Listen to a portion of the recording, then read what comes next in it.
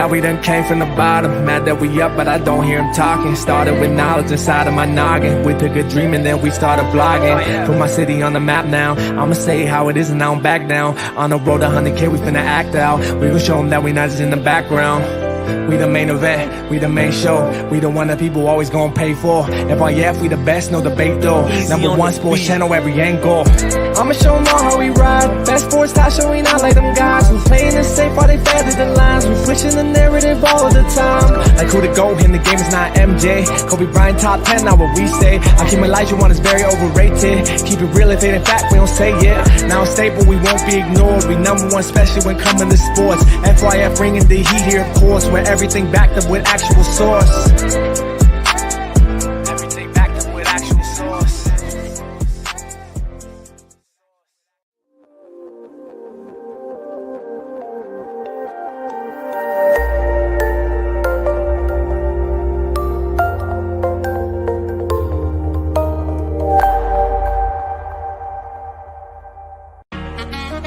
Nah, that's just passion.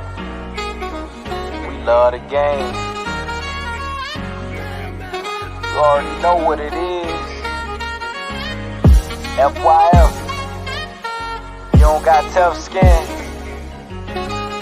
Might as well not even come on in. Talk to 'em. FYF, blow the whistle, man, we too official. Better check the film, we not one of them. The greatest to ever fall above the rim. They wasn't with me shooting in the gym. Cut the small conversation, debate on major levels. This the playoffs, baby, bring that pressure, we never settle. Cross and spin, getting it in, I wanna win. That teamwork got us headed to the ship again. Oh, LeBron better than MJ, cut it out. Half these fans in the stands don't know what they talking about. Half court jumpers, crowd going wild. FYF ranked number one, you better say it loud. Intellectual talk, but fuck your feelings. Elijah one too overrated, Kobe still a realist. Top 10 all time, now how they cut the line. Magic Johnson, Draymond Green, one in the same kind. Fuck your feelings, fast break, stop and pull a J. He got how many rings, nothing else to say. With the team, live streaming, play by play. This the dream, full steam on the road to 100K. FYF, blow the whistle, man, we too official. Better check the film, we not one of them. The greatest to ever ball above the rim. They wasn't with me shooting in the gym. Cut the small conversation, debate on major levels. This the playoffs, baby, bring that pressure, we never settle. Cross and spin, getting it in, I wanna win. That teamwork got us headed to the ship again. Started small, then turned into big dogs. They treat me like the GM, I just make the call. No matter who my op is, I'ma stand tall. Then pull up to the game, fresh like I just left the mall. 100K, 100K, 100K, check the score. We gon' bust the shot clock, fans running to the floor. All I hear is go this and go that. Man, your team suck, hang it up like a coke rack. I love the game, I admit it, I can't quit it. Step in front of me, man, your ankles gon' get the business. Been a legend like Moses Malone, way ahead of my time. This the greatest sports show ever, I just had to remind. FYF, FYF, blow the whistle, man, we too official. Better check the film, we not one of them. The greatest to ever ball above the rim. They wasn't with me shooting in the gym. Cut the small conversation, debate on major levels. This the playoffs, baby, bring that pressure, we never settle. Cross and spin, getting it in, I wanna win. That teamwork got us headed to the ship again.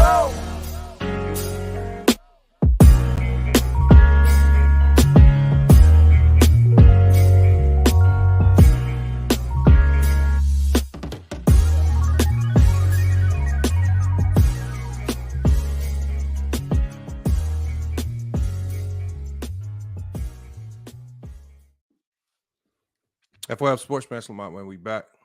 Another episode, man. Salute to you guys pulling up. Tiffany, Ned, Tawan Goat, man. His airness, rebranding. I see y'all here. Salute to y'all, man. Good show today. It's gonna be a good show today, and I'm gonna tell you guys why. Because we got to talk about ESPN. And ESPN, they find a way every single year to come out with a list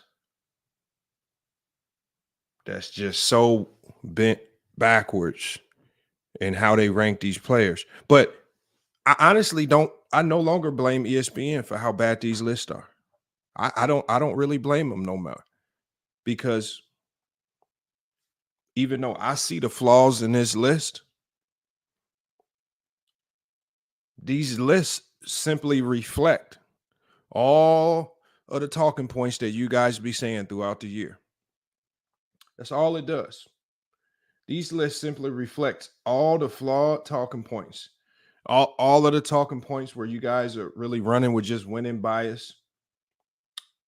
That's all it reflects. It reflects the same things that we see in here, right?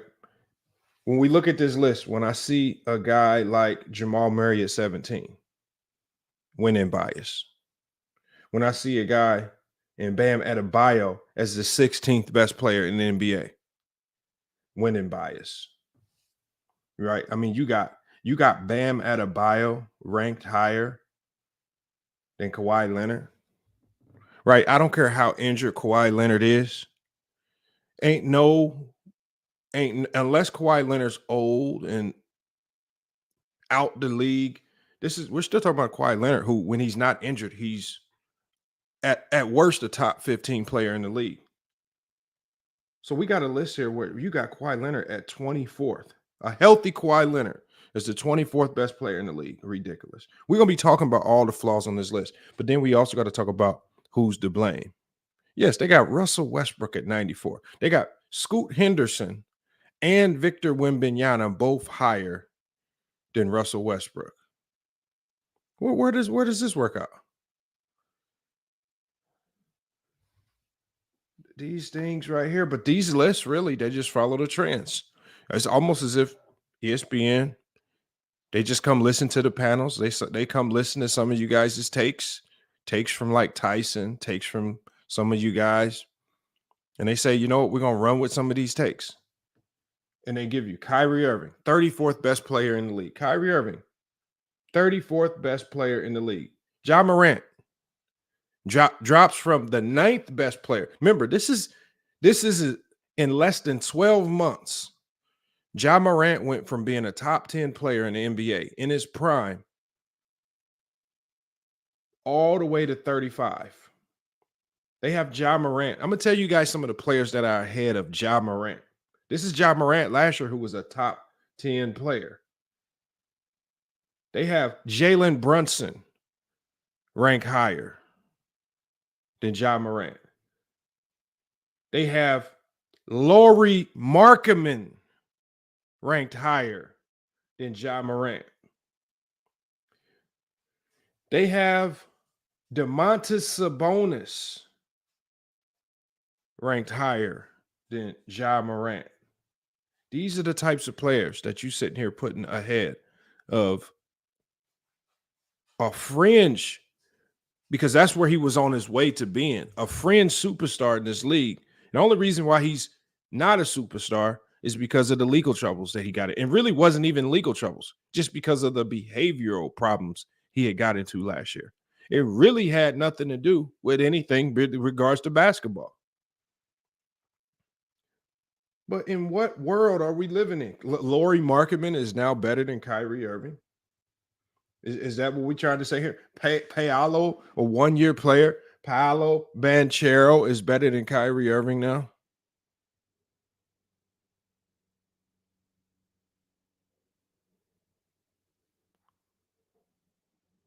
These are the lists. But remember, y'all, these lists stem from how a lot of you guys over sensationalize some of the things that you see from these players. We over sensationalized Jamal Murray. Now a guy that can't even make the All-Star team is ranked ahead of Kawhi Leonard. A guy that can't even make an All-NBA team is ranked ahead of a Kyrie Irving. That's what happens when we over sensationalize these players, right? Guys like Bam Adebayo in the winning bias. Oh, maybe it seems like some of these ESPN writers and some of these voters might have had some money lost as the Miami Heat kind of walked through some of these teams and put them out the playoffs. So as a little get back now, Bam Adebayo is the 16th best player in the NBA. Now, you can say it's projection. See, Tyson, you can say all this projection stuff that you want. I don't care how you project it. I don't. So are you telling me right now? Let's say this is projection. Do you project Lauri Markkanen to be better than Kyrie Irving? If you project, in what world are you projecting that? Right? I mean, if that's what you project, you can project that. Do you project this year that Jalen Brunson's going to be better than Kyrie Irving? Is that what you project? I think a lot of this is cap. And then you have guys that are just completely way overhyped on this list. So as much as I love Klay Thompson, I don't know if Klay Thompson's the 41st best player in the NBA. Right? He's lost a step significantly on the defensive side. His shot making ability has significantly declined. These are things that were just clearly obvious, right? Those are the players that should be declining. But when I look at this list, man, and I see some of the names, Victor Wembanyama, how many games? If we project it, Victor Wembanyama, and even if we do project, Victor Wembanyama is the 47th best player in the NBA. You got Victor Wembanyama over LaMelo Ball. You got Victor Wembanyama over Josh Giddey, Andrew Wiggins, Draymond Green, Fred VanVleet. You got Victor Wembanyama over Zion Williamson. You got Victor Wembanyama over all these guys, even guys that have been on the rise, like a Desmond Bane. You got Victor Wembanyama over a defensive player of the year in Rudy Gobert. This is a guy that's actually accomplished it. Tyson says, and yes, Lauri averaged 25, damn near 50 and 40, and that's better than Kyrie. All right, Tyson, if you're willing to run with that stat line and you're willing to come on the panel and say publicly that you believe that Lauri Markkanen is a better basketball player than Kyrie Irving and will be better than Kyrie Irving this year, whether you take it as projection or whether you feel that these rankings were based off what they did in years prior, I don't care how you slice it.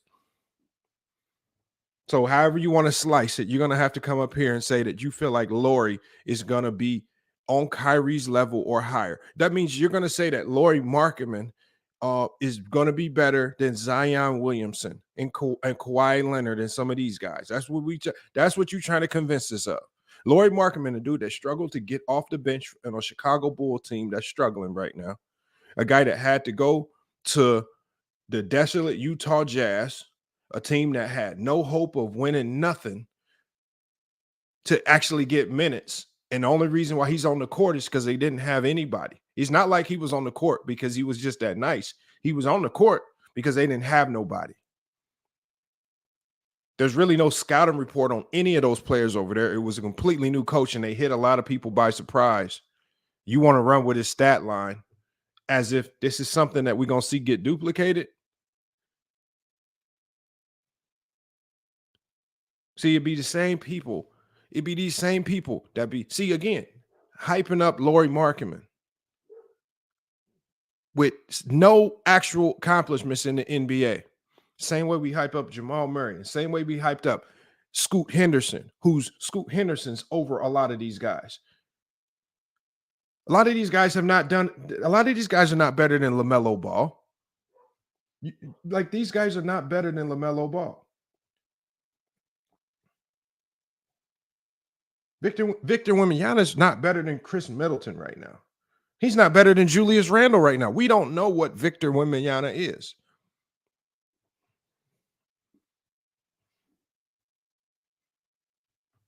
But the projections right there.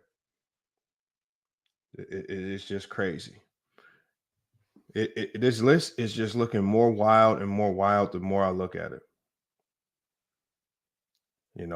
We got Drew Holiday as the 26th best player in the league.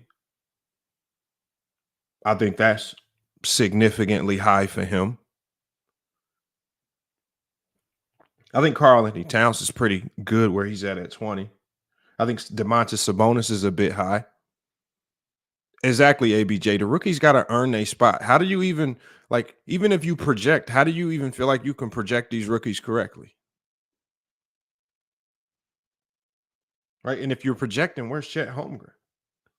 I mean, if any rookie deserves to get projected on, it's Chet Holmgren, but it's only looking like it's Scoot Henderson and Victor Wembanyama, which tells me right there, it's narratives getting pushed. You're not even projecting correctly.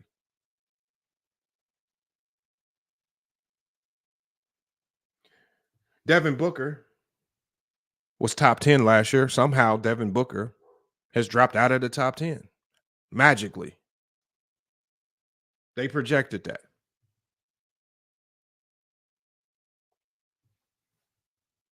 Don't understand this stuff, man. I don't understand it.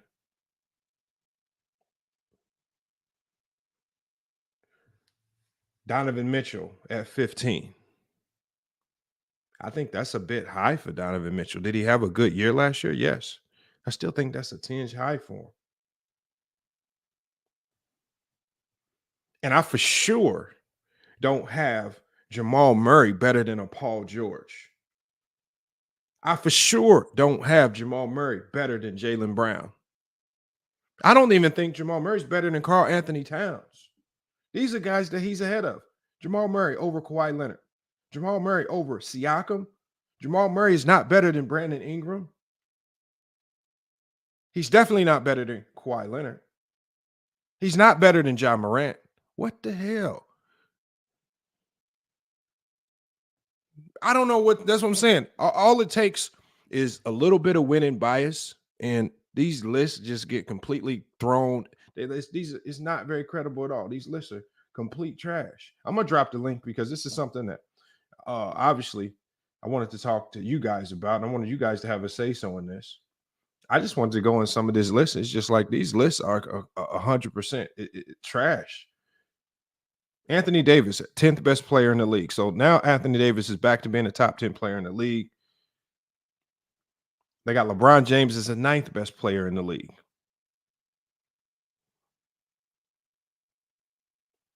Shai Gilgeous-Alexander at 8. Kevin Durant at 7. Tatum at 6.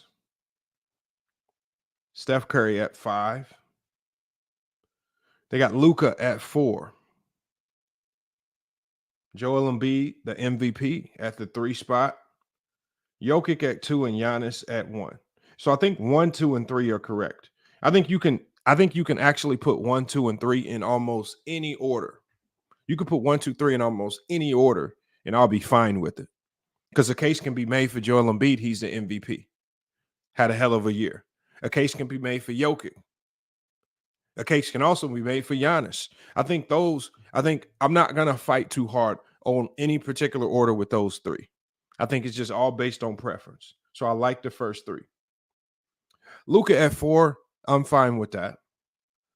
I would have probably put Steph over Luka, but Luka at 4, I'm fine with that. So Luka at 4, Steph at 5, I can tolerate that. Tatum, well deserved, man. He's up and coming 6. He stays in the top 10. KD, I still think is one of the best players in the league, hands down. Shai Gilgeous-Alexander is a guy that I just think they have a tinge too high. Did he have a great year last year? Right? Did he finally get into the MVP conversation? Yes. Was he finally an all NBA player? Yes. But to say he's top 10, I don't know if he's top 10 just yet. I mean, there's a couple guys. I mean, I would feel more comfortable putting a guy like Jimmy Butler right now over Shai Gilgeous-Alexander. I just think he still needs to do a little bit more work. There's a little bit more work he needs to do to crack into the top 10 that he hasn't been able to do. One of those things is get to the playoffs so we can see you perform in the playoffs. We haven't seen Shai Gilgeous-Alexander play in meaningful basketball. They got LeBron James at 9. Based on what he did last year, it's hard to argue that LeBron, like a lot of people are going to say he's not in the top 10 because he's older and he doesn't look like the LeBron James of past. But if you look at this man's stat line, the man's stat line is absolutely amazing. And outside of the injury, it's hard to say why he's not top 10. I mean, at worst, you probably have LeBron James between 8 to 12. That's 12th spot is probably at worst. But to put him at 9, slightly too high. I would probably put him at 10 or 11, but I can't really nitpick over 1 or 2 spots for a guy that's in that right range. They got Anthony Davis at 10. Another spot that is hard to argue. I believe he belongs in that 10 to 15 range. I can't really argue where you want to place him in that range. So, then you're just really kind of nitpicking small things right there. So I'm not going to nitpick that too much. But I do believe that there are a lot of players really fighting for that 10th spot. So when you talk about a guy in Devin Booker, I think he's really fighting for that 10th spot. I thought he was more deserving of that 10th spot than AD. I think Jimmy Butler could have had that 10th spot. Maybe, he could have. Anthony Edwards, the guy that's been climbing, I think he's well deserved at 13. Damian Lillard, 14. I think Damian Lillard's still better than Anthony Edwards. I think Dame is better than Jimmy Butler. I think he should be ahead of both of those guys, but he's below them. And then you got Donovan Mitchell, a guy that can score like no other. But I just think he is a tinge too high. I don't know if I would put Donovan Mitchell over Jaylen Brown. I don't know if I'm putting Donovan Mitchell over Paul George. So there's certain guys on these lists, man, like Donovan Mitchell, I would have to drop closer to the 20 range, 15 to 25 range. Right. So I think there's a lot of repair that needs to get done to this list. And the repair needs to start with addressing some of the biases that get you guys to elevate some of these players. It's too much winning bias going on. There's too many fake narratives that go on that got you elevating players that do not belong on this list. Bam Adebayo does not belong at 16. He is not the 16th best player in the NBA. He is not. If he actually was the 16th best player in the NBA, the Miami Heat probably would have had a much better chance of beating the Denver Nuggets. He is not the 16th best player in the NBA. Right. And there's a couple guys. I feel like he's in a realm with certain guys, but to say he's top 20 right now, I think that's a big time stretch for the Miami for Bam Adebayo and the Miami Heat. I like De'Aaron Fox. I think De'Aaron Fox should be slightly higher than 23. Siakam is right where I think he belongs at 25. I like Brandon Ingram. I think Brandon Ingram could potentially be in the top 20. I think there's a case that could be made for that, especially how he's played last year. Lauri Markkanen being 28 is just, to me, I can't fathom that. I don't care what type of numbers he puts up to say he's the 28th best player in the league. Man, remember last year, this you're talking about a player that was not ranked last year at all. He wasn't even ranked. He goes from not ranked into the top 30. I don't see that. Maybe in that 40 to 50 range. I can't really go much higher than that with that man right there. I can't go much higher than that. We got Jaren Jackson at 31. I think he belongs in that range. Mikal Bridges, I like those guys there. But when I start seeing Mikal Bridges, Jaren Jackson, Paolo Banchero, Jalen Brunson, I see all of these guys over players like Kyrie Irving, over players like Ja Morant, over players like Zach LaVine and DeMar DeRozan. I just can't rock with that right there. I can't rock with that one right there. Those things don't make any sense. And I think Julius Randle has done enough to get a little bit more respect than 45. I think he's done enough to get a little bit more respect.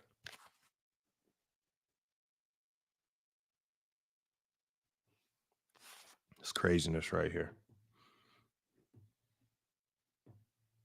But we're going to drop this link, man. We're going to get you guys to come pull up today, man. We got to talk about it. We got to do some repair to this list, and we got to address some of the things that got you guys misranking these players.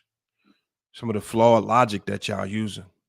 Because to get on the list like this, you got to have more than just a good stat line from last year.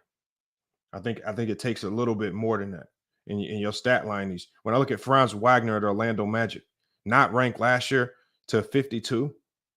You got Franz Wagner of the Orlando Magic over Josh Giddey, over Andrew Wiggins, over Draymond Green, over Zion Williamson. Franz Wagner makes no sense to me. You got DeAndre Ayton of the Portland Trailblazers. You got this guy over Wiggins, Draymond Green, and Zion, and Kristaps Porzingis. What the hell is going on with these lists? Franz Wagner? No, man.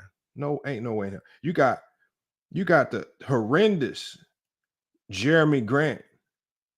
The horrendous Jeremy Grant ranked higher than Kristaps Porzingis. You got Jeremy Grant ranked higher than OG Anunoby. You got Jeremy Grant ranked higher than Rudy Gobert. You got Jeremy Grant ranked higher than Desmond Bane. What?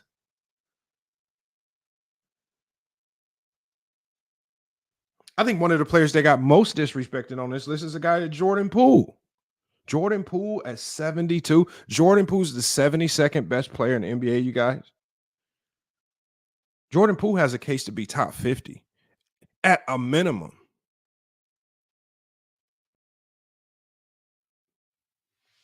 You got Scoot Henderson just coming to the league. Scoot Henderson.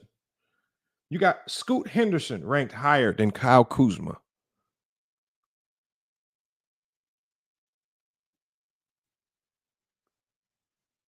I don't get it. I don't see it. Scoot Henderson ranked higher than Russell Westbrook.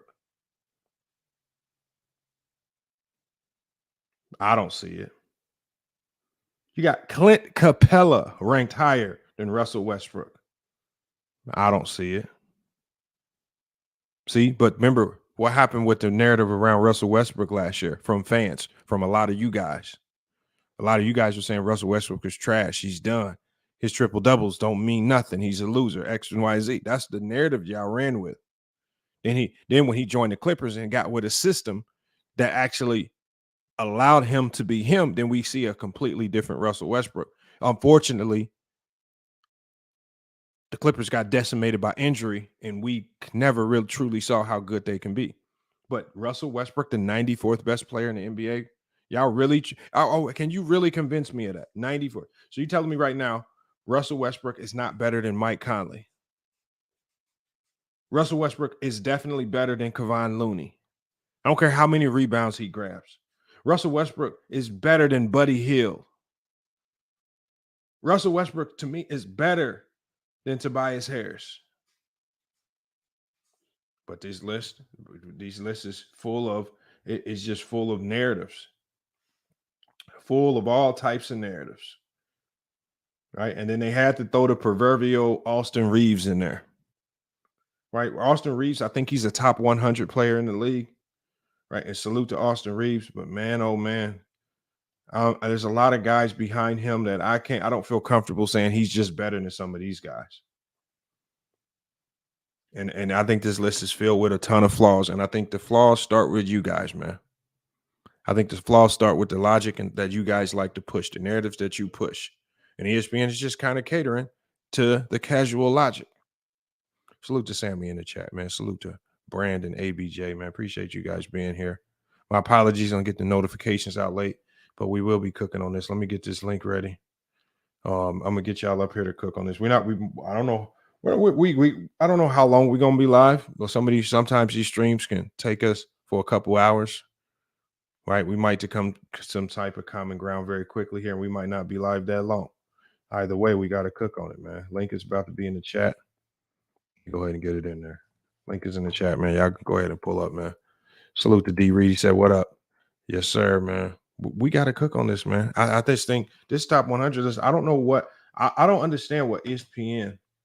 I don't know what their agenda was, but I'm gonna read to you guys how it says ESPN. I'm gonna read to you guys how it says ESPN came up with this list. All right, it says ESPN rankings were curated through extensive deliberation.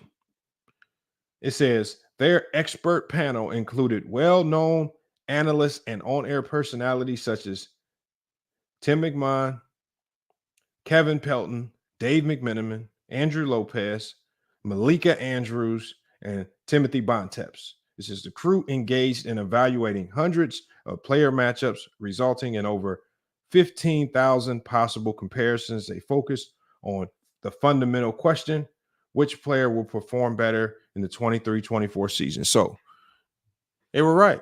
This is based on some projection. But why the hell you got Malika Andrews and why the hell you got Dave McMenamin talking about NBA projections on NBA players? Some of these guys is not very credible. The only thing a lot of these people that did these, and then how did they call this an expert panel? I didn't get outside of Tim McMahon and maybe even Kevin Pelton. Who the hell is an expert on outside of the names that I just gave you? How the hell is Malika Andrews an expert analyst of the NBA? She ain't no expert. She's an expert at reading off the teleprompter. She ain't really said nothing of significant value with regards to what NBA. She hasn't had one original or organic take about anything in NBA. But they got her. They listed her as an expert that's speaking on projections the next year. That's what I'm saying. Some of these people, Dave McMenamin, the guy that I believe is now asked Malika Andrews to be his wife. How is he an expert? I haven't seen this man be an expert at anything with regards to the game of basketball. I don't even know who Andrew Lopez is. Tim Bontemps, yeah, he's been in the game. He's been around for a minute, so I know he knows the game probably just a tad. But some of these names, some of these people, they just what we call on-air personalities. That's all they are. They just on-air personalities. An on-air personality is not an expert. Usually, anybody can become an on-air personality if you go to college, you major in communications, you learn how to talk on a microphone in front of a camera. Some of these experts, man. We got rebranding, we got Minion, we got Jess Zeno, man. Salute to you guys for pulling up, man. Thank you very much. Let me just get with you. I'm gonna start with Jess Zeno. Yo. And what are your thoughts on this list, man? If you had to name your 2 to 3 biggest flaws on this list, what are the ones that you just saw that were just glaring? Is it possible that you can move on to them next and I can come last? Because I do want to make sure. Yeah, that's fine. Let me go to rebranding then. Rebranding, man. Thank you. Have you seen the list, rebranding? Yeah. Hey, can you hear me? Yeah, I hear you. All right. What you got on this list? What's the biggest flaw that you've seen on this list?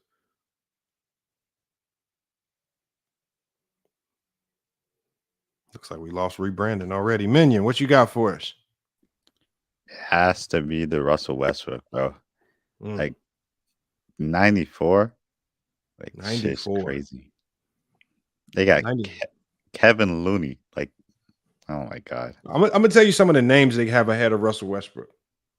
Emmanuel Quickly, Josh Hart,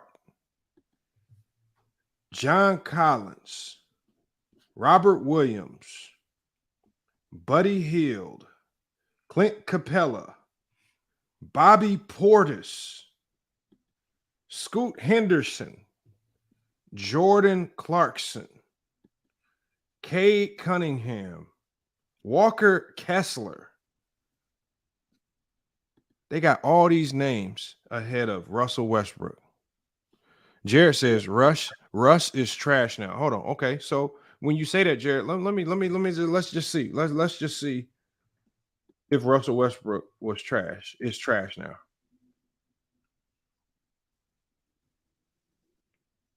Because I could be wrong. I could be wrong, Jared. Maybe you're right. Maybe he's just trash. I was just looking through it right now. I've saw 2 that I'm kind of curious about why they're so low. Kyrie Irving and James Harden. Specifically Kyrie Irving, I think 34 is quite low for what he brings to a team. He brings very consistent shot creation due to the fact that he can through his ball handling skills, he's able to get into any type of shot in the mid-range, meaning that he's very consistent in that situation. He's actually, I guess people don't really realize, he's actually a high-level three-point shooter as well, off the dribble, coming off the screens too. And then he is one of the best guard finishers for a while as a guard. And I think people also kind of sleep on his playmaking. It's not at the tier of like when we talk about Trae Youngs and those type of playmakers, but he does create high level advantages as well for his team, just not at the same tier as other players. So I think he should be higher than people higher than they put him. And as much as I hate John Morant, I'm not gonna lie, I'm not a fan of that fraud, but he shouldn't be 35 either. Like Mikal Bridges being above them too is a crime. And I'm actually high foot on Mikal Bridges this season, coming into this season. Paolo Banchero being 30 is also, I don't know what's going on. I want to see what I need to see what they saw in Paolo Banchero in his first season to make him a top 30 player already. That is insane to me. Yeah, I don't get it. And when I look at the players that dropped, so Rudy Gobert dropped 46 spots. What did Rudy Gobert do any different to drop? Like dropping 46 spots, that's significant. I would say that this is easily Rudy Gobert's worst defensive season. Post what's called from like his prime years, if you believe this is still in his prime years.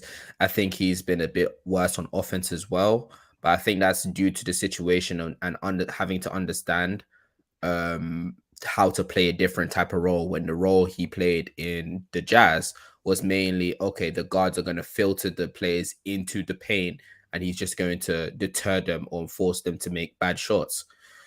But him dropping 46 spots is crazy. I don't like, I'm not gonna lie to you, I just don't like John Morant.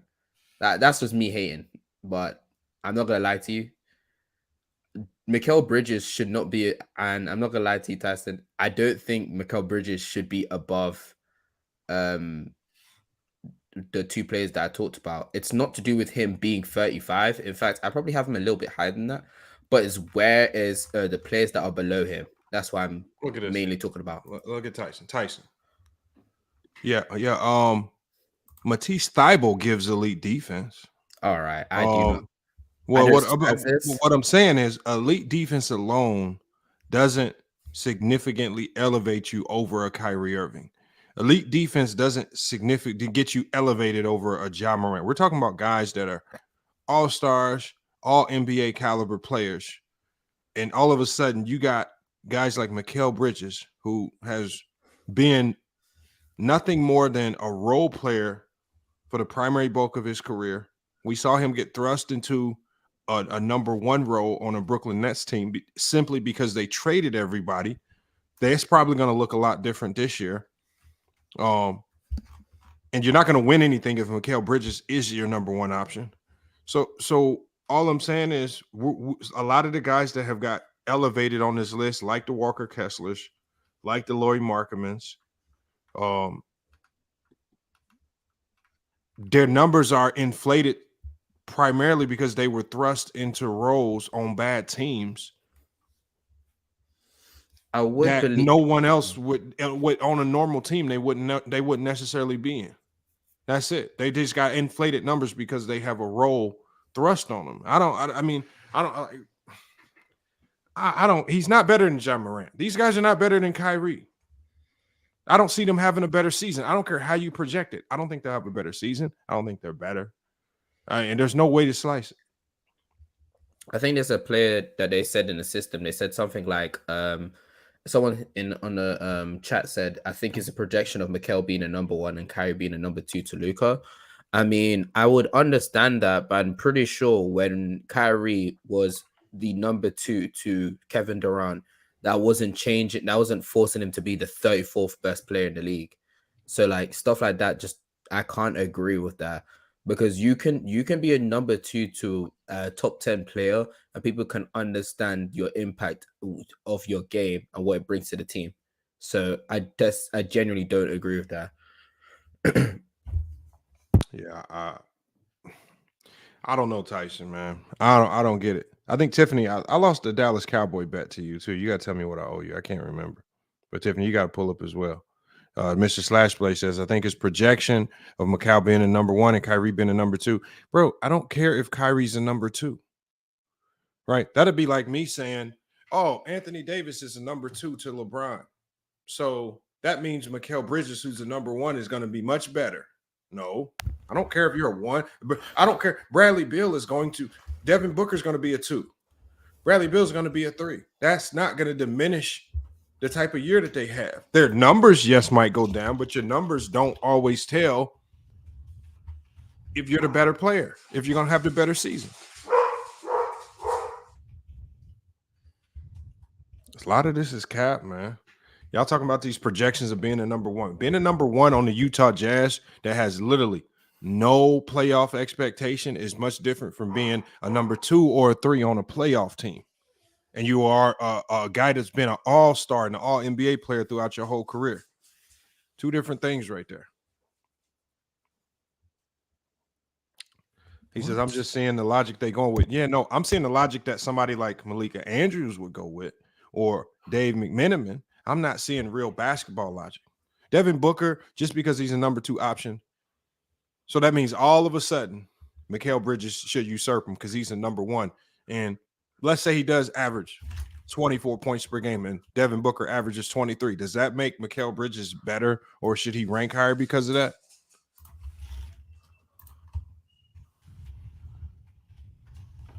Y'all putting now it's just like now y'all putting a lot of stock into the numbers with no context. I'm confused because I'm reading in the chat, Kyrie doesn't impact women, Lamont, if he doesn't have LeBron. Like, are we just gonna ignore the Celtics when he was on the Celtics? We're just gonna ignore that? That never happened? What is going on? Well, the thing is, if LeBron's your teammate, of course, and you're already a good player, of course you're going to win a ton. When you lose LeBron and he's no longer your teammate, things on the basketball court become significantly more difficult. Has he struggled to win more because he hasn't had a teammate that has the impact of gravity like LeBron James? Yes. It does not take away from who Kyrie is. That's all I'm saying. It's you know, sometimes the team construction around Kyrie isn't right. Sometimes Kyrie's went down with injuries. There's been a lot of factors in some of these things.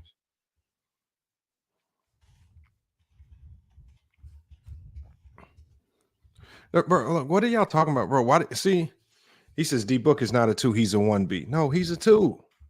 When you have Kevin Durant on your team, he's a 2. There's no 1A. So there's no 1Bs and 1As. He's a 2. I'm open to the idea of him calling him a 1A or 1B, but you would have to wait into the season before I say anything. But coming into the season, I think it's KD and number 1 and him number 2. But I'm guessing they're thinking about Lamont, the ability of D-Book progressing into becoming that elite of a offensive player that he could become a 1B to KD's 1A. But I'm not necessarily sure or sold on that, so I'm not going to say that. I don't see it, man. He's not. I don't see it either. That's just somebody. When you say he's a 1B, that's just somebody so desperate to keep him as a 1 option. You can't fathom him not being a 1 because KD's there. So you have to create a new avenue to just keep him as a 1, even though he's not 1A and 1B. Because I like him that much as a player. I don't want to see him be a number 2 option. Whenever you play with Kevin Durant, you become a number 2 option. I don't agree with that one. I don't agree with that part, but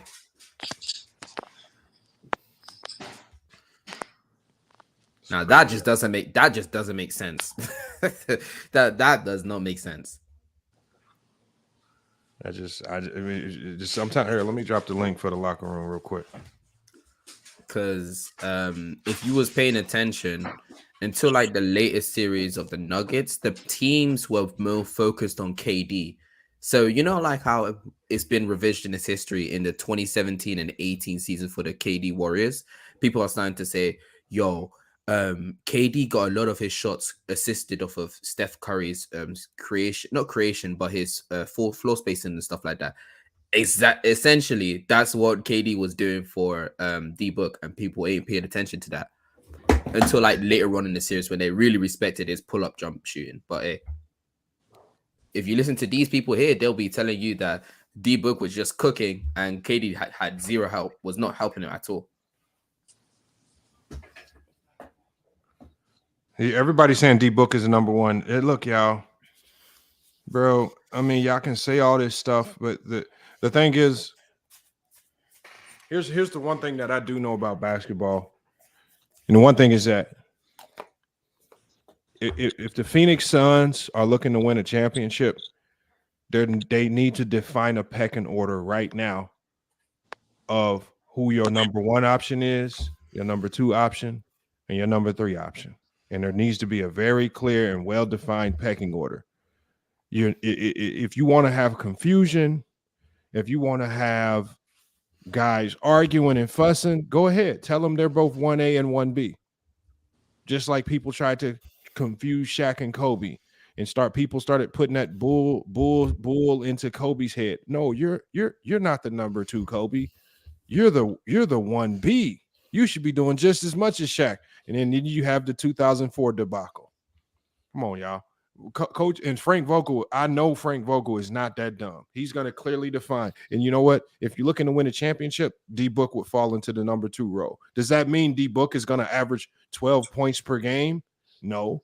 That probably means D Book averages 23 points per game and probably takes up more of the point guard duties because they don't really have a true point guard on that team. Mm-hmm. That's why he can't be the number one. You can't be the one and take up the point guard duties on a team that don't have a point guard while you have Bradley Beal and KD on your team. It just ain't gonna function like that. You don't think that team has enough aggregate playmaking from Beal and Book right now? Yeah, Devin Booker's job. Mm-hmm. He has a new job this year. They don't have a point guard on the roster. He's gonna have to take up more of the point guard duties. In doing that means he's going to have to facilitate and run the offense, which means he can't just bring the ball up the court, dribble to the elbow, and just start working out of the ISO right there. He's going to have to facilitate the ball to guys like KD. He's going to have to facilitate the ball to guys like Bradley Beal. And to start the season, we may see Book having to be more of a point guard to facilitate to KD. That's just how the team is going to function, because they have to work with what they have. If you try to start this year with D Book as your number one option, you're going to have a big mess on your hands because Bradley Beal can't run the one. KD can't run the one. You have no other true point guards on the bench that can sufficiently run the one, and you'll have a hot mess. D Book is the only guy that can do that. So he's naturally going to fall into a number two role because he has to be the de facto point guard. So however you want to label him, he's going to be the de facto point guard, playmaking and facilitating to KD. He'll be the number two, while Bradley Beal is the number three. Also, nice YouTube name. Sounds like who you are as a person.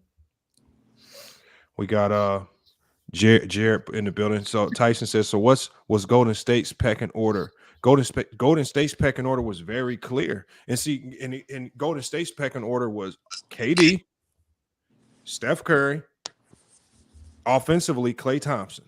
That was the pecking order. How do we know that was the pecking order? Because KD took all the big shots. KD also, I think, led that team in scoring.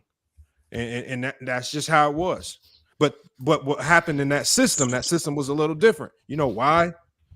Because they actually had a power forward by the name of Draymond Green who didn't care about scoring the ball, that didn't care about being the 1, 2, or 3, that could run an offense and facilitate just like a point guard. So unless the Phoenix Suns have a Draymond Green on the team, you're going to have a big problem on your hands, especially if you're not going to have Devin Booker run the point. Can you hear me, Lamont? Yeah, I hear you, Jared. What's good? Okay, so now what I'm about to say may sound like a bit of a hot take, but just let me go through it, right? So I won't say I don't feel like he's a number one, but I can make an argument that KD isn't like as definitive of a number one as people think. And I'll tell you why. Like when you get into these playoff series, your number one has to be able to carry your team to a championship. Like we just saw Jokic this past year carry his team as a definitive number one. Is Damian Lillard the number one? Is it that's a question. No. When he was in Portland, was he a number one? Well, yeah, it was number one in Portland. Okay. Did he lead him to a championship? No, he didn't get to a final. Okay, but he was still the number one, right? In Portland, he was, yeah. Okay, Luka Doncic, is he the number one option? Yeah, in Dallas, yes, he is. How many championships he got? 9. Okay, so you don't have to win a championship to be a number one option. No, I'm talking about a number one in the playoffs. Like that's kind of what I was getting at. Like, bro, hold on. When you watch this man drop 50 bombs on the Boston Celtics, yet they lost simply because some of his other 2 stars were injured. Kyrie ankle injury, James Harden hamstring injury, and he was a toenail. He had a toenail on that line, just like the locker room was pointing out. I think he means the Bucks, guys. Oh, my bad. Yeah, the Bucks. So what I'm saying is, yeah. we've seen him do some miraculous things even in losses. A lot of it's just about situation, having the right people around, being healthy at the right time, and sometimes those things just haven't fallen into place. Hold on, let me get to the locker room real quick. Locker room pulled up, man. I know he was probably gonna cook on this list, man. Locker room, man, what's good, man? What you got on this list? What's good, Lamont? So yeah, man. The whole list from like 1 through 10, I really can't take it seriously. When I see they got LeBron and AD at 9 and 10, that really don't even make sense to me. How can you have LeBron and AD at 9 and 10 and they just went to the Western Conference Finals? They was one of the Final 4 teams in the playoffs last year, and then you got Shai Gilgeous-Alexander at number 8. That don't even make sense. Yeah, that was about Kevin Durant at number 7. Kevin Durant, when was the last time he been to a conference final? Okay. We're talking about what, 2019? With who? But locker room, that's only if you rank players based on winning bias. If you're ranking them based on winning bias, yeah, LeBron and AD should be higher. If you're just ranking them off just being the better basketball players right now today, I think Shai is, like I said before, I think he's a tad too high. But I mean, the one thing that he does have in his favor is he was in the MVP race. He was an all NBA level player. And so he did have a hell of a season last year that elevated him. I don't know if he's top 10. I think if anybody earned to enter into the ranks of the top 10, it might have been a guy like Jimmy Butler, even though I don't think he's a top 10 talent. But I don't think Devin Booker deserved to get dropped out of the top 10. I was gonna agree with that, Lamont, about Devin Booker. Lamont. Yeah. My thing, right? You can't have KD higher than Anthony Davis. Like, that's a joke. Why not? Why not? Because Kevin Durant, he, like I said, he hasn't been to a conference final since 2019. Kevin Durant can't even hold on. Kevin Durant can't even stay healthy. Hold on. The whole knock on AD is his nickname is Street Clothes. Right. Yeah. Kevin Durant he's even worse than Anthony Davis when it comes to staying healthy. I know, but they did say, and that's why I said when I read this and it talked about how they came up with this, they did say that this list was devised based on projecting how these players would do this year, not based on injuries and how they did in the past. It's based on what they project these players. So if you project the Phoenix Suns, if you believe that if you think the Phoenix Suns are going to have a hell of a season led by Kevin Durant, then you probably would project him higher in your ranking. I think he's going to have a hell of a season with the Suns this year. Now, some people may not, but if you project that the Suns have a great year this year and it's going to be led by Kevin Durant, then he's probably going to be in that 5 to 10 range. So I think it's based on where you project him to be, and that's why I say Shai is a bit too high. I don't know where I project OKC as a team. I'm not sure how confident I can say that they'll even make the playoffs. I don't know. But that's what I'm saying. When you look at the list, right? Like, so is the criteria? Are we just talking regular season? Because if we're projecting how these players are going to play this season based on what we've seen from them in the past, there's no way I'm taking Joel Embiid at number 3. There's just no way. Even as a Philly fan, I think that's a bit too high. Yeah, that's too high. How is that too high for Joel Embiid? He's the MVP of the league. He just choked in the Lamont, he cried for the MVP, bro. Okay, he literally begged. He literally begged for the MVP. He choked in the playoffs, Lamont. Listen. What this player? Look, y'all need to stop this. He did have a great season, and he was the MVP. We're not going to be disrespectful now with the playoffs in Game 7. He wasn't the only one, so don't do this. He was injured also.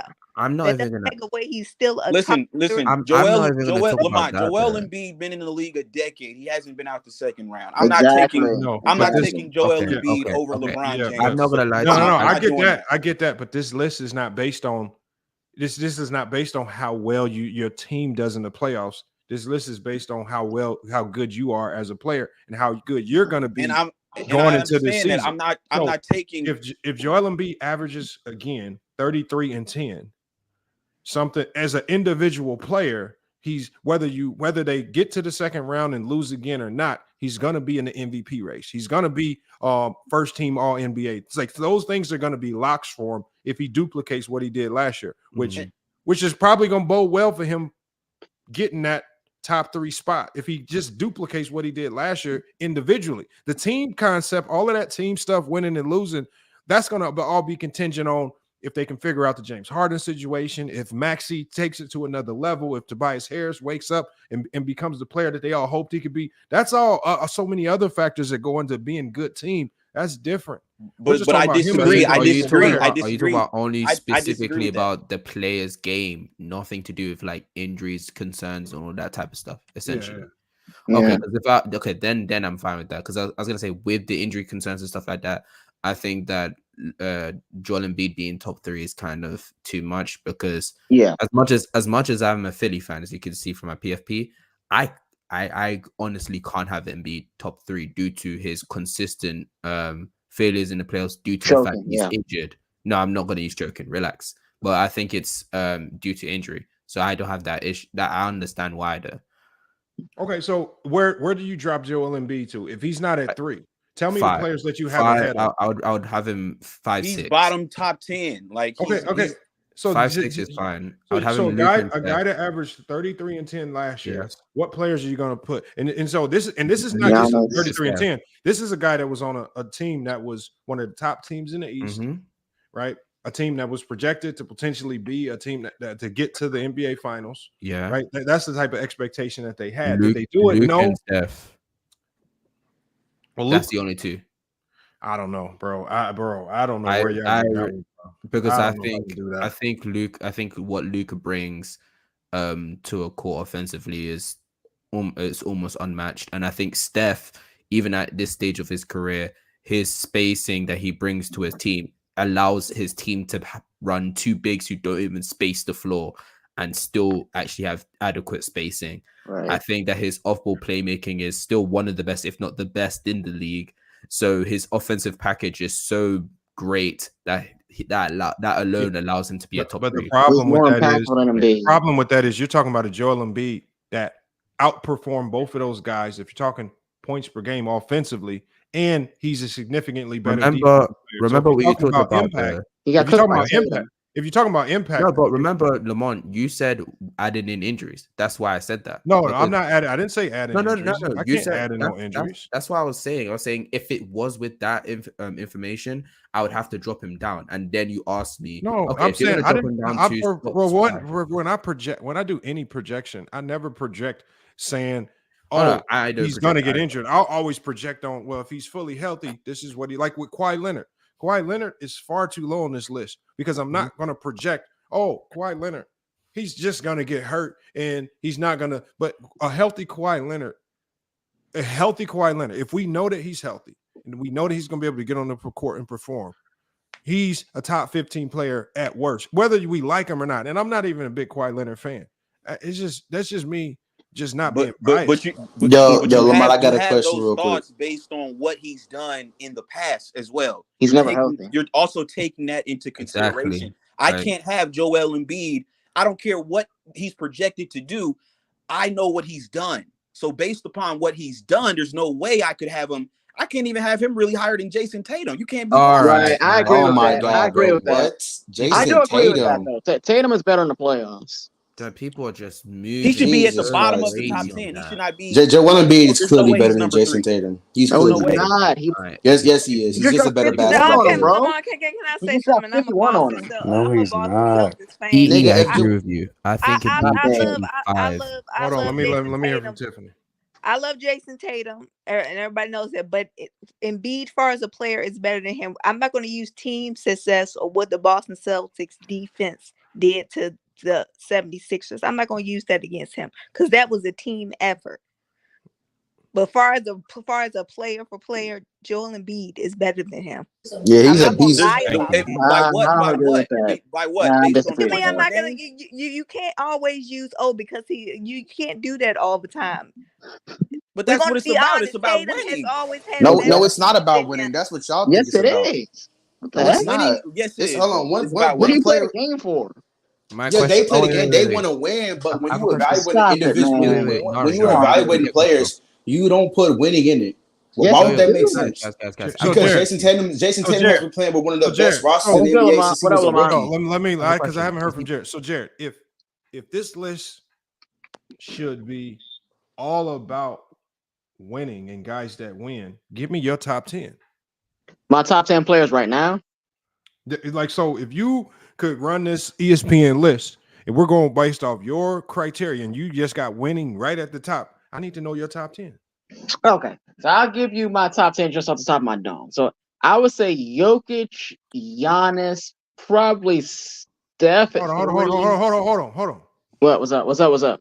The last time I checked, Giannis lost to a number 8 seed in the playoffs. They lost. They're complete losers. They lost to an 8 seed. Completely upset. Choked. How the hell you got Giannis at number 2 when he choked to an 8 seed? Remember, I'm using your terminology, choked. Because if a guy loses to you, that choke. How is Giannis 2 when he lost to an 8 seed Miami Heat team? Because it's still Giannis. Oh, Yeah. Like Giannis has that benefit of the doubt. That's no, he does not, nigga. Yes, he does, bro. No, he doesn't. It's still Giannis. You can't. Okay, hold on. Let's hear the rest of your list. Okay, so we'll give you that. Okay, like so you said Giannis gets the losing pass. All right, go ahead. So my top, like I said, it was Jokic, Giannis, Steph. I would say Luka. Hold on, Steph. They just got swept by the Lakers. Well, he lost in 6, bro. Come on. Yeah. Not everybody can win, but it will make sense. They got dogged by the Lakers. No, I get that, but that was not on Steph. Hold on. Did Steph choke? Didn't Steph choke? Steph was the best player. No, that was not because of Steph. How was that? Was not because of Steph. Luka number 4. Well, it wasn't a choke because they didn't lose because of Steph. Yeah, you got Luka 4. So now, all of a sudden, you got 2 guys in your top 10 that did some significant. He has Luka at 4. He didn't even make the playoffs. Bro, that's even worse. Well, no, my nigga, hold on. Why? You're not going to give the benefit of the doubt to Embiid, though, even though he's injured. Wait. Still going out there and playing, trying his hardest to play through injuries every single year. But you don't get the benefit of the doubt for Giannis losing to an 8 seed. Well, no, I don't give the benefit to Embiid because he hasn't won like Giannis. Okay, hold on. Hold on. Let me do this. Hold on. Let me let Jared finish his list, and I want to hear locker rooms. I want to hear locker rooms list after Jared. Go ahead. Yes, I didn't finish my list. So you got Jokic at 1. Yeah.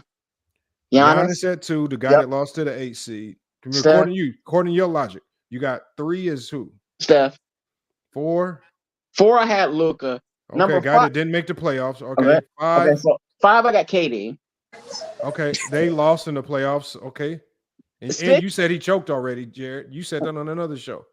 Well, he choked the Nuggets. Now, okay. Now yeah, 6 is okay. Go ahead. So 6 is where I have Embiid. That's where I plan Embiid at number 6. Okay, the MVP of the league, 6. Okay. So and now number 7 is going to be controversial, but at number 7 I have AD. And the reason I have AD at number No, okay, let me finish. The reason I have AD at number 7 is because I truly believe that AD was the best player in the playoffs on the Lakers last year. Okay, you don't have to. That's not a hot take. That's just what it was. You don't have to explain it. Go ahead, AD at 7. Now, this is also going to be a hot take. I got Dame at number 8, just because we didn't make the playoffs. No,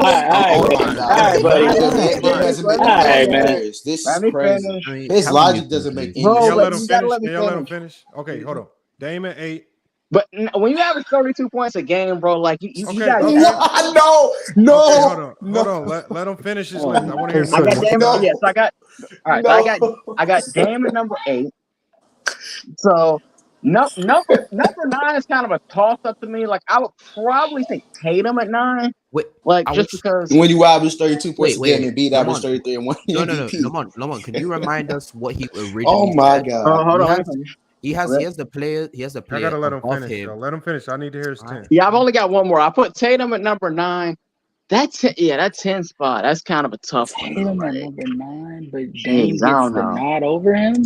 I guess for number 10, if I had to pick a number 10, I would say SGA just because I feel like he's gonna be at that level. Wow. All right, Lamont. Come on, man. Wow.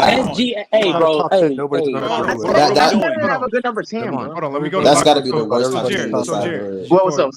For you, a guy that you said the game is about winning, and you got a list. Your top 10 is full of more losers than winners. That's the problem. With that. That's wild. That's wild though. Hold on. Let me go to. Let me go to the locker room. No, locker room. You got a top 10? Do you got a top 10 for us? Lamont. What the fuck was that, bro? I don't know. Like, what kind of list was that, bro? That's Come on, bro. The funny shit that was the Dame one took me out, man. Dame averaged 32, even though Embiid just averaged 33. Hold on. The hard Bulls fan. Hold on 1 second. Hold on. Here's how we gonna do this, right? Number one, we gonna pay our respects to the defending Finals MVP Nikola Jokic. Yeah, okay. we gonna give him that respect. Yep. Okay. Outside of that, right? I'm going LeBron James at number 2. Oh, I know this nigga's. You somehow managed to make a list worse than his. No, stop. Hold on. Y'all gotta let him get through his list. Not number 2. This nigga didn't waste you no got, time. You got a lot of nut niggas on glaze this LeBron, panel. bro. They truly don't know what the fuck. Can y'all hold on and let him get through his list? Casual, do they know? We got niggas on the panel talking about AD.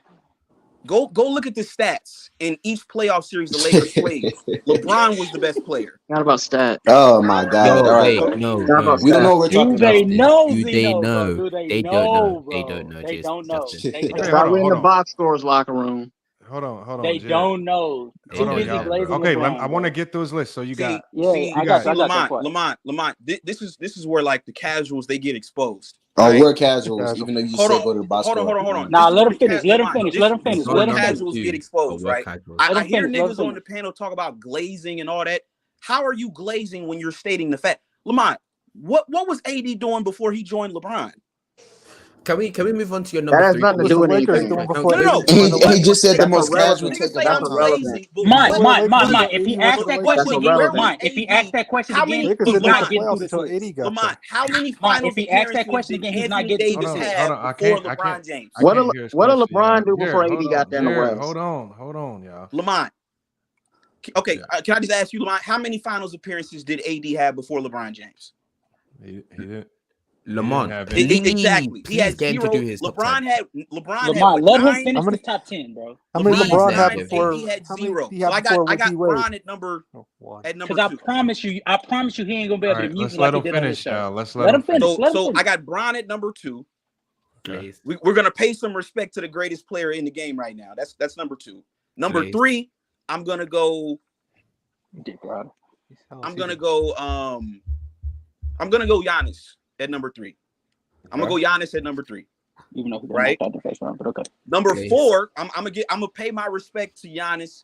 He's a former Finals MVP. I'm gonna pay respect to Giannis. I'm going Giannis at number 3. Number 4, I'm going Anthony Davis. All right, and you're telling me that's not glazing? No. Let him finish. Zeno, let him finish. At number 4. But you went Giannis? Writing it down. I'm going at number 5. I'm gonna go with Stephen Curry. That's fair. At number 6, I'm going Jimmy Butler.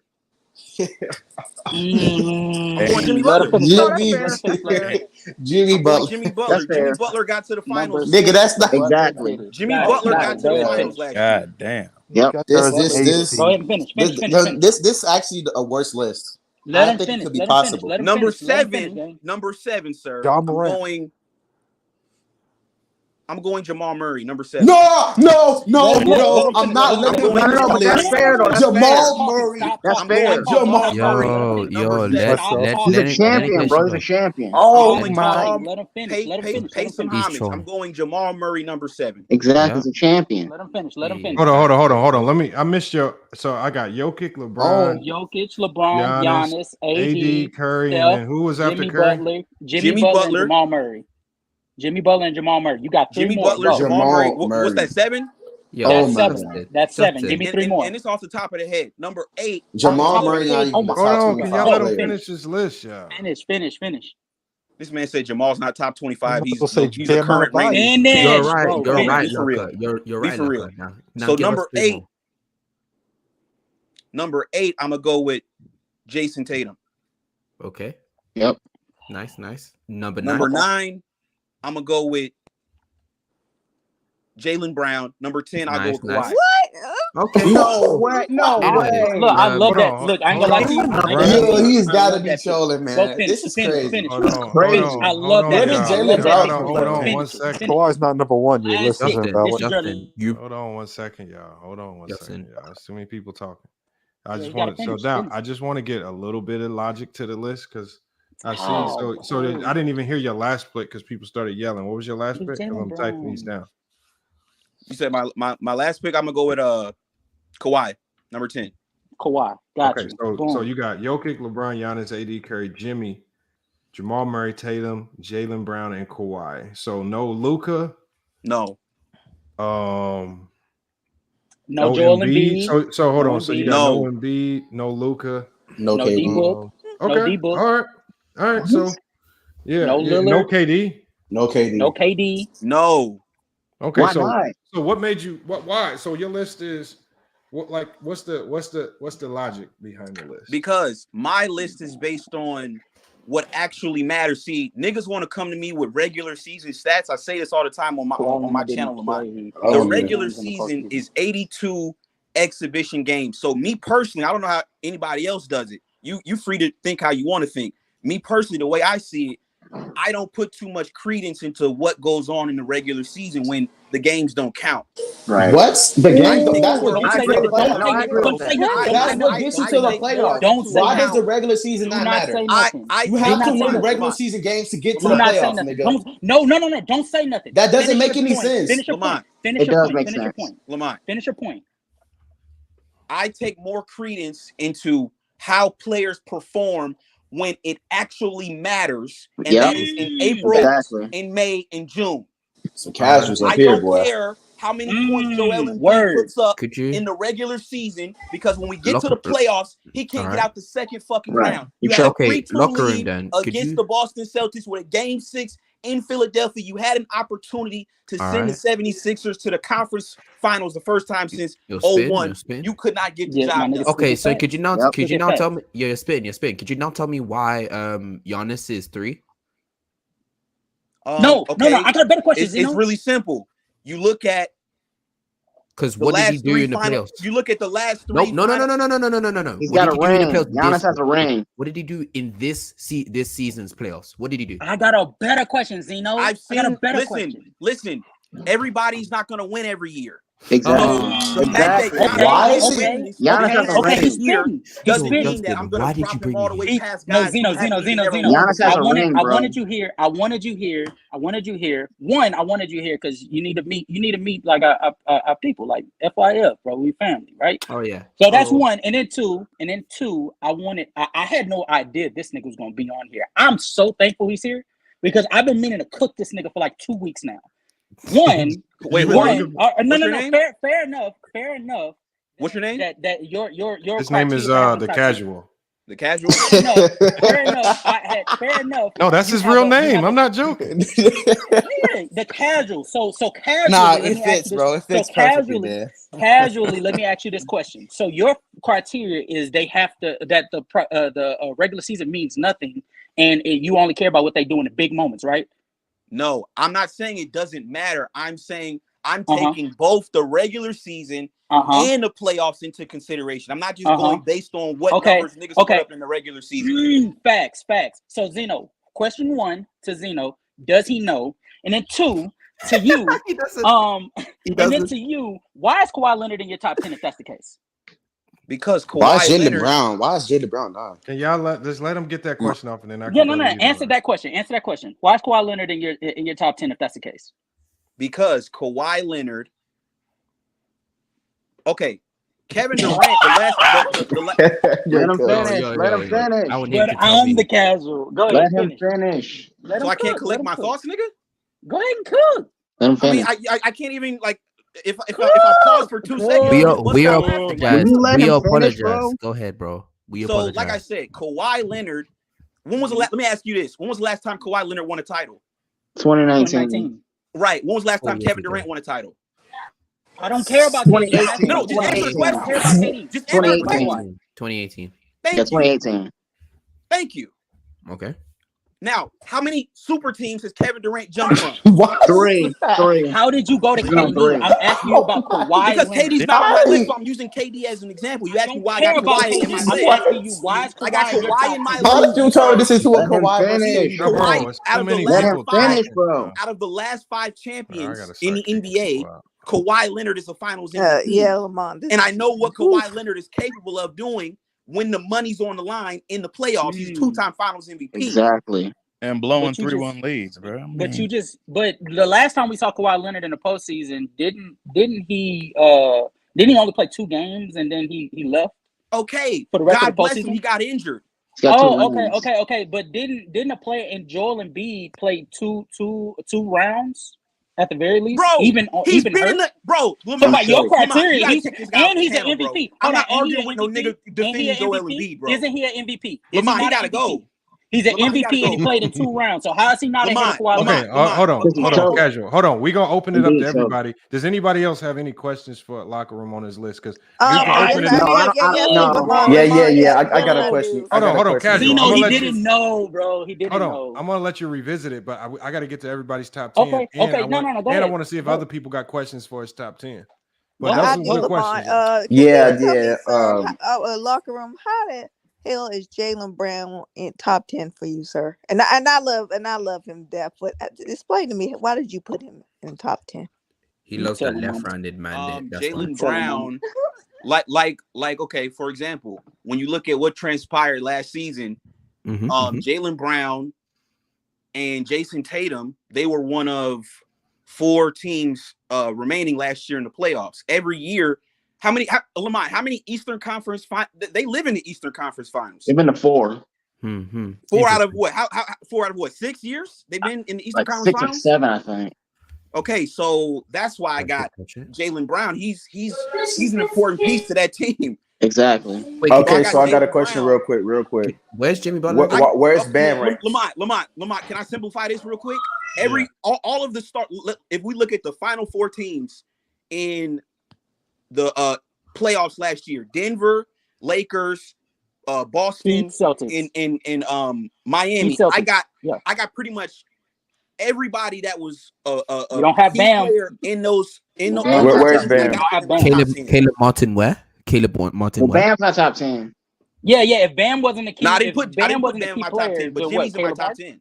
What about Caleb Martin? He was cooking in the Eastern Conference Finals, no? No. He was cooking. He should have won West Conference Finals. MVP. He was cooking, but he's not in my top 10. I put Jimmy in the top 10 though. Yeah, he's Where's Bam? Bam's not top 10. Oh, Bam's not top 10? No. But Jamal Murray's top 10.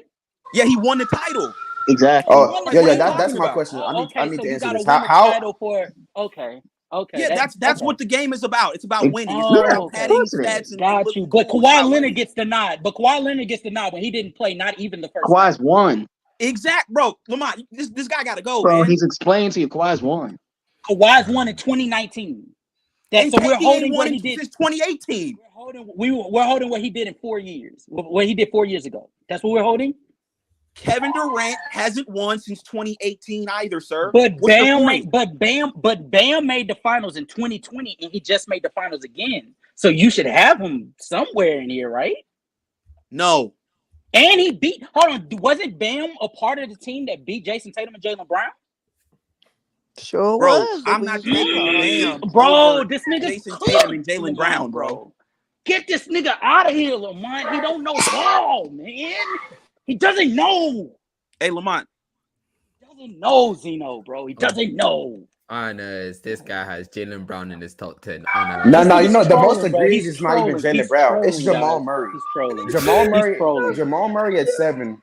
I don't know what type of drugs you're on, my nigga, but that's got to be the worst ranking I've ever. Jamal Murray's not even a top 20 player, barely a top 30. Lamont. How in the world can he possibly be top 7? Hold on. Lamont, Yeah, look. The second best player on the team that won the title, they're saying he's not even top 10. Well, okay. So was Chris Middleton in 2021? Was he top 7? I can't argue with niggas, bro. Come on, let me. Okay. No. Answer that question. Was Pascal Siakam top 7? You said what? Answer that question right there. Was Andrew Wiggins top 7? No. Hey, You're dumb, bro. Was Chris Middleton top 10 when he won the championship with Giannis? Was Chris Middleton top 10? Yes. Answer that. No. Oh, okay. So your logic don't make sense then, sir. Logic makes literally no sense. Lamont, get this nigga out of here. Like I said, let's hear your list then. Nut ass niggas, man. You want to hear my list? Yeah, let's hear your list. Hold on. So casual. Hold on. No. Before you say your list, casual, let's just hear what's your criteria and then give us your list because we need to make sure. Well, I don't care. I don't care if you lose in the first, second, third round. I care about your impact, your skill set, and your impact. Says the deep book merchant. Okay. SMD. Anyway. Hold on, let me. Jokic number 1. Zeno. Last time we talked, I had Giannis over him, but like the more and more I debate niggas like this nigga locker room, Jokic is definitely number 1. So, but Giannis is number 2. Is that fair? Yeah, that's cool. Okay, all right. So Giannis at number 2. I have Steph Curry number 3. For the same reasons that you listed. Yeah. I have Luka number 4. Yeah. I have Joel Embiid number 5. Thank God. AD 6. Lamont, he gotta go, bro. Too high. I got 8. Hey, let the man get his list off, son. Hold on. I got Jason Tatum. Locker room. I'll don't let you get the questions off when I'm not worried about this thing. I got AD 6. I have Jason Tatum 7. Mm-hmm. I have KD 8. Yeah. Devin Booker 9th. LeBron 10th. Lamont. Okay. Well, you got any questions for him? Locker room. D-book merchant, man. This man, I don't got no questions for that. That's idiotic, bro. Young Africa, hit the link. How you got Joel Embiid? Did he even mention LeBron or AD? He got 80 at 6 and Brown at 10. Brown at 10, yeah. Man, listen. Yeah. There's no way you have a nigga in Joel Embiid who ain't even been out the second round. He's been in NBA 10 years. He never been out the second round, bro. You got to be trolling. Devin Booker. Well. If that's you got the case, Devin Booker. No. Well, I'll tell you this. I'll tell you what. I'll put LeBron ahead of AD the day you put Bam Adebayo in the top 10. No, bro. No. Stop. Shut up. Trolling. This nigga's Stop dumb, trolling. Why do you have Joel Embiid so high? Why do you have Kawhi Leonard? Lamont, he answering questions with a question. Answer the Why do you have Jamal Murray in your top 10? That's nut as hell. Why do you have Locker room had a question for casual. He asked him about his list. All right, let this nigga ask this question. What's your question? I just asked it, nigga. Why you playing dumb? Answer the question. Ask it, nigga. Lamont, he playing games, bro. Why do you have Joel Lamont, Embiid can you ask the 5? question he asked? He says, why do you have Joel Embiid at number 5? I have Joel Embiid at number 5 because the level of impact he has as far as scoring, rim protection. Yes. I hate glazing this nigga in front of his post scoring ability when he chooses to, and his rebounding it's far more impactful than any of the other players outside of AD that's behind him. Oh man, I almost shed a tear hearing you Glaze. Africa, hit the link. Almost shed a tear. I hate it. But can I also slide? Can I? Hold up. To do logic. Let me make sure I'm getting no dual criteria, Lamont.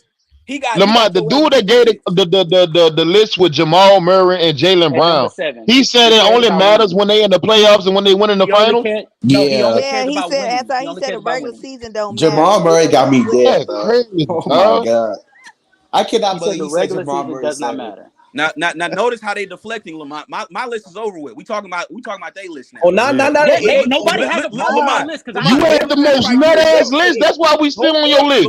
Lamont, listen to his criteria. Jamal Murray.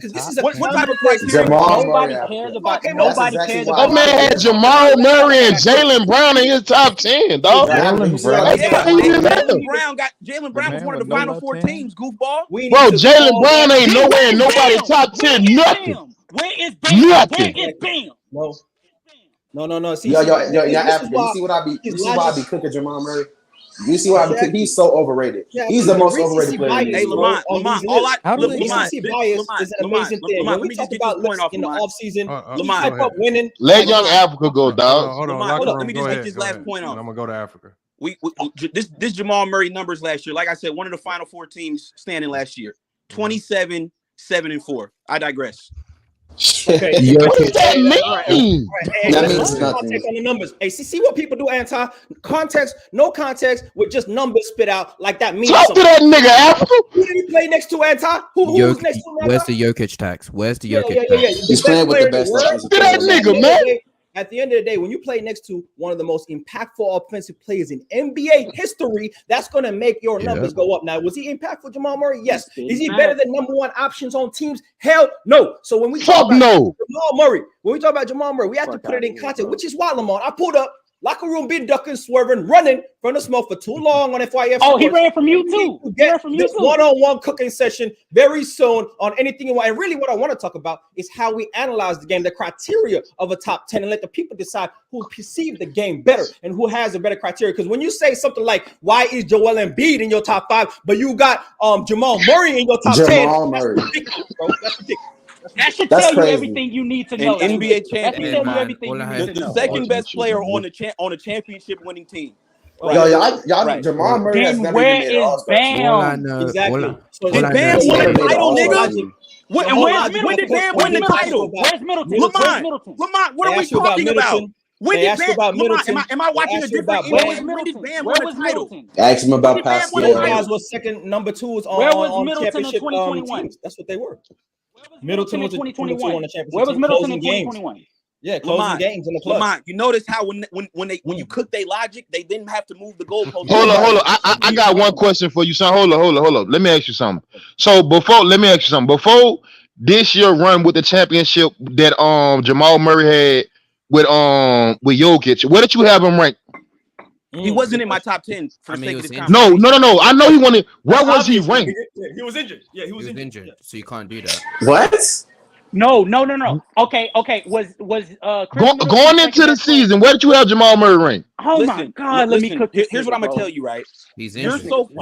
I see you're extremely. He wasn't injured coming into the season. Hold on. I see you're extremely triggered by me having an NBA champion in my top 10. But I really don't understand why. He was the second best player on the championship winning team. You want to know why it's triggering? Because when we asked you, your logic not making sense. When I asked you about Chris Middleton, you said no. You just don't want to comprehend it. I said no. Chris Middleton did the same shit we did. Hold on. Chris Middleton put better numbers than he did in that finals run, dog. And you said Chris Middleton ain't top 10. Make it make sense. Talk about 2 years. Talk about now, nigga. No. You got to keep your consistent logic. No, talk about now. Stop trying to move the goalposts. I'm not gonna. You talk about. I need Lamont, weren't the Nuggets the number 1 seed last year? You talking about now, but bringing up Kawhi's ring in 2019 and bringing up Giannis in 2021. Lamont, just a simple question. Was Denver Nuggets the number 1 seed pretty much the entire year last year in the NBA? Locker room. I have a question for you. Yes. Thank you. I have a question for you, bro. What the fuck does that mean? Yeah. No. All right, Hold on. Let Zeno ask this question. Why are you finishing these weak-ass alley-oops, Lamont? Don't do that. Let Zeno ask this question. So you see your criteria of winning, right? My question to you is: does the player's impact on winning matter to you, or is it just necessarily just winning? Say that again. Does the player's impact on winning also matter, or is it just winning to a fault? I need to answer this question because this makes much more sense if you do say yes or no. Do you want me to repeat it one more time? Because okay, I can understand what you're saying. Okay, could you hear me? I will say it slowly. Yeah, go ahead. Is that fine? Cool. So I said, so is it just winning that you care about, or the player's impact on winning? The player's impact on winning. Well, Jamal Murray impact ain't crazy like that. So, let him ask more questions. I think he got follow-ups. I like where this is going. Go ahead. Okay, thank you, bro. So my question on this then, if you are aware, so how much are you aware of Jokic's game? Like, you're fully aware of it, right? I don't want to insult your intelligence. So are you fully aware of Jokic's game, right? Yeah. Okay. So you are fully aware that team's offense is literally piggybacked off of Jokic's ability to essentially orchestrate an offense through his pretty much one of the best playmaking of all time, and his high tier shot creation as well. And that you are aware that a lot of Jamal Murray's like shots were assisted by Jokic, creating open opportunities for him, especially his 3-point percentage. So you are aware that a lot of his impact is really assisted by Jokic. So would you not believe that if you are aware that the number one's impact on the game is doing so much for the number two, that you would take some other number twos over them, although they don't have the amount of winning to them? If you get what I'm saying. Am I okay? I get what you're saying, but like I said, yeah, the winning is the whole purpose of the game is to win. So okay, I agree. I get what you're saying, but at the same time, like I said, I got Jamal Murray in my top 10. Yeah, no explanation, bro. That's I got Jamal Murray in my top 10. Wait. You swerved that whole shit. Look, listen, young Africa. I know you speak like 10 different languages. You swerved that whole shit. I don't know if you have a hard Just time answer the comprehending, question, but I've explained my reasoning over and over and over again. You're and it sounds dumber each time you say it. It sounds dumber each time you say it, man. Right. And coming from the nigga who's got Joel Embiid at number 5. You just said you have Jamal Murray 7.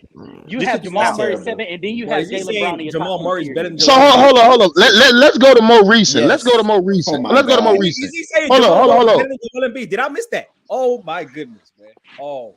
When Golden State, okay, so to your logic, when Golden State won a championship, Andre Wiggins was the best second player on the team. Was he top 10? Once again, bro, I'm talking about this season.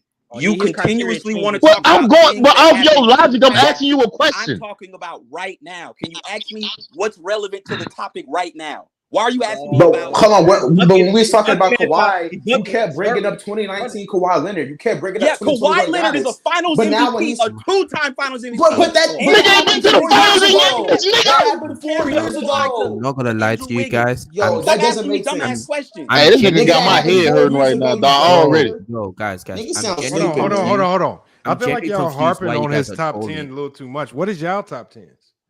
If you want me to go, Lamar, stop playing my top. You ain't got Jaylen Brown or Jamal Murray nowhere in your top 10. Stop playing, I promise you, any of their top 10s is better than his top 10. I'm just saying. I also want to say, I don't know why you guys are literally falling. Yeah, but remember, this top 10 is based on. Remember, this top 10. See, I think a lot of y'all. Oh, he's trolling, Zeno? He has to be. Hold on. Oh, okay. He just. That nigga ain't trolling. My logic was either he was trolling, he just didn't know. Hold on one second. He probably just didn't know. Lamont, hold on. Lamont, you got a lot of casuals up here, man. You got a lot of casuals up here, Lamont. The reality. I hate when people take that argument, dog. Ain't none of you niggas in the NBA, so all you motherfuckers casuals, dog. Hey, listen. Ain't none of you niggas playing professional basketball right now. So stop that shit, bro. Stop saying that shit. That shit is aggravating. Let me say this final point, right? Niggas is questioning me having Jaylen Brown. Lamont, I'm gonna just ask you: was Jaylen Brown not the second best player on one of the final 4 teams remaining in the playoffs this past postseason? Yes or no? True. Yeah. Okay then.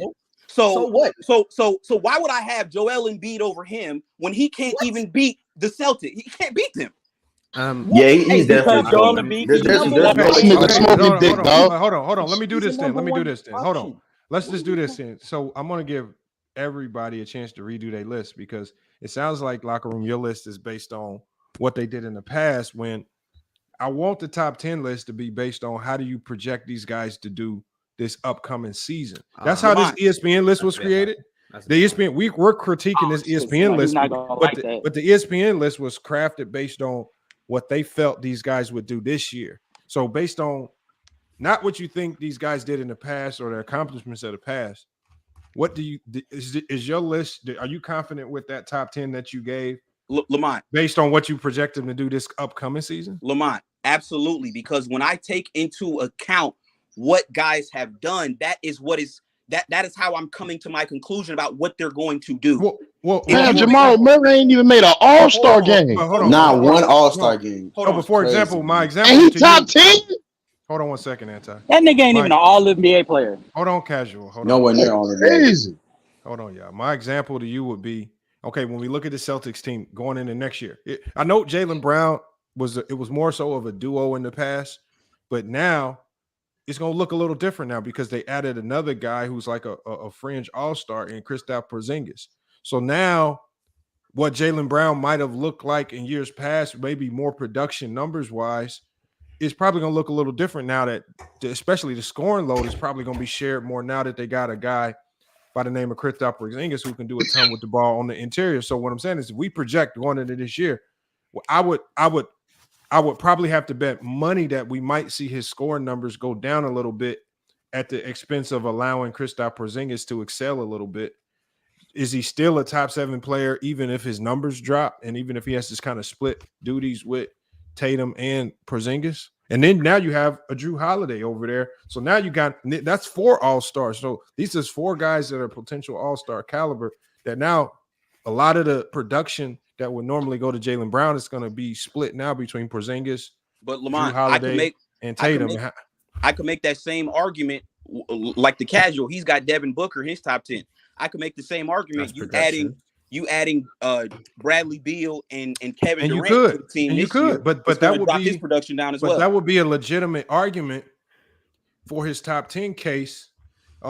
If Casual's one of his sole reasons was based on what he thinks Booker's production is going to be, and if he thinks his production, he really could have just asked me that. I could have told him why I have D-Book there.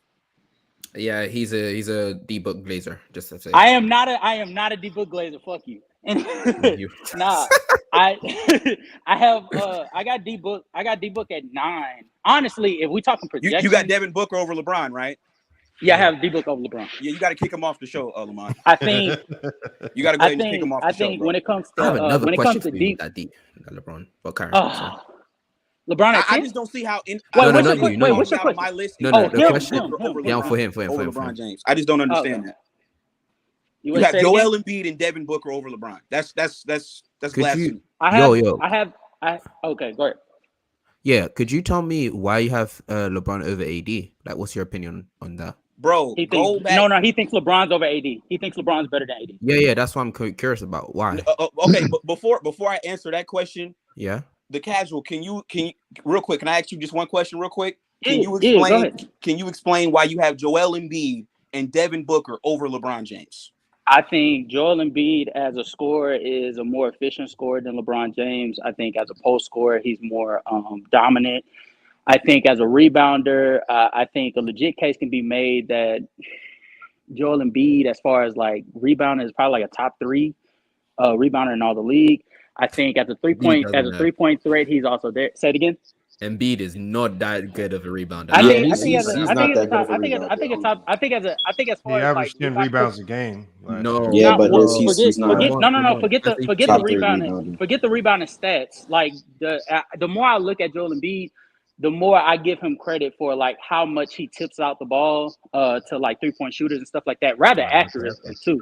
Okay. So I give him credit for that. So there's that. And then as far as D-Book goes, I think D-Book developed last year as a point of attack defender.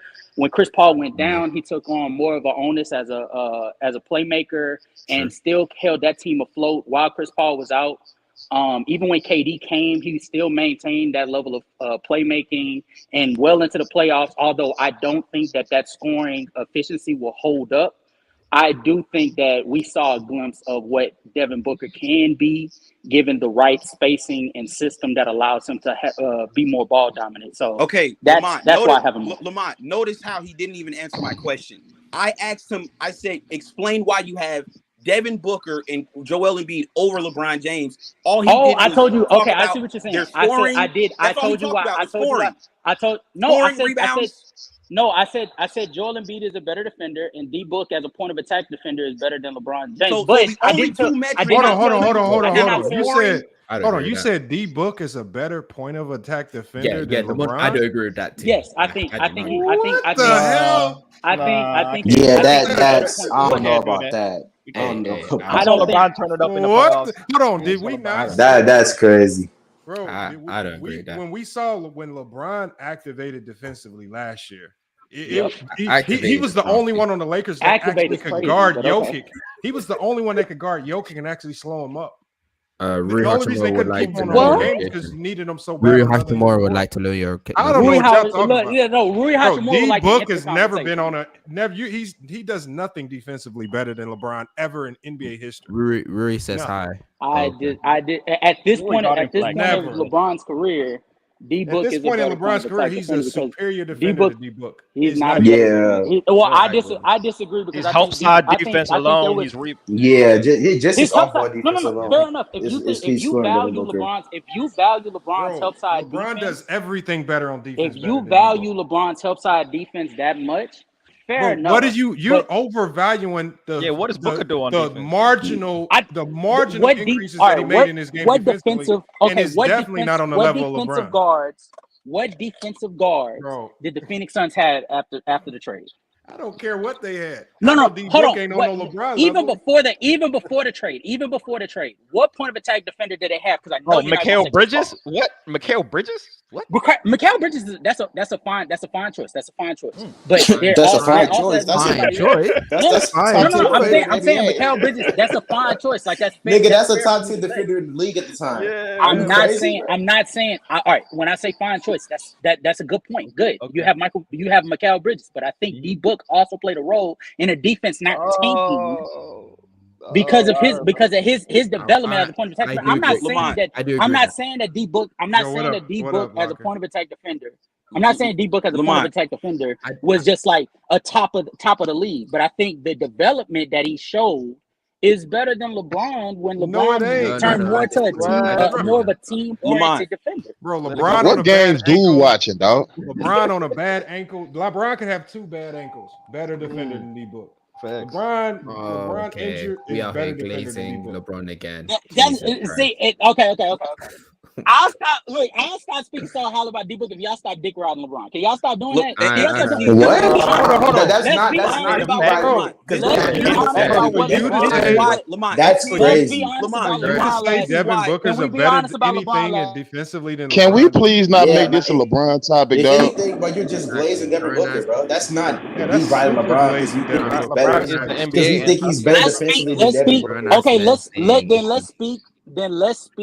speak facts about LeBron James last season. LeBron. Lord, bro. Hey, Lamont, I'm about to bounce, bro. Yo, Lamont, can we move on, please? Lamont, this is why you can't really have honest conversations with niggas because it's clear they have a bias. They don't. Then speak honestly, then, nigga. Because everything you've been speaking about is not. Lamont. Says LeBron. If you been consistent, you're the last one to be talking about. Hold on, bro. Both of y'all are being biased, to be honest. The casual, we let you go, bro. Lamont, here's what I'm saying, right? It's clear you're biased if you have Joel Embiid and Devin Booker over, like I don't even have to go any further. You're just being biased. You're just being biased. Bro, Embiid is better than LeBron at this point in time, bro. Let's not. He definitely way better than LeBron. A nigga who hold on. A nigga who can't get out the second round is better than the greatest player currently in the game right now. The greatest player. Wow. Okay. Yeah, the greatest player currently in basketball is LeBron. If you talk about legacy, I'm talking about right now. I'm talking. Hold on. Right now, listen, young Zimbabwe. I don't know if you got. Hey, the bathroom. Hey, bathroom. Hey, you're not in the locker room. You in the bathroom, bro. You in the bathroom. Sipping on water, bro. Call that boy Zimbabwe. Hell no. Stop it, man. Stop it. The bathroom got recency. Hey, the bathroom calling out bias. He got recency bias all over his list, bro. Stop the cap, man. Let's be clear. If you guys think that LeBron is better than D Book, D-Book is only one spot ahead of That's not what I said. Hold on. That's not what I said, Casual. That ain't what he said. You was talking about the defensive side of the ball, fam. That's not what I said. No. I'm talking about what locker room. Locker room is acting like I have. All I'm saying is like if you're gonna make the case that D-Book is, if you're ranking him higher than LeBron, I'm not gonna argue that. But what I'm saying is, one of your arguments can't be that he's better at anything defensively than LeBron. Exactly. He does nothing better on the defensive end better than LeBron. No on ball, off ball, post defense. It don't matter what it is. Recovery defense. Even if you think that LeBron is, even if you think that LeBron is, I don't think I know, bro. Even if you know that LeBron is a better defender, D-Book is a superior shot creator. Okay, but is LeBron not a superior? But I'll give you that. I'm not saying I'm gonna rank. Shout out to Zimbabwe. I'm not saying I would rank LeBron higher. I'm just saying one of your reasons can't be defense. LeBron's a better defender. You got to go to something else if you're gonna use anything. But it can't have nothing to do with defense. Lamont, Devin Booker's stats last season: 28, 5 and 6. LeBron James, 29. 8 and 7. Get this nigga off the panel, man. Wait, this nigga's a stat dick rider, bro. Oh my god. I mean, what about the regular season wins? Hold on, but Casual. I mean, one of the things is, I mean, we can use stats. I mean, if LeBron stats is kind of crazy. It is okay to use. Hold on. I got a question. Only look at points per game, rebounds and assists. Bro, I asked you to explain why he's better, and you talk about by that logic. Read off the playoff stats. Read off the playoff stats. You should have no problem that Joel Embiid is over LeBron. By that logic, you should have no problem that Joel Embiid is over LeBron. Joel Embiid ain't been out the second round, my guy. Get real. Get real. Do you watch the NBA? They put Bam. Hold on. They put Bam in your top 10. Bro, you gotta go. Bam in your top 10. Lamar, he gotta go. Bro, this nigga don't know. Dumbass. He gotta go, bro. Blow a gasket over there, man. This nigga having a siege. Bro, this nigga is dumb, bro. All right, hold on. Can I get somebody else's top 10? Man? Shit, man. I give you mine, dog. Okay, die line. Because he spit hot fire, nigga. You got a top 10 for us right now? I do have a top 10, Hold man. on. Max, what's good? Max, you got something for us? I got a top 10 real quick. 1 second. All right, go ahead. Don't be a D-Book glazer. I trust you, man. You won't be a D-Book glazer, Hey, I'm here Monday through Friday, man. I'm Monday through Friday. Okay. Now, Alfred, go ahead and get your top 10s, man. Oh, am I going? Okay, I thought the brother was going. All right, I'm gonna go. All right, look, I measure my top 10 criteria based on production, impact, right? Impact, playoff production as well, right? And two-way ability. I measure two-way. But hold up, hey, that's going into this season though. Just let him get. Yeah. I'm asking, is that going into this season though, young Alfred? I'm gonna go back and I'm gonna look at what you did last season, and that's what I'm projecting on this season. Right? Okay. So a little history has to matter, or then we just go on. I feel you. Cool. So I'm gonna go Jokic number 1, Giannis number 2, Curry number 3, Luka number 4, Embiid number 5, AD number 6. That's close to Embiid, AD, Embiid. It could be either way. Tatum number 7, LeBron number 8. Booker number 9 and KD. And you're a Booker glazer too. And KD. That list ain't. I like that list. That list ain't bad. Okay, go ahead, locker room. Y'all get the first question on it. Go ahead, Lamont. Okay, I like that list. Can you please explain how you have Luka Doncic over LeBron James and he didn't even make the play-in tournament? Oh my goodness. Hey, oh my God,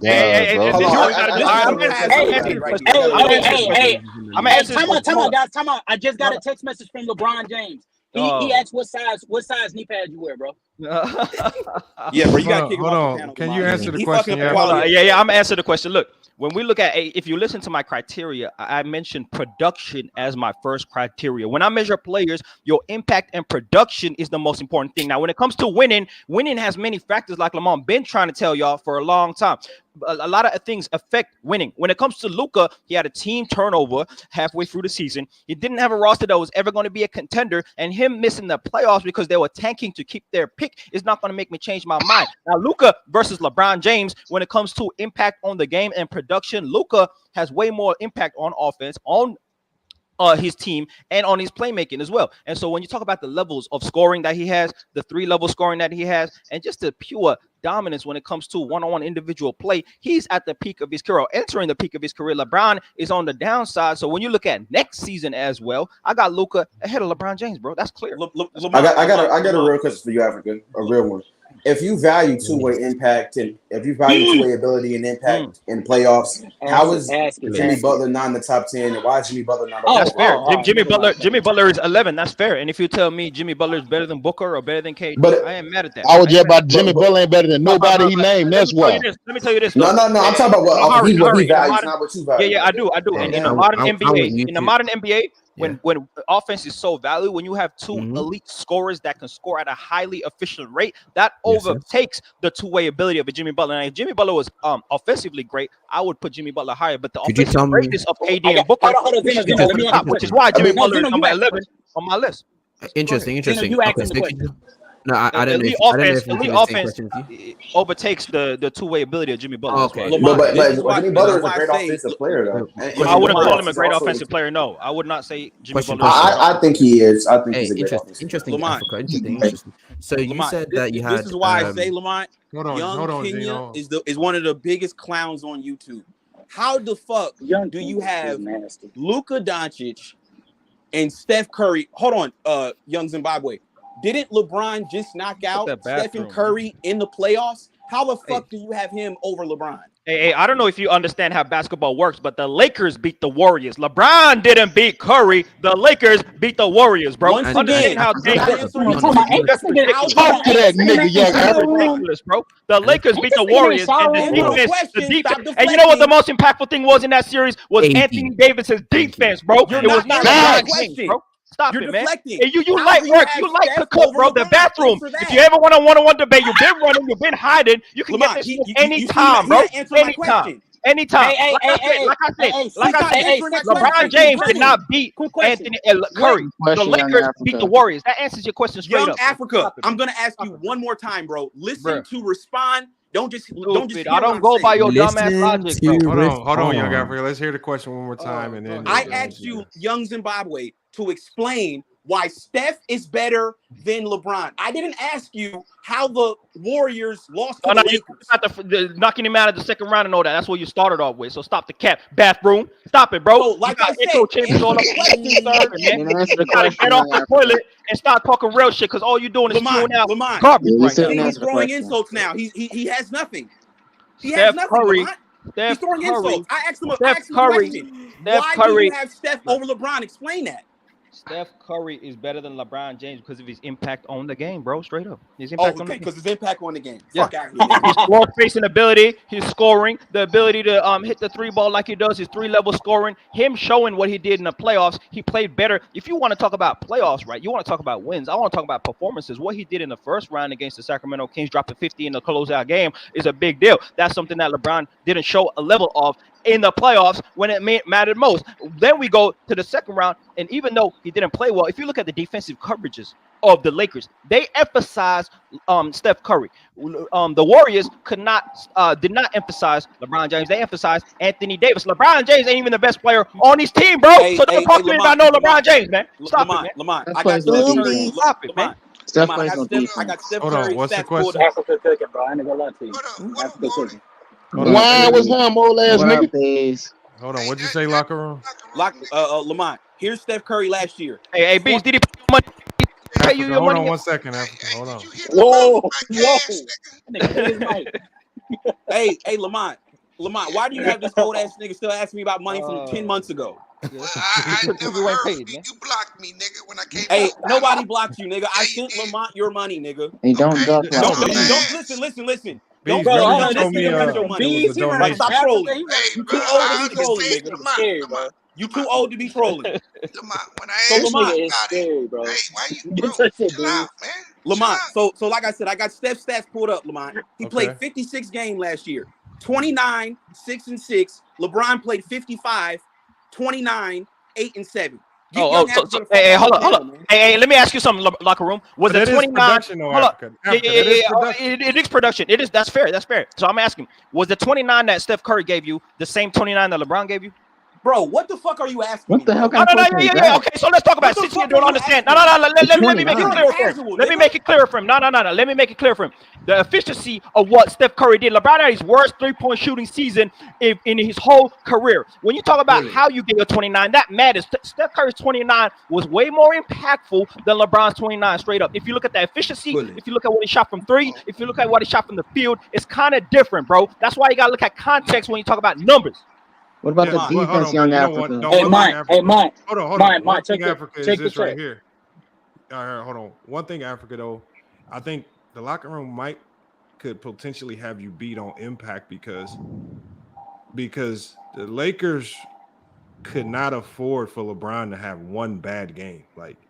So you think? Lamont, they went on a run without LeBron James. What are you talking about? Hold on, y'all. Wait, the Warriors. You think hold the on, Warriors? y'all. Hold on. Hey, what y'all arguing anyway? No, this is what I'm saying. I think Steph Curry versus LeBron James right now. Who's better? No, it's not about who's better, y'all. Hold on one second. Basically, it's about the top 10 list that was off. It's the title of the videos. That's what we're talking about. It somehow got to Steph and LeBron. But like, if we're talking about impactful, I think both of their numbers were impactful. But you're talking about a Laker team that was on the fringe of, like, not making the playoffs. Like, every game mattered. So his 29 points weren't just 29 points in non-meaningful in the same position now?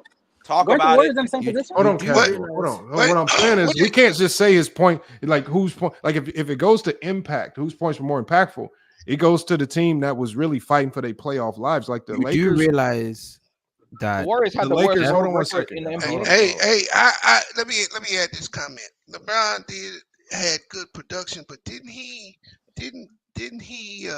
start to play off the ball and wasn't the focal point of the offense? Yes. During their He run? did. Yes. We're not talking about the traditional LeBron James. Yeah. The most impactful thing that I seen from the Lakers is they got to play two teams that had dead man walking on offense. That is true. Who are you talking about? I'm saying AD was allowed to dominate the first 2 rounds of the playoffs because both teams they played had dudes that was self-check. No. I'm not talking about that side of it. I'm just purely talking about LeBron's individual production on his own. I'm not talking about the win or loss results. I'm just talking about all the numbers that LeBron put up throughout the whole season. Right. I'm saying it's hard to say that they weren't impactful. Ain't no universe where LeBron James is still better than Steph Curry. Matter of fact, if you got LeBron higher than 9 or 10, in the context that Young Africa, I got him at 10. Because here's the I got context. him at 10 too. Here's the context that I got him at 10 too. The context that Africa's Prince said is based on the premise of production, and the locker room is basically arguing. No, you added impact after he. But the thing is, when the locker room brought up the stats, which is production, LeBron's stats are better than Curry's. But then we look at the efficiency. The goalpost. But then we look at the efficiency of production and impact are connected. Hold on, Cash. Production and impact are connected.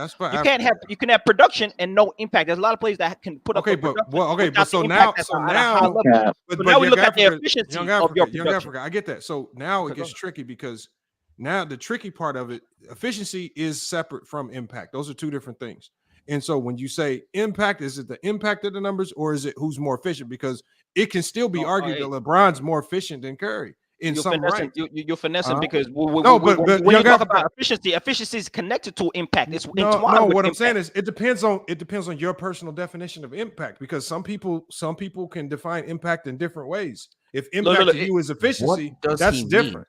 What? So I'm just saying, Africa, your wording of it's putting you boxing yourself in a corner because when you brought up production, I think that's where you boxed yourself into a corner where locker room can come out on top on this because the production favors if it's just solely the numbers could potentially favor LeBron. And then you can't get Africa. I'm just saying you can't get mad at him for bringing up the numbers when you said you introduced it into no doubt. Which is why you go into you said the top 10. You said production and impact. Africa. But you take it one step forward. Steph Curry led him in effective field goal percentage, Exactly. per and win shares. Exactly. Okay. So and that's because of his efficiency. LeBron didn't have an efficient season last season from the three. He didn't close games a lot. He was taking too many threes, like a lot of things like that. That affected his efficiency. Which affects his impact, Lamar. Don't finesse for the bathroom, Lamar. I know you're trying to save your brother, but don't do that. Don't do that. Hey, Lamont, you know what? Be locked in the bathroom. Lamont, W toy room. Himself and 0.5 assists. Steph has a higher per, has a higher win share, has a higher effective field goal percentage, shot higher from the free throw, shot higher from the three. Lamont, notice how, right? Here's what they're trying to do. When they get cooked on their own argument, they try to move the goalpost. Now they want to bring up all these advanced analytics. You want to know what's funny? Lamont, here's what I know. Lamont. Stephen Curry is the number one option on his team. LeBron James is the number one option on his team. No, he not. Anthony Davis is. Stop it. AD, what you mean, stop it, nigga? What game is you watching? Lamont, please. What is you talking about? Lamont, please. LeBron is number one on the Lakers. No, not to me. Anthony Davis is. Lamont, please. Bro, you don't average 29 and not be the number one. He's not the number one. AD averaged 27. Steph Curry had a higher true shooting percentage as well, Bees, and that's tough to do against LeBron James. Okay, so at the rim. Hold on. So then Africa, if you want to say he's the more efficient player, like you can still be efficient and not as impactful as another guy. That means you're low volume. That's why I said your wording is going to get you in trouble, because you're trying to connect the inefficiency with impact and then throw them all into the same basket when your impact and your efficiency are two different things. Now, if you want to say that Curry was the more efficient player, I'm fine with that. But I think when you went in with production, you opened up an avenue to where locker room can come out and make a real good argument for LeBron being over. Well, what was the real good argument? And you didn't put any real parameters on production. Lamont, let me put young Ethiopia in the coffin. Right? Shout out to the motherland, Ethiopia. Shout out to the motherland. Shout out to the motherland. Lamont. Here's what's funny. I come to nigga keep naming African states. This nigga stupid, bro. Lamont. Here's what's funny to me. Like I was saying, LeBron was the number one option. Steph was the number one option. Steph was the 6th seed. LeBron was the 7th seed. Right? They played each other in the in the semifinals. LeBron, who had home court advantage, Lamont? Was it the Warriors? Was it the Warriors or was it the Lakers? Warriors. It was the Warriors who had home court, right, Lamont? So I got their stats pulled up. Like I said, young Zimbabwe, he's easy work. I got their stats pulled up, Lamont. Here's what Steph Curry averaged. No, here's what LeBron averaged in the semifinals: 25, 9, and 6 in 6 games. Here was Steph: 27, 8, and 6. Yes. The stats are damn. That sound like Curry had better numbers. Lamont, the stats are damn near identical. Oh, damn near identical now. Listen, he just cooked himself. You just cooked yourself. That's why the bathroom, you need to sit your ass on the toilet and shut your ass up, bro. You need to go get some toilet paper because you capping right now, bro. You just cooked yourself. Like I said, number one option. Hey, more efficient. You cooked yourself. Bathroom, need to go find some toilet paper. You notice how when niggas get cooked, they have to bring up the advanced analytics. I thought the object of the game was to win, Lamont. You cooked yourself. Go get some toilet paper, bro. Stop it, bathroom. Lamont, what do we play for, Lamont? Do we play for advanced analytics? Oh, yeah, exactly. Now we don't like the stats. Now we want to run away from. Now we don't like the stats, Lamont. Yeah, now we're talking about what do we play for? Yeah. And you know what that means? LeBron had a better team. That's what that means, bro. That's what that means. LeBron had a better team. But Steph Curry was the higher seed. Come on, you're cooking yourself. Oh, yeah. Higher number 6 seed. Yo, fam. 6 or 7? What is this talking about, bro? There was one game in it in the regular season, bro. That was one game in it, and that's the difference you talking about. Stop the cat, bro. On the same tier team. Still the higher seed, young Africa. Yeah. Oh, really? I want to say also that AD was the main reason why that series was so exactly that the Lakers won that series due to the fact That's that he exactly shut why off. I said I feel like AD is the number one option on the Lakers. Yeah, bro. AD is number one. He shut off. As far as AD goes, bro. Not LeBron. Lamont, He this shut is off why I the say, and so when you put it in context, bathroom, who is on AD's level next to Steph Curry? Bathroom. If you're talking about impact and what you have to do as nobody on the Warriors. Nobody on the Warriors. Shout out to Austin Reeves. Yeah, Shout out to Austin Reeves. bro. Go find some toilet paper. Austin Reeves. What? Austin Reeves? What? Stop it, man. Stop it. I got one Africa, question. did you just cook washer room? Hey man, he gotta go get some toilet paper, Casual. He gotta go get some toilet paper. Clean that shit up. Clean that shit up. When I first came in, did I hear somebody have AD in the top 5? Yeah, yes, Bees. Yes, they did. Hold on, I didn't hear AD in the top 5. Who had AD in the top 5? Who had AD in the top 5? You talking about? I ain't hear nobody have AD in the top 5. No, locker room had him. Yeah, he did. Locker room did not have him in the top 5. No, I ain't even hear him. I'll be real. Hey, Lamont. This is why. Hey man. Lamont. Hey, B. So yeah, Jalen Brown. D's about to go off. D's about to go off. You know how you feel about AD. Y'all. Everybody talking. That's why I be kicking last time this nigga was even an all-star? How we put him in the top 3 years 5? ago.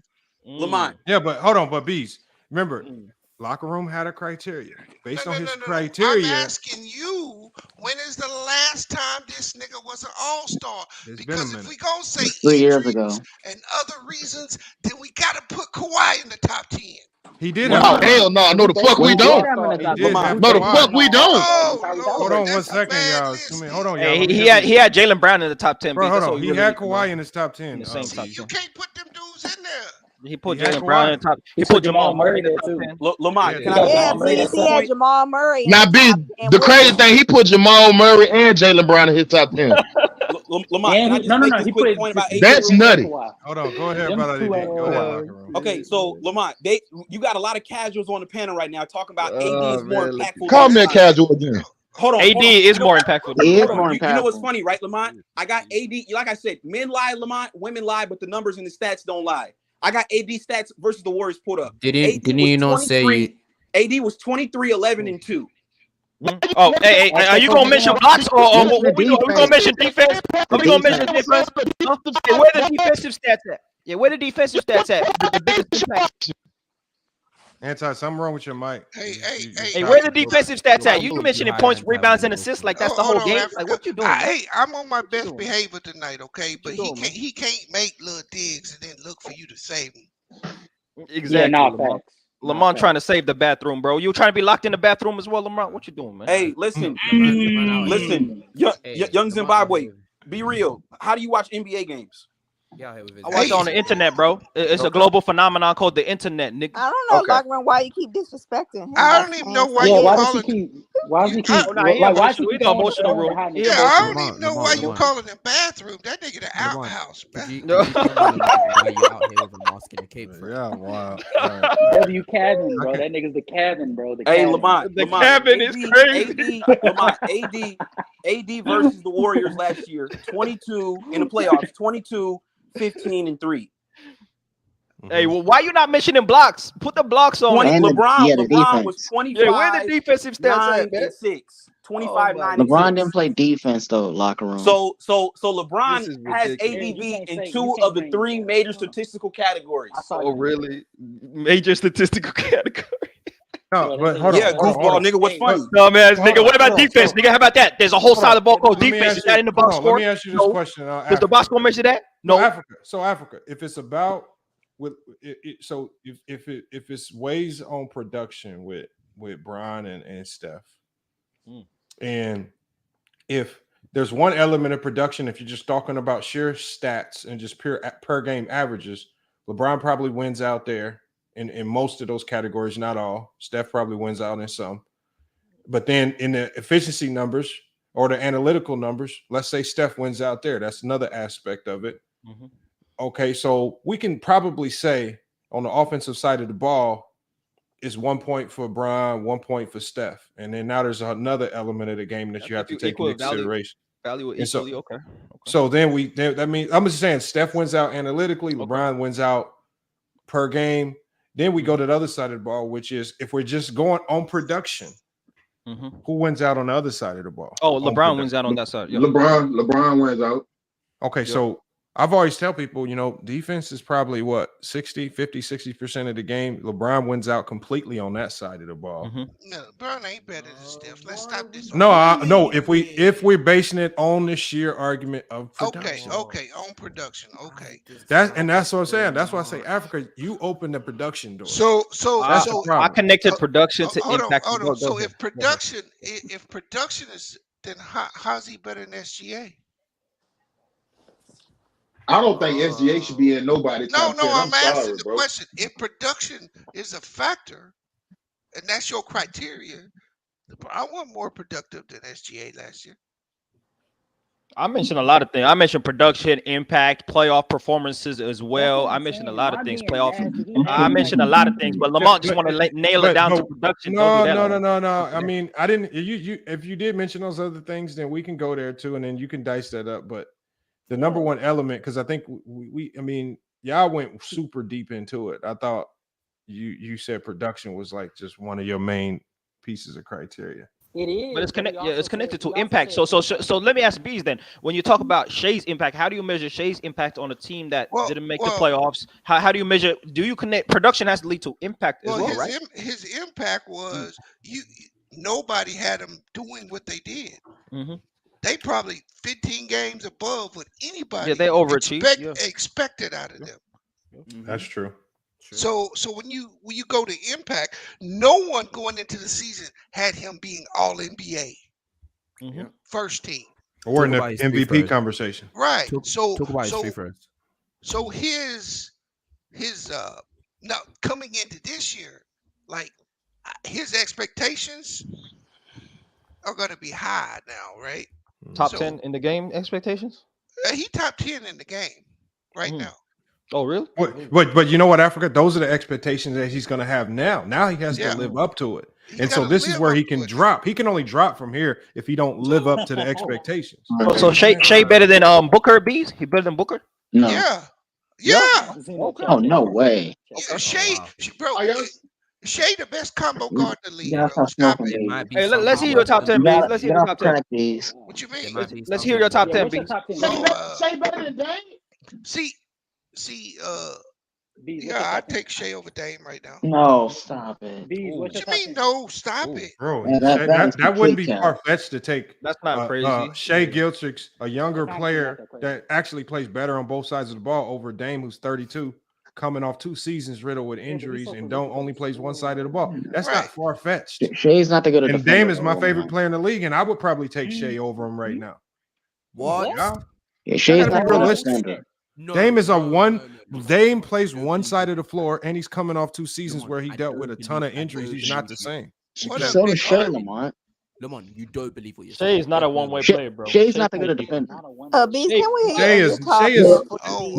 Shai is a good defender. Where y'all getting this stuff? He's not great. I gotta He's not locking things up. I gotta sit down and do a top 10 because right now I wouldn't. No, put but you. Hold on, I wouldn't put Luka in it because I'm gonna punish him for not making the playoffs. Even though he deserves to be there, he got to get some punishment from me. It hurts that much after having still had an All NBA season. No, because I don't believe top 10 players miss playoffs. But you know what, Bees might have a point there. I think you should punish guys where the expectation was at minimum. Because remember, they were a 5 seed at one point in time. Yeah, by them not making the playoffs was a letdown, a major letdown. They traded all their defense though for Kyrie. Yeah, at the end of the day, though, B's is kind of right. This is a team that was projected to be in the playoffs. Even after the trade deadline, they had a record that had them in the playoffs, and then they fell out. Right. So they played bad enough to fall out of a spot that they should have had they have just maintained some level of consistency. No defense. No, I'm not saying Luka can't play his way back up there. He just got to play, but he's got to be penalized for where he ended up last year. He dropped like 6 places. If you take, bro, you should not be a top 10 player in the NBA and not make the playoffs. Maybe due to circumstances. No. Maybe due to circumstances like not having defense on your team. No. Wait. Not having defense on your team and having one of the worst coaches. That would be wait, and not having one of the before best you even coaches, get going. That would be a legitimate argument, brother. If the league only took 30% of the teams in the playoffs, like baseball. But that's not what the league does. The league takes 60% of the teams into the playoffs and 75 if you include the play-in. Are we just going to ignore the Mavs also tanking mid-season as well? They tanked the last 2 games, to get but they only tanked because they fell so far down. No, because there was a potential, so they looked at it like we're not winning the championship. We might as well get our pick. And also, we just going to ignore the fact that Luka literally had one of the worst defenses in the league at that time. Luka also not having one of the worst coaches in the league, by the way, as well. So he has one of the worst coaches, no defense. Jason Kidd's not one of the worst coaches, man.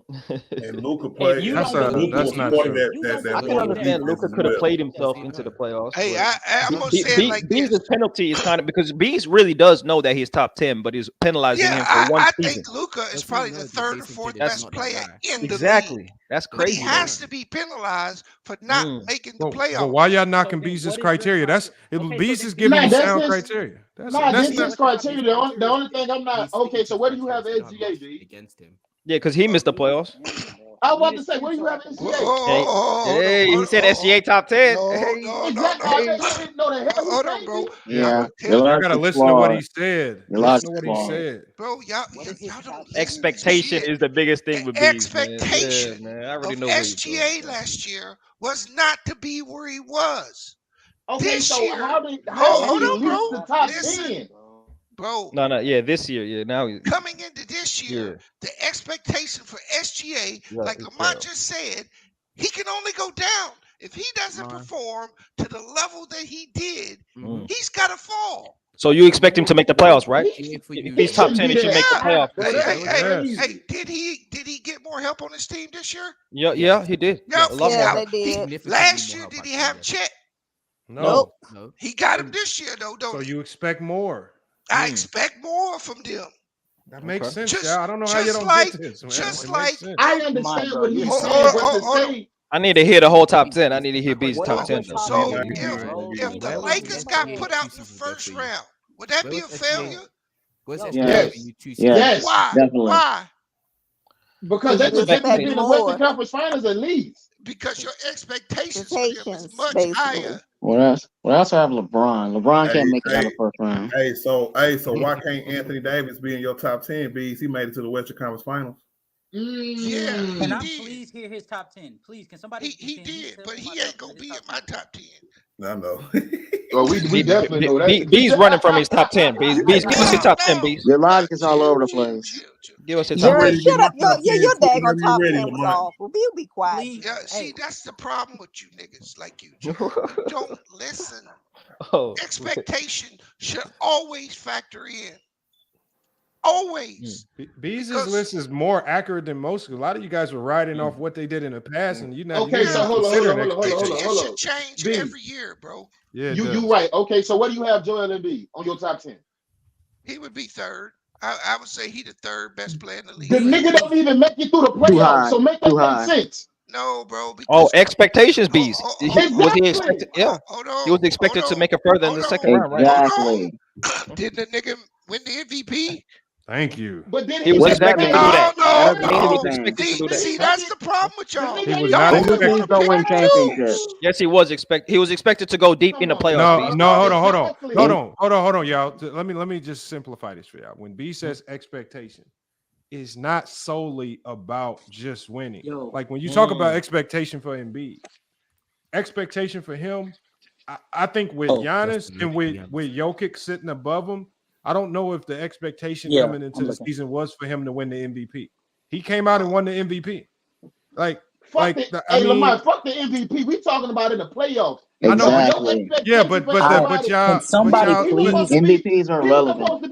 Mine. MVPs are Y'all irrelevant. conflating it with a lot of different stuff. Yeah. So let me ask Bees. Different for different players. Let me ask Bees a question then. Let me ask Bees. Let me just ask Bees. I want to clarify one thing with Bees. Just so, what do you do with a player like Embiid? Now, let me just ask him. What do you do with a player like Embiid that exceeds expectations to a certain level and he wins MVP, but performs below expectations in the playoffs? What do you do? Trash in the playoffs. How did what do he you do with that? I don't do anything. He was injured. I Lamont, don't. he haven't got past the second round in how long? It was still below. He averaged 15 points per game, bro. That's below expectations, no matter what. Come on, y'all beating y'all swag on now, bro. Okay, let me ask you a question. So, because someone averages 15 points in a playoff series or has a bad series, does that make them worse? Yes. Or they just didn't perform? I could say the same thing about Luka Doncic. No, He I didn't asked exceed you my a question, bro. expectations. Just He didn't answer the exceed my question. expectations. That means that he did not meet expectations. Yeah, that's what that means. Hold on. Embiid did not meet expectations. Stop. In the second round. Stop. No, he You didn't. guys is capping. Nobody on this panel had Philly beaten Milwaukee or Boston. Thank you. They was up. That's cap. They was Ralph up. did. Ralph picked them. Tell the truth. They was Ralph up picked them. 2-1. It don't And matter. 3-2. Nobody on this panel Stop had it. Philly getting out of the second What round. The MVP got to close out game, B. They didn't even make it though. Huh? Oh, Lamont had him winning. What you mean, B? Yeah, What you that mean? was the only They one. choked the last two games. Zeno, chat. Nah, Bees, you being disingenuous right now. You know Yeah. that You pick gotta Philly admit to him go to being the choked. finals, bro. There's a lot of people that pick Philly to go to the finals, bro. Stop it, man. Stop it, Coming man. into this season, do you have the Sixers getting out of the second round? Oh, this is a Hell different. no, not with James Oh, I Harden ass do. on the Yeah, team. hey, but look, I y'all. do. Look, y'all. This list is all about expectation. Really, like this list that it's about projection. If you don't have, if you don't have, look, if you, so hold on, if you don't have, because man, the East is more stacked now. The Bucks are more stacked. The Celtics are more stacked, and so now is so the thing is, when we are ranking these players, knowing that the Sixers are actually worse because of the James Harden turmoil right now. So their expectation with regards to winning is going to decrease because they're losing a significant portion, a player on their team that right now is in limbo. So winning expectation is obviously going to go down. I'm not going to, but what I am going to look for in Joel Embiid, right? If I'm going to have him at that number 3 spot, understanding that the win is going to change because of the James Harden situation, I'm going to be looking at his production as an individual player. So is he going to play at an MVP level, right? Is he going to keep up? Why Luka hold don't on get one that same second. treatment, No, Lamont? hold on 1 second. I'm not talking about the Luka thing right now. And he explained the Luka Don't make situation sense to me. He explained the Luka thing very clearly because last year, and now going into this season, it's going to be Luka going. So last year, the expectation was for the Dallas Mavericks to be in the playoffs. After the All-Star break, they had a record that had them in the playoffs. They flipped their whole roster upside down for Kyrie, though, Lamont. Even hold on, when they got Kyrie, they went on a win streak. They were, I think, a 5th or 6th seed, and then they went on a crazy losing streak with the duo that actually a lot of people saw them play in that first couple of weeks and thought, dang, they're gonna be a problem in the playoffs. It was those two that let everybody down. We saw the chemistry issues, and then ultimately they fell out of the playoff hunt, and then obviously they didn't even make the playoffs. So a team that with the expectation of at least being in the playoff missed the playoffs. He talked about SGA, a guy that came into the season with no expectation, had OKC knocking on the door of the playoffs. Nobody wanted to play him at the end of the year because they were such a threat. And the only way he could get that team in the position that they were in was for him to play at an MVP level, which he did. So he played above expectation, production-wise, and in the confines of the team. He made the team much better. And when you talk about Joel Embiid, I didn't have him. He wasn't my MVP going into the season. It was either Jokic or Giannis. He outplayed both of those guys. He exceeded expectations, became the MVP. And going into this season, my expectation is that he plays at an MVP level or higher, but I'm not going to put winning as much on him because the East got better and because his team got worse. So I don't expect his team to get out the second round this year. And if his team does get out the second round this year, you know what he just did? He exceeded expectation, because with the problem that they have in James Harden, for him to do that, would be a hill to climb. So I don't know how you don't. Beast probably has Lamont. So if what I'm still not trying to understand is this: with the Joel Embiid situation, how is he still number 3 then, dog? If you don't even accept, because he you won the MVP MVP man to get out of award. the second round. But bro, he won the MVP award. He exceeded expectation last year. 2 years, Lamont. Did he exceed expectation last year by winning the MVP? No, he was wrong the last 2 years. Oh my God. No. Hold on. So beating out Giannis and Jokic, the two favorites for even Luka was a higher favorite for the MVP. Beating out those guys didn't exceed expectation for Joel Embiid. No. Hold up. You must be out of your mind, bro. Lamont, it was an argument. Hold up, Lamont. It was an argument last year that he got robbed for the goddamn MVP. So don't do that, fam. Everybody thought Embiid. Expectations are about playoffs. Everybody was saying he should have won it last year. Who? Embiid. Yeah. Hold on. They Hold thought on. Jokic took Hold it on. Hold on. unfairly. Hold on. Going into the season last year, the favorites to win the MVP award were Giannis. Was Joel Embiid? No, hold on. No, it was not Embiid. It was Luka, it was Giannis, and it was Jokic. Those were the three favorites to win it. Embiid. How can you not have the runner up? They don't. Hold on. The thing is, the voting after the fact is the voting after. For the last 5 years, Luka's been a top 10 favorite or top 5 favorite to win the MVP award. And for I'm the just last telling. 3, I'm just Joel telling Embiid you. has been runner up. No, no, that was after the fact. That means for him to get into the race and be the runner-up, he's been exceeding expectation all of these years. I just looked at it and it says 2022 NBA, 2022 to 23 NBA MVP odds. It has Luka Doncic number 1, Joel Embiid number 2, Giannis number 3, KD number 4, and Jokic number 5. I don't know where you're looking. I got the Vegas odds right here, and I'm looking at it. It might be because I saw Sports Illustrated. Maybe mine's wrong. All right, but that's because Embiid has injury concerns. That's why he wouldn't be the favorite every year because of the potential injury. And this year going forward, his MVP odds are going to decrease because now you have to play at least 65 games to be eligible for the award now. So now that there's a game cap that you have to get to, right? That's something that's going to affect the odds. So I mean, it's gonna be more difficult for him to play at that level. I understand But Lamont, I think he played more than 65 games last year. Yeah, but that's a miracle for Joel Embiid to play that many games. Wait, to play how much games? He played more 60, than they got a 65. But I think he played You more than realize for the last 65. 2 seasons he's played more than 65, right? Say that again. You do know for the last 2 seasons he's played more than 65, right? How many games he played last year? Last year he played 66, and the year before that he played 68. He's been healthy. I think people are underrating that in the regular season. What Bees went to? That nigga been silent. He never gave his top 10. That's what He no, was- bro. That's why I was trying to tell give the y'all. top 10, but y'all kept cutting them off. I'm trying to finish my taco, man. Go ahead. Nah, nigga, go ahead and get your top 10. Yeah, you can talk on this. Fuck that. Hey, I got my top 10 list. What is your top 10? What is your top 10? Bro, I'm gonna tell you after I finish my taco. Go ahead. Okay. This nigga up here eating quesadillas talking about they taco. I give you my top 10 while we wait on Y'all over B. here arguing him where other people supposed to be. Y'all don't even know what these niggas is, bro. I'm trying to Okay, hold on. Hold on. We got yours, Casual. Hold on. Oh, let me get to Big Art because Big Art ain't had a chance to chime in on none of these. All right, so a little bit. Oh, I already know that nigga number 1 LeBron, number 2 AD. Fuck you mean? All right, Big Art, man. What you All got? right, know where that nigga going with it. That's cap. Hey, what up, Anti, bro? What up? That was good You know with this Big nigga Art. going with. Y'all ready for this, bro? Let me get through the 10 before y'all kill me, all right? Okay. Go ahead, sir. I'm writing it down. I can't. This is going into the season, right?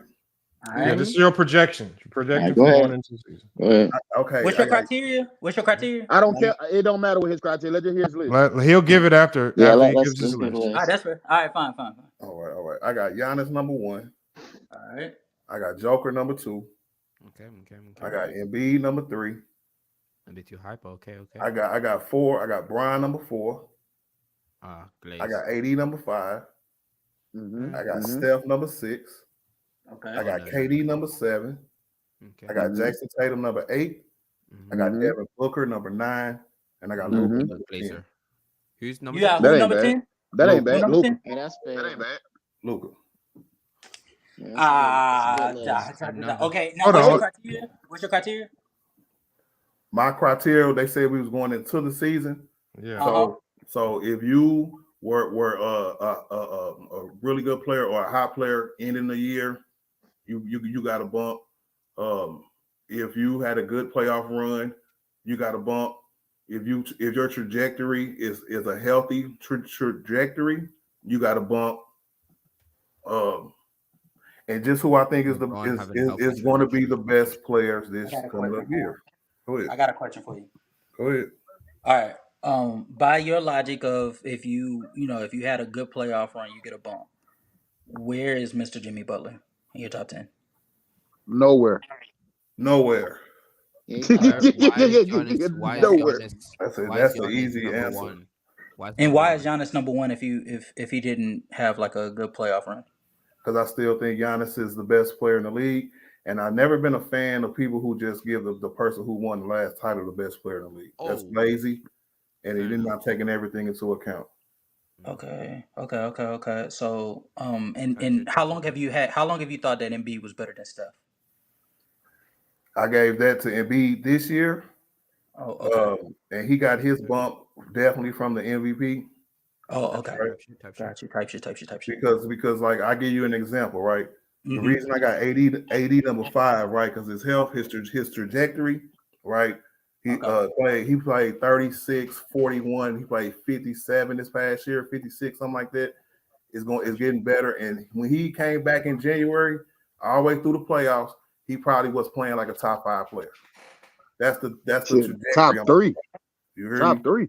Right. So that's what I'm talking about. But Brian is Brian, y'all. If Brian can still produce at this clip, right, a healthy Brian with a healthy Anthony Davis, still the best duo in the league. So I got Brian number 4. Okay. The rest of these niggas ain't better than There's no way LeBron averaged more than so 25 points still, this year, bro. Bron is better than That'd AD. be crazy. Bron is better than AD. I think Brian, when he dropped right, he's going to be better than everybody underneath him until he retires. So for this year, that's crazy. Woo! Wow. That's Brian, though. Okay. All right. Bro, that's just his opinion, y'all. Like, No. Lamont, stop saving niggas.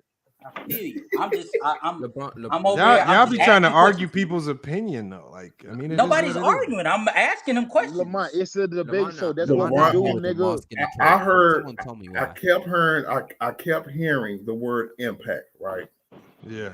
And it's 2 people on this list that's on the Lakers who impact is undeniable. And this is when you put aside the numbers, right?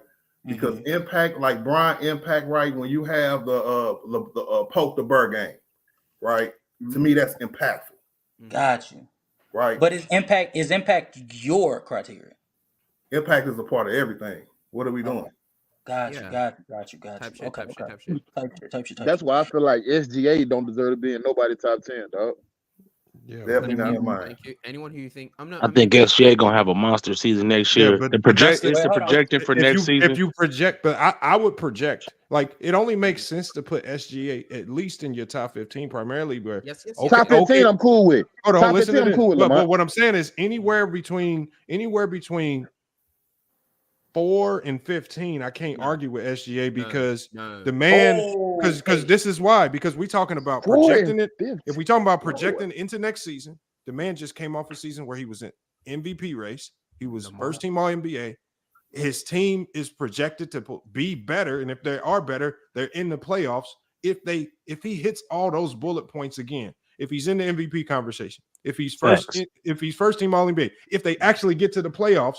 If they improve upon what they did last year, that means he at least meets or exceeds expectations from the prior year. That means he's top 15. Like, I don't see how you cannot have him top 15. That's what I'm saying. Even But now, top 10. I don't see how you cannot. Now, if what happens is if he falls outside of those expectations, if we see a significant decline in production or the things that he did last year to make OKC better, and he has all these additional weapons and they don't do as well, then we can see those drops happen when you fall below expectations. So, I mean, the thing is, we're projecting into next year. If you don't project that OKC is a better team and SGA is a better player going into next year, then I don't know what you're watching. Right. You have to rank them up there if we're projecting. And I think a lot of y'all are basing too much of y'all list on the past and y'all not projecting based on what these teams are. Like, you have to project Tatum higher. Why do you project Tatum higher? His team is fucking much better. They have Holiday and Porzingis. My projections for him and my expectation for him is going to be extremely high. If they don't meet them expectations, then that would make Tatum drop, because with Drew Holiday and Porzingis added to that roster and pretty much the same supporting cast, you would expect at least the NBA Finals at minimum. Hold up, Lamont. Even if they had that same roster from 2 years ago, he would still be over SGA. He's done more. But I'm not talking about ranking. I'm not talking about ranking Tatum and SGA. I'm not pitting the two against each other. We talking. You see, y'all talking about winning, and talk about the player. Talk about what SGA brings to the table, as opposed to Jason Tatum, who lacks a lot of the things. Hold on, bro. Hold on. You ain't got to yell, brother. All I'm saying is arguing that. Yeah, well, all I'm saying right now, Tatum is a better player, but I think what SGA does and what he's going to continue to do next year is very close to what Tatum brings. I like Tatum better defensively. I give you that. I give you that 100%. Hold on. I got one question. You got hold on. I got them. Honestly, go ahead. Sturdy want to get on. Honestly, bro, I got them. I'll just send you to what you call it. I got them at the 6th seed. I got them no lower than the 6th seed. Do you got them reaching the Western Conference Finals? No. I have a question. So what are we talking about? See, that's what you basing it off of winning. You basing it. See, why are you basing it off of? Why are you basing an individual player just off what his team does, bro? The team that Jason Tatum is on, bro. They are a championship. That team is stacked. Talking about Zeno, what'd you say?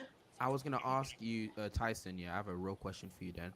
What do you see in SGA's game that can be improved, that can realistically give you a reason to put him above Jason Tatum? That's my real question. Well, I think the problem I have with Jason Tatum is his playmaking ability, his bad shot taking. He doesn't get enough rim pressure.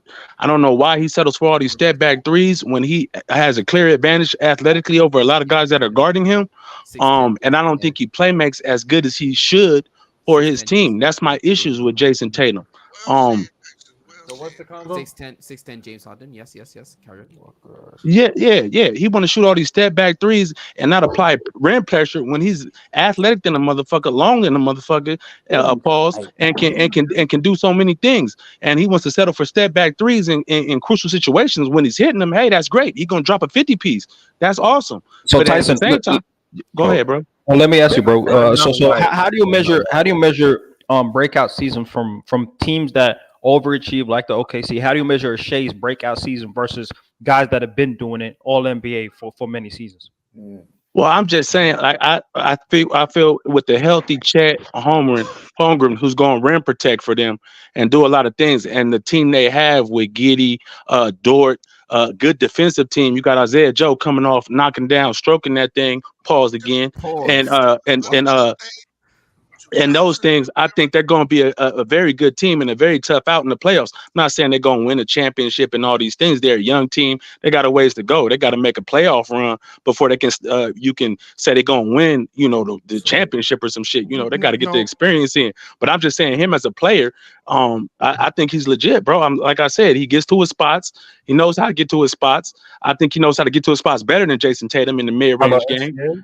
Jason Tatum is a better shooter. At the end of the day, but he takes so many bad shots. I think that hurts him because he is a better shooter. So I just love SGA's game, bro. He knows what he is. He gets to his spots and he knocks it down. But you know what? I think you said SGA better than Tatum. No. I'm not saying that, bro. Nobody said that. Anti made that up. No, nobody said that. I ain't made shit up. That's what it sounded like y'all was saying. I ain't made shit up. Nobody said that. SGA or De'Aaron Fox, Lamont. SGA any day of the week. I take SGA. De'Aaron Fox is very good, though. But we gonna disregard. I kept hearing the word breakout. That's why I thought of De'Aaron Fox, because didn't he have? He had a great year. Hey, I'm not gonna lie with how good that Thunder team might get in terms of record over the next few years. Hold on, bro. Hey, bro, hold on, bro. You mean to tell me what De'Aaron Fox did with the Kings last year? Right, wasn't better than what SGA did. What SGA did was more impressive. Not really. No. SGA was on a team that didn't have great. The reason why it was more impressive because absolutely nobody thought OKC would be a competitive team. Nobody. The thing is, with the addition of with Sacramento, we could see it coming. We saw that they had pieces. They went and added an elite level coach. Right, they had Domantas Sabonis. They had pieces there where we said if they put it together, they could be good. But when you talk about before the season started, nobody had De'Aaron Fox. No, hold on. That's not true. All I'm saying is, nobody had SGA in the MVP conversation. Nobody had SGA. Nobody had OKC potentially even in the play-in conversation. But nobody had. No, that's a lie. They were That's a lie. supposed to be in That's the a lie. Wemby sweepstakes. That's where Lamont, OKC was supposed to Hey, be. hold on. that's a Hold on. lie. Let me rap That's with a Lamont lie. real quick. OKC was supposed to be in the Wemby Y'all sweepstakes. No, it's niggas, not. hey, That's a lie. y'all panel etiquette is trash. That nigga said panel etiquette. Hell no. Lamont, bro. You been cutting people out the whole time? Oh, no, I'm playing. What's up, Art? Yo, can I just say this? So, like, am I wrong for saying that SGA is just... Go ahead, Art. All right. The reason I'm saying that, right, because I could project last year that OKC was going to be around the play-in, right? This year, last year. Hold on, Art. You telling me you predicted OKC to be in the play-in? Projected the Kings to be a top 3 seed in the West last year. That's facts. That's facts. And that's facts. So that's we all agree with that. Hold on, Big Art. Need to be talked about. Go ahead, Tice. Oh no, I'm just saying we all agree with that, but the West was kind of upside down last year because of the injuries, because a lot of stuff going on with Golden State, Wiggins being out. I don't think Sacramento they real good, and Fox had a great run, but I think a lot of these teams with the injuries and whatnot, they got a little inflated. Do I think they'll be a top 3 seed this year? No, I don't. But I bet you they have a better seed than the OKC Thunder. Anybody want to put some money on them? You might be right on that. You might be right on that. But is that say? Are you saying that Fox is a better player than SGA? I'm saying you can argue it. Yes, I'm saying if we're going to talk about SGA, we need to talk about De'Aaron Fox as well. I'm fine with that. But I think SGA this year is a breakout player, and I think he's better than a De'Aaron Fox. That's me. That's my projection for next year. Don't get me wrong, Tyson. What SGA played to the level what SGA played at, nobody doubted. We thought he was going to play good, but you're not going to tell me just because they lost Chet Holmgren with all that talent and young talent they got in the roster, you didn't expect them to be a play-in team. At least you got to think about it. You had the Utah Jazz, who everybody thought was going to be trash. You had the Rockets down there, everybody thought was going to be trash. You had the Spurs down there, you thought everybody was going to be trash. So that's 3 teams taking up the 3 bottom seats. You can't tell me with a team with all that much talent we're going to fight for a play-in spot. You crazy. And nobody thought Dallas was going to play bad, and Dallas took another spot for them. So for y'all to sit here, y'all trying to sit here and say and not acknowledge the fact that the Sacramento Kings played as good as they did, and De'Aaron Fox is one of the most clutchest players in the league last year, you are lying.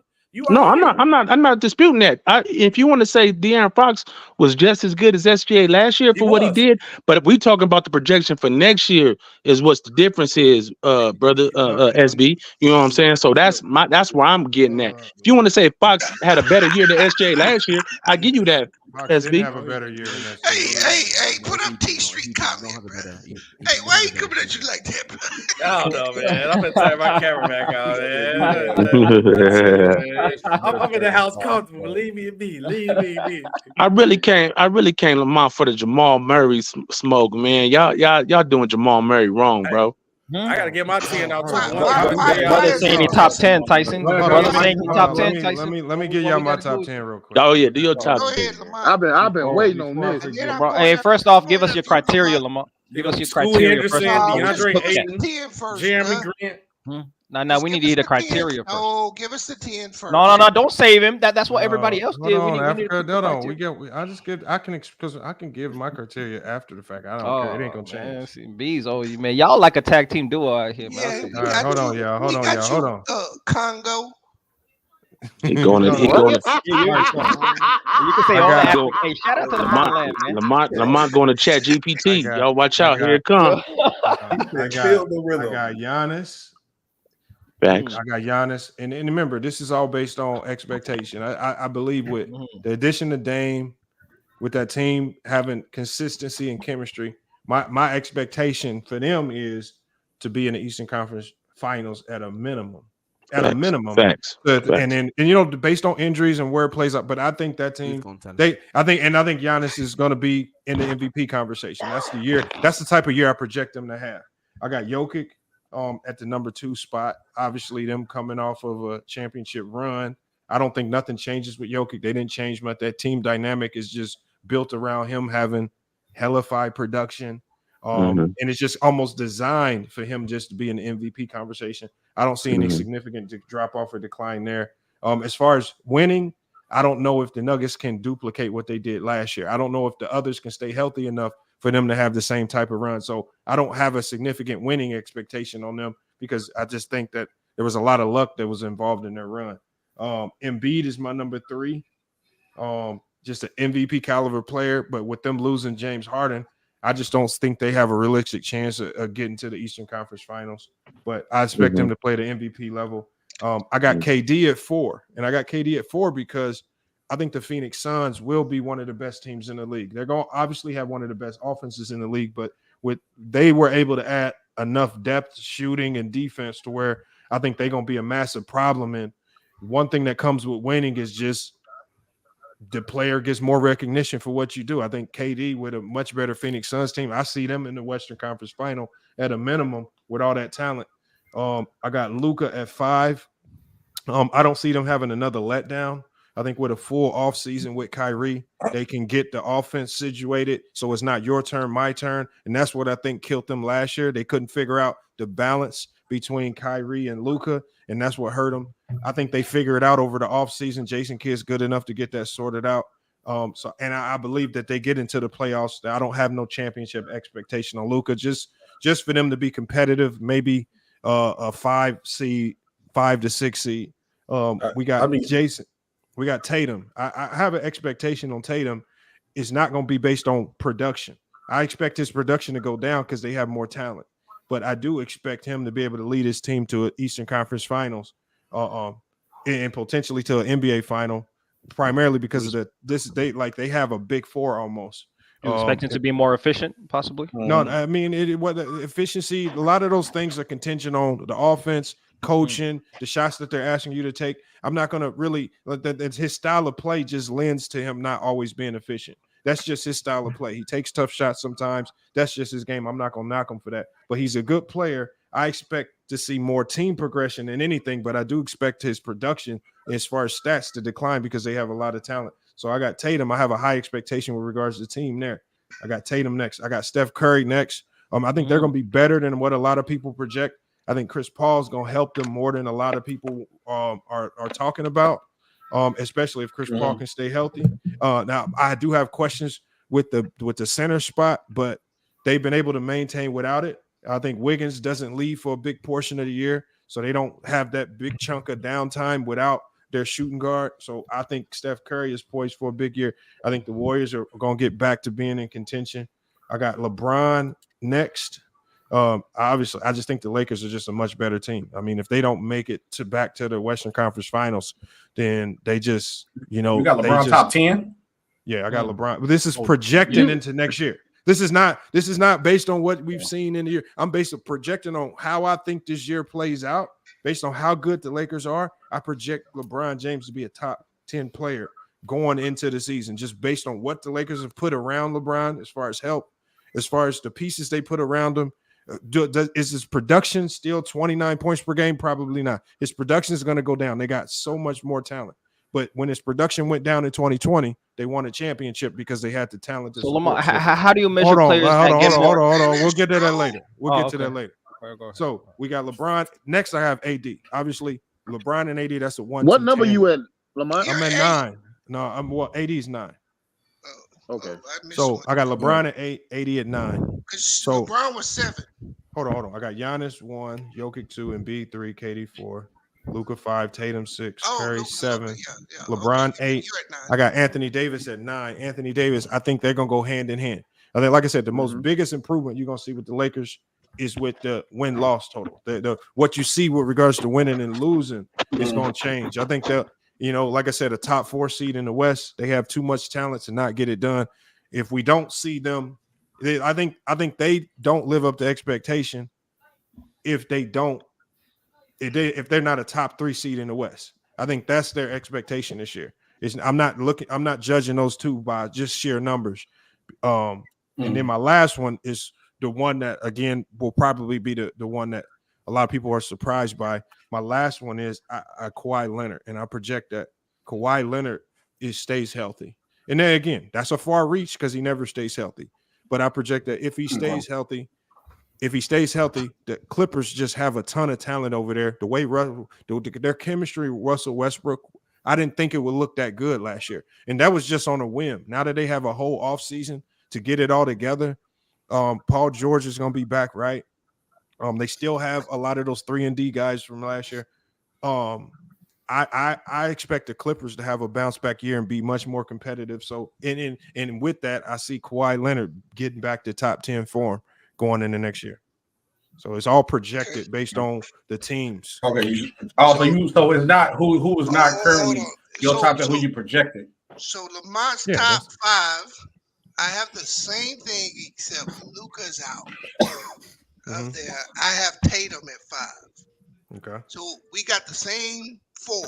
Let me get my list next. Okay.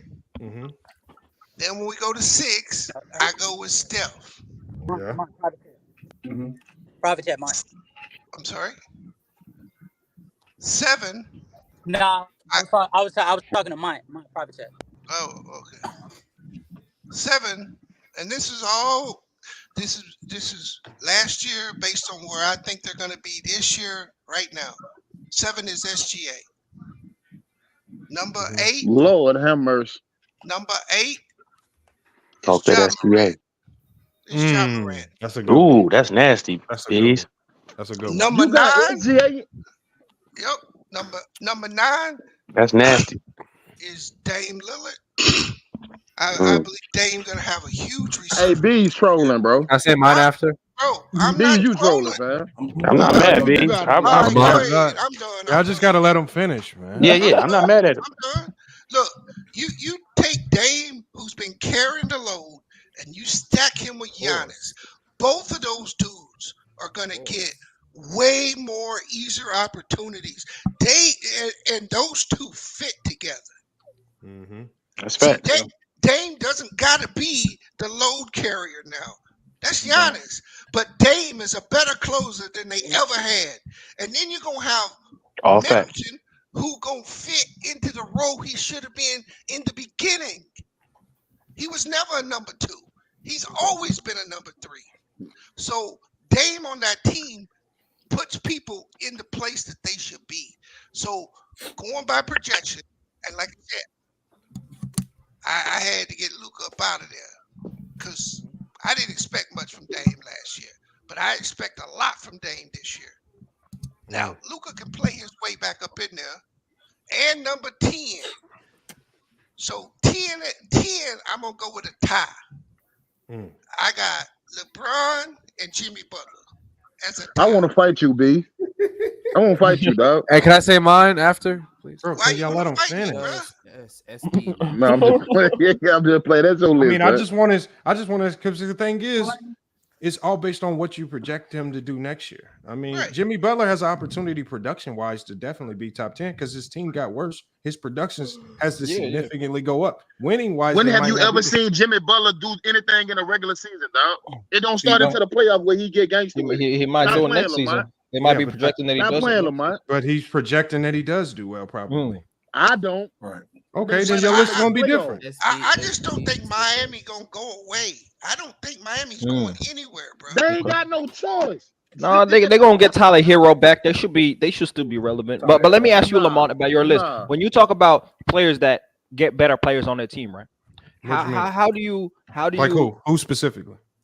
Like Tatum, for example. Okay, you got him so highly, and you say that the team got better, and so how do you contextualize? B's kind of touched on it when he said they're going to get easier opportunities, but when you talk about easier opportunities and a better team, doesn't that lead to how do you value that versus a guy who has all the pressure on him, like an SGA, for example, and has all the pressure on him and has to do it the hard way compared to a guy that's getting easier opportunities?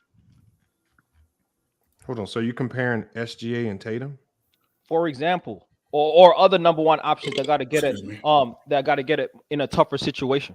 That's hold on. Easier like I said about Tatum, it doesn't matter if the offense gets easy, like if he gets cleaner looks or not. His play style creates tough shots and he takes tough shots. It doesn't matter who's around him. He's not going to be a guy where I'm always looking to, is he a 50, 40, 90 guy? His play style is just predicated towards he's going to take tough shots, whether he's just not going to be the most efficient guy in the world. That's just not his game. So I'm not going to hold him to the efficiency level of a Steph Curry. What I am going to hold him to is when you add that level of talent to a team was already really good, my expectation with regards to the team side of things goes way up.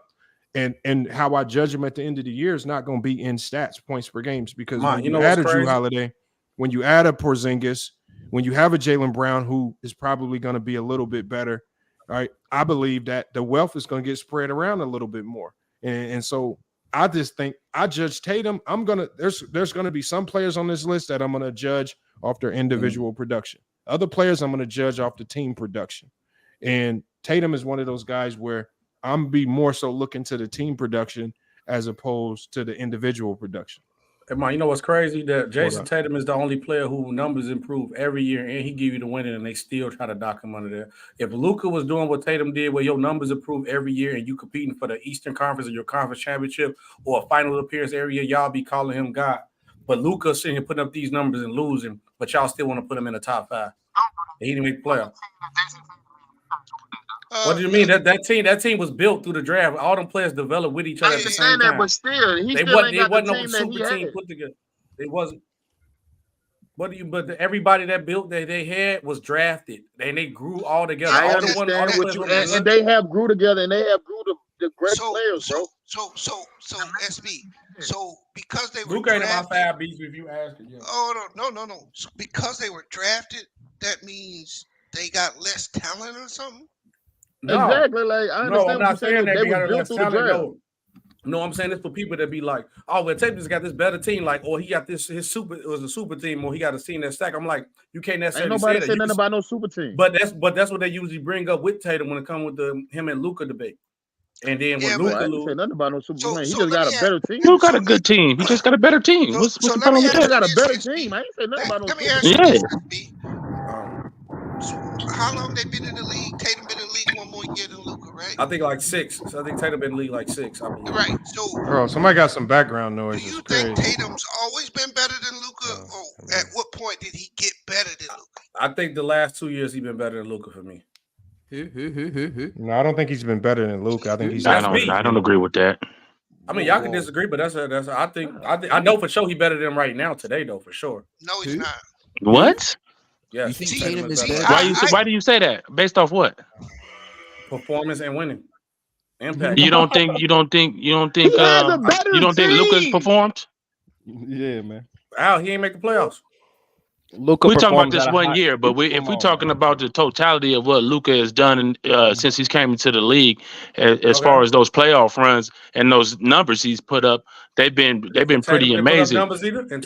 Tatum has put up numbers as well, but I think Luka's a better playmaker. Tatum is a better defender. I mean, you can make an argument. I'm not mad at the argument. I'm just asking what you was basing it off of. I think Luka's a dog, bro. Luka can play, man. You can say what you want about him. He's a heliocentric type of basketball. He dominates the ball. That's all facts. But at the same time, he gets buckets. He gets his teams involved, and you know what I'm saying. And that's what he does, and he does it very well. Tatum, Tyson, you can argue the fact that like Tatum is a streaky shooter sometimes when he only on, but you can definitely argue the same fact with Luka without the ball in his hand. He's not as valuable as Luka with the ball in his hand. Facts. They both have glaring weaknesses. I mean, that's what I'm saying. But I'm giving a nod to Tatum because he's more impactful when that glaring problem that he has. Say if he have a bad shooting game, Tatum, I'd have seen Tatum play bad from the first and the third, but still more impactful with other things in the game. I never seen Luka where him not having the ball in his hands and he still is being more impactful for the game when he's having a bad game. That's just me. SB, I just may shock some people. I'm going to ask everybody to give their opinion on this. I personally don't like what Boston's done. Personally, I think Drew Holiday, I think that kind of covers some of their defensive perimeter defense with losing Marcus. But to me, that team's biggest weakness has been their inability to play make in pressure situations. They are the dumbest team I've probably ever seen. And I don't see nothing that's gonna change with that. Yeah, Drew Holiday doesn't help that. He doesn't. I agree with that. Yeah, no, Drew Holiday helps that. To me, Drew Holiday is a better decision maker than Marcus Smart. Really? He's a better shooter than Marcus Smart, and he's just a better all around player. Period. That's than very Marcus Smart. questionable. Shooter is questionable. Shooter's not questionable. It is questionable. Go look at the numbers. It's not questionable. Bro, in the playoffs, look at the playoff numbers of Drew Holiday, bro. Go look at the numbers, bro. They're not. It's Bad not for the questionable. last 3 years. He's been bad last 3 years from 3-point range. From a figure whole out offensive why game you in the guys are last 3 talking playoff about runs it. has been bad from Drew Holiday. Can you guys Even the tell championship run, he wasn't that great. Are you saying Marcus Smart is a better shooter than Drew Holiday? This season, yes. Yeah. This season, yes. Yeah, I think so. Possibly, yeah. I don't know about that. I think Marcus Smart too. He takes more bad shots than Drew Holiday. He be thinking he's Steph Curry at times in the corner, jacking up bad shots. I just think Drew Holiday is just a better overall player to me. That's the problem with the Celtics, though. That's the problem with the Celtics. They take bad shots. Tyson, when the money's on the wood, Tatum or Brown are going to have the ball. And they have shown you that they don't have the ability to I just made that point, Bees. I'm with you, brother. That's my hesitation. See, I thought Boston would be a shoe-in if they'd have got Chris Paul. I thought that was going to It would have been horrible. I don't get Chris Paul injury prone. I just can't rely on Chris Paul in the playoffs. So I understand I understand where you're going with that as far as a playmaker. I understand where you're going, but I don't think Chris Paul is the answer for that at this point. What would have been better than Drew Holiday? The glaring problem. Hold on, wait. The glaring problem with the Celtics is they shot selection and they don't know what to do when their offense breaks down. Chris Paul will make the job easier for Tatum to get easier shots and Brown to get easier shots and get them in their spots because they literally lost to the Heat because they couldn't beat the zone. I agree with that, but at this stage in Chris Paul's career, bro, he gonna get the players in their spots, but defensively he's become a liability. You know what I'm saying? And he just not. You still got Derek White. You could cover that up. You could cover that up. You still got Derek White, Jaylen Brown. No, you got great defenders, but I'm just saying you're gonna have to hide Chris Paul somewhere, bro. You know what I'm saying? When they start running them pick and rolls and trying to isolate Chris Paul, he don't provide enough on the offensive end at this stage in this game. Hold on. Wait, did you really just question how can Chris Paul get them easier shots? No. I'm not saying that, bro. I'm a Suns fan, bro. I'm just talking about his durability at this age and his lack of defense. Those are my two biggest concerns with Chris Paul, bro. Yes. So I have to say something. Okay. When you're having the SGA conversation, wait, bro. Bro, his mic is real low, man. We can't even hear you. You gotta turn your mic up, bro. We can barely hear you, but go ahead, bro. Is it better? What the fuck? Wait 1 second. No, I still can hear him. I can barely hear him. No, I'll try and shout. Okay. Go ahead, bro. Go ahead. What you were saying? Yeah. In the SGA conversation y'all were having before, I don't get the SGA hype because the main thing when we talk about young players is the playoff translation. And for some reason, everyone just seems to say that SGA is going to translate into the playoffs. I don't understand it. He plays isolation basketball. That's how the Thunder play. They give the ball to SGA and they space out. It's the same. It's similar to the way they play with Luka and other players like Trae Young. The only difference is that he's not passing like that. Mm-hmm. He's a good scorer. He gets into the mid-range. That's a good take, but here's the problem with it. And goes back to what B said. Based on how he played last year, the team got better. He got better. He was in MVP conversation. He was first team All-NBA. We expect him now to be in the playoffs, and we expect that talent to now translate if he does make the playoffs. Even if they don't get out the first or second round, we expect him to play at a level where we can see, okay, the OKC Thunder are improving, and SGA is the leader of that team. And we don't want to see a significant decline from what we saw last year. So the thing is, going into this year, he can start top 10, but it's all based on what? Listen, it's all projection.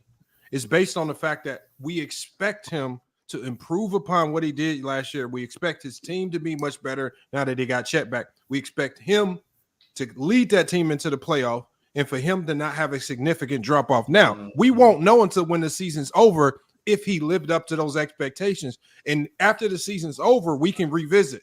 Did he live up to those expectations or not? Did his team get better? Did they get to the playoffs? Did his skill set translate into the playoff? And if those things don't happen because now he has higher expectations, then we can say, okay, now we can drop you down because you had higher expectations and you didn't live up to them expectations.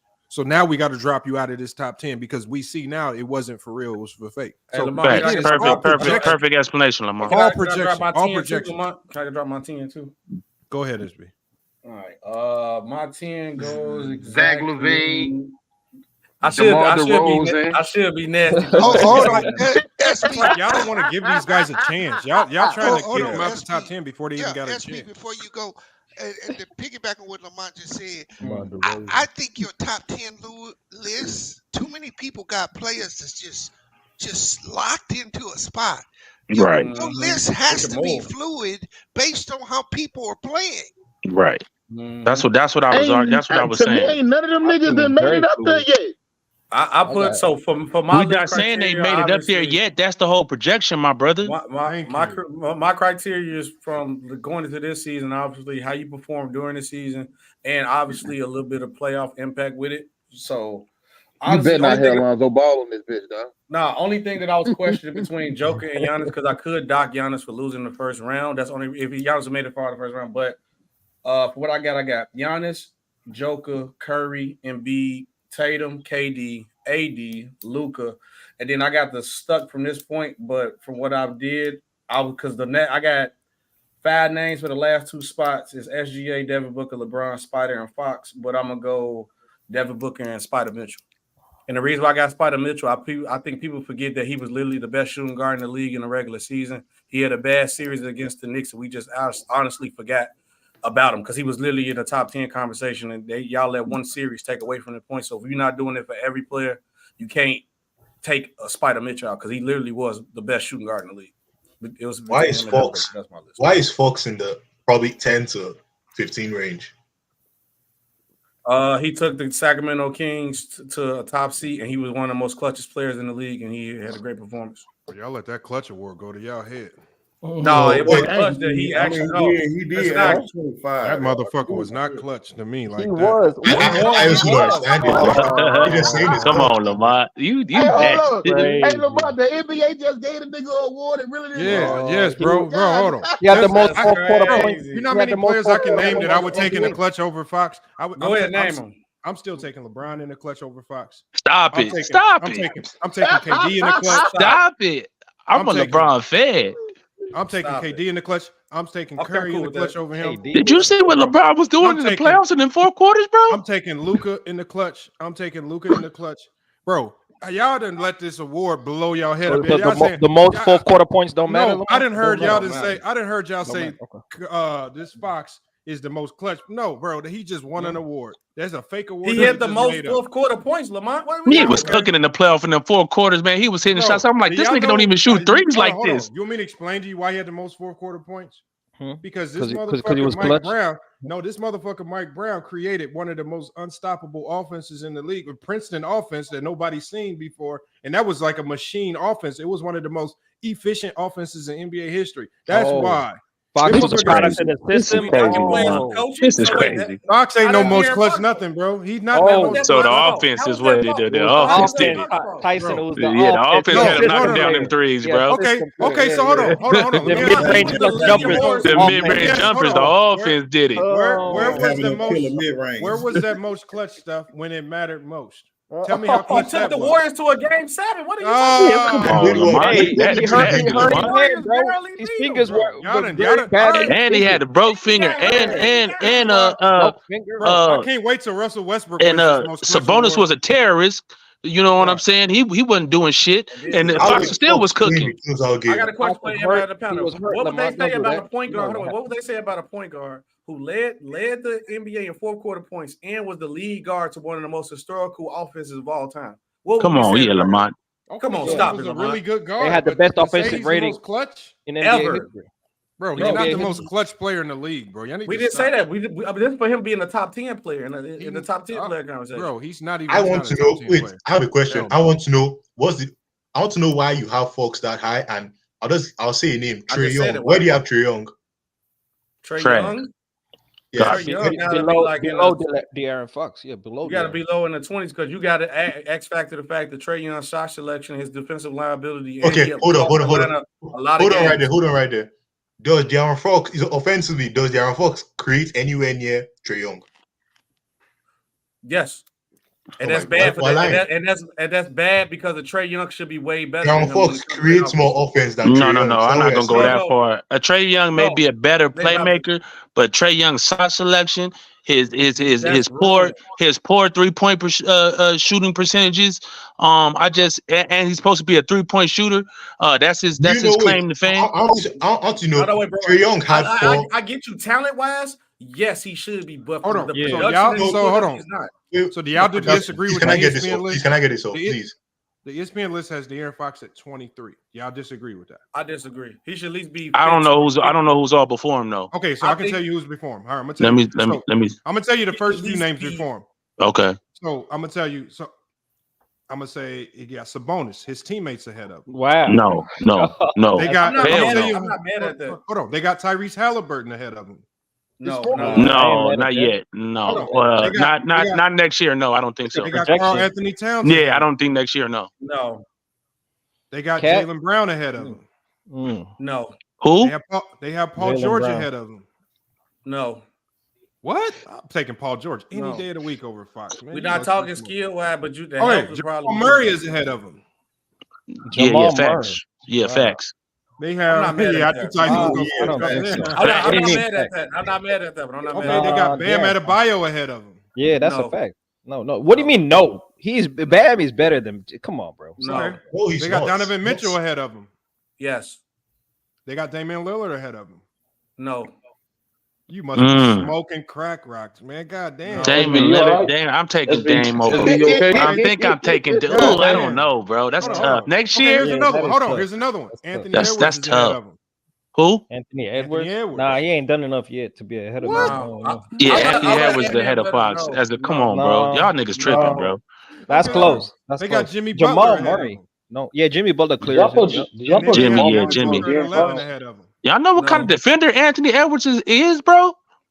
He hasn't shown that level of defense yet, bro. Like he improved. He hasn't become. Anthony Edwards is legit, bro. He's a good defender. He's good. Very on good ball, defender. He's bad off ball. He's bad off ball. He's good on ball, bad off ball. I give you that to a certain extent. I give you that. So what I'm saying is, how can he can't shoot? How can De'Aaron Fox have a legit? He said Anthony Edwards can't shoot. That nigga can't shoot. Go ahead. You better. How can De'Aaron Fox look at the numbers? Top 10 case if it's questionable. I think Fox should be like. I think it's questionable if he's even ahead of Murray. Who's making the Donovan Mitchell, Damian Lillard, Anthony Edwards, Jimmy Butler, and Devin Booker. Those are all question marks. Those are questions, man. I mean, who's making the top 10 argument? There's a lot of players in that area. You know what I'm saying? It's hard to decipher, bro. This is not even top. All the players that I just named that are ahead of De'Aaron Fox. This is even the top 10 list. This is just players. This is just players 22 to 11. Yeah.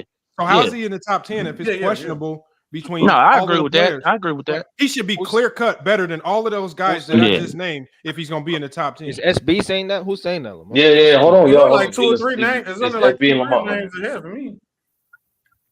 Can I say top 10? No, I said it's only. I think you said 2, 3 names that they really you putting ahead for me. You said no to Bam, SB. Bam not better than De'Aaron Fox. Yes. Oh my goodness, stop it, bro. Hold on, De'Aaron Fox not better than Devin Booker, Jimmy Butler, Anthony Edwards, Damian Lillard, Donovan Mitchell. We can stop there. That's not even mentioning Bam, Jamal Murray, Paul George, Jaylen Brown, or Karl Anthony Towns. I think Spider Mitchell should be top. He's not better than Jamal Murray. Yeah, y'all disrespect for Jamal Murray is so nasty, bro. He better. I don't even like Jamal Murray like that. De'Aaron Fox might be better than Jaylen Brown. What? Jaylen Brown too. Yeah. Can I ask why y'all hate Jamal Murray so much, bro? Because it's the overhype. Why do you like the average player so much? No, I'm saying average player. This nigga said he's an average player, bro. No, Tyson. What the thing is now? He's been in the league for 7 years. Right. And he's average. Is it because the guys that stand out, Tyson, are the guys that are okay. Well, two of those years were lost, right? So how you been playing close to a decade? You're not an all-star, you're not all NBA, you're not all defense, you're average. Okay, is Jimmy Butler average? Jimmy Butler's been all NBA. Jimmy Butler's been he's been all NBA, but when you look at his regular season numbers, and then you see that we're not talking about numbers. Okay, what are you talking about? What we're talking about is you play close to a decade. If you get close to a decade, he hasn't played most to a decade. He missed a year and a half. Oh, hold on. He's been in the league close to a decade. Okay, he missed a year and a half. You slice it however you want. What do you mean slice? That's a fact. Okay. Okay. Well, however you want to slice it. Accolade merchant. He's been into the league. The accolade merchants, bro. He's been in the league close to a decade. Right. And he has no notches. Like, the thing is, that's like me walking up to you, right?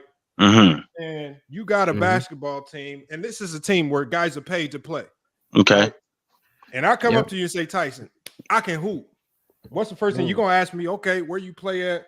What's your accolades? What you got? If I walk up to you and say I ain't got nothing, no all-star, nothing. So basically, but he's not gonna say that. But he's not gonna say that though. I'm gonna tell you what he's gonna say. What do you got? Championship riding the coattails of Jokic? Okay, yeah, you want to say riding because he gonna say in the bubble run, I did average 26 on 50, 40, 90. And I had what five assists, 6 rebounds, and then I was hurt. I was out, and then when I came back and got my footing and got into the playoffs, I then had a damn near 50, 40, 90 in the playoffs, averaging 27. And I'm gonna ask you, what players you got on your team that did that? No, you know what though? And won a ring as the second best player on my team. What players you know who did that? You know another guy I can say who did something like that in the bubble? That one dude off the Pacers. Okay, but then he backed it up, Lamont. No, hold on. Listen. What's his name? No. Don't tell me. You mean the same one that ran away from Jimmy Butler? Here's the tricky part. See, you can have 10%. The one thing when we get into this top 15, it's about the consistency of your production, and it's not about having a moment here or a moment. It wasn't no moment. The bubble was how many games? The bubble was a moment. How many games was it? The bubble was a moment. How many games was it, Lamont? And then you know what happened? Then there wasn't no 4 games and we out. A long time had passed, and then he gets back to the playoffs, and he has. He was hurt. So the thing is, y'all riding. No. Hold on. Stop it. Hold on. You said a long time was passed, like he was out here having bum games and bum playoff runs. He was hurt in the same conversation. Oh wow! Teacher, the same teacher running that run away from. Don't even answer that, bro. Don't even answer that, bro. Don't even answer that. Hey man, hold on. Let's do this, Tyson. Tyson, he's an accolade merchant. If Murray is gonna be all that you expect him to be, then we should take a bet that he makes an all-star team. Is he at least? I don't care about no all-star team, Lamont. Oh, okay. So he can't even make. You want to talk about the? I understand the accolades, and accolades is great, bro. No, but if he, but I'm just hold saying, on. Let me finish. Top 15, go ahead. If he's top 15 in the league, or even, I don't know where you have him. Where do you have him? Where do you have him? Top 15 is. Yeah, that was the question. Like Tyson, what do you have him bring? I got him right around 16, around in there. Okay. Whoa. 15. Okay, Whoa. Hell no. But okay. Hell no. How can you say hell no to them? So y'all would rather have? So and I'm gonna say if Joel Embiid was healthy, I'm not knocking Joel Embiid because he was hurt, but just says if he was fully healthy in them playoff runs, would you rather have Jamal Murray or Embiid? Embiid, nigga. Would you rather have a player that dropped that much in the playoffs? What? Nigga, you got a healthy Embiid? You just no. Hold on. No, listen to what I'm saying. Listen. I'm saying if Joel Embiid played that shitty and he was fully healthy in the playoffs, right? I understand he was hurt. That's why he's played shitty. But I'm saying if he was fully healthy and he played that shitty in the playoffs, would you rather have Jamal Murray or Joel Embiid? That's a crazy hypothetical. Yeah, I'm just saying. You want somebody who balls out. You want somebody who balls out in the regular season and has a drop in the playoff, or has a mid or has a decent regular season and goes crazy in the playoffs. What would you rather have? Have you ever seen Jamal Murray in a number one option position like an NBA? I don't care about that, bro. What? No, but Tyson. No, I'm talking. Look, young Africa, bro. Number one option. Look. If Shaq stayed with, if Kobe Bryant stayed with Shaq and he was second fiddle, and he was doing what he was doing all them years for 7 years straight, he would still be a great top player in the league, bro. I don't want to hear about just because you a second option and you putting up these type of numbers Jokic impacts you, because Jokic had a team before Murray got there, right? Or before Murray was out. He had some players on that team. Did any of them perform like that? If Jokic is that motherfucking good, stop this. Hold on, Tyson. So Will Barton in that Murray role was dropping 27 on 50, 40, 90. Tyson, bro. You comparing, you going all over the place with these Jamal Murray comparisons. First you saying in a hypothetical, who would you rather take, a healthy Jamal Murray or injured Joel Embiid? No, I'm not saying injured. My point was, hold on. And then you just said who was Joker's teammate when Jamal Murray was gone? Bro, there were G League players in Austin Rivers. Of course, Jamal Murray's better than him. Okay, but I'm saying we seen a lot of number twos in this league, bro. We seen a lot of secondary. We seen a lot of secondary, and you can't name too many that put up 27 on 50, 40, 90, bro. Tyson, let's play this game. Where do you have a rank as number 2? Out of all the number 2 options in the league, where is he ranked? As the number 2 options in the league? Yeah. I would have to break it down, but I think he's he's better than Jaylen Brown. AD. Huh? So I'm gonna tell you let me finish. Hold on. D-Book, Kyrie, AD. These are all number 2s. Damian Lillard's number 2 now. Yeah, Damian, he's number 2. He's number 2 player. Yeah. I think if Damian Lillard, number 2. Hold on, if Damian Lillard does what Jamal Murray did in this last playoff runs, that's a hell of a fucking run for Damian Lillard. Well, facts or no? Giannis now, so it's going to be much easier. Is it facts or no? No, it wouldn't actually be hell of a run. It would be expected because of how talented and great he is. Okay, and I want to see him do it. I want to see him do 27 on 50, 40, 90. I want to see it, bro. Once again, it would be expected of Dame to do that because we all see Dame and know Dame has the ability to be that great. Especially, and I don't think he's going to do it. Especially, that's the difference. We have an expectation that he could do something similar when Jamal Murray actually did that. He actually did it, bro. And you got Damian Lillard as a top 10 player. A lot of people have Damian Lillard within that top 10 realm. Tyson, are you implying that Jamal Murray is better than Damian Lillard?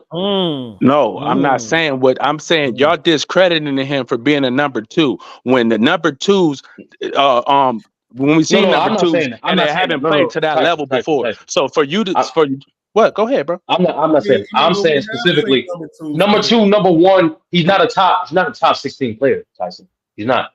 Okay, is there any number 2 options in the top? Okay, but if Damian, but quick question: if Damian Lillard goes up over there and does the exact same thing Jamal Murray did, where do you gonna have Damian and they win a championship? Where are you gonna have Damian Lillard? Hold on, you make it sound like the same place Murray did last year. Where is he at?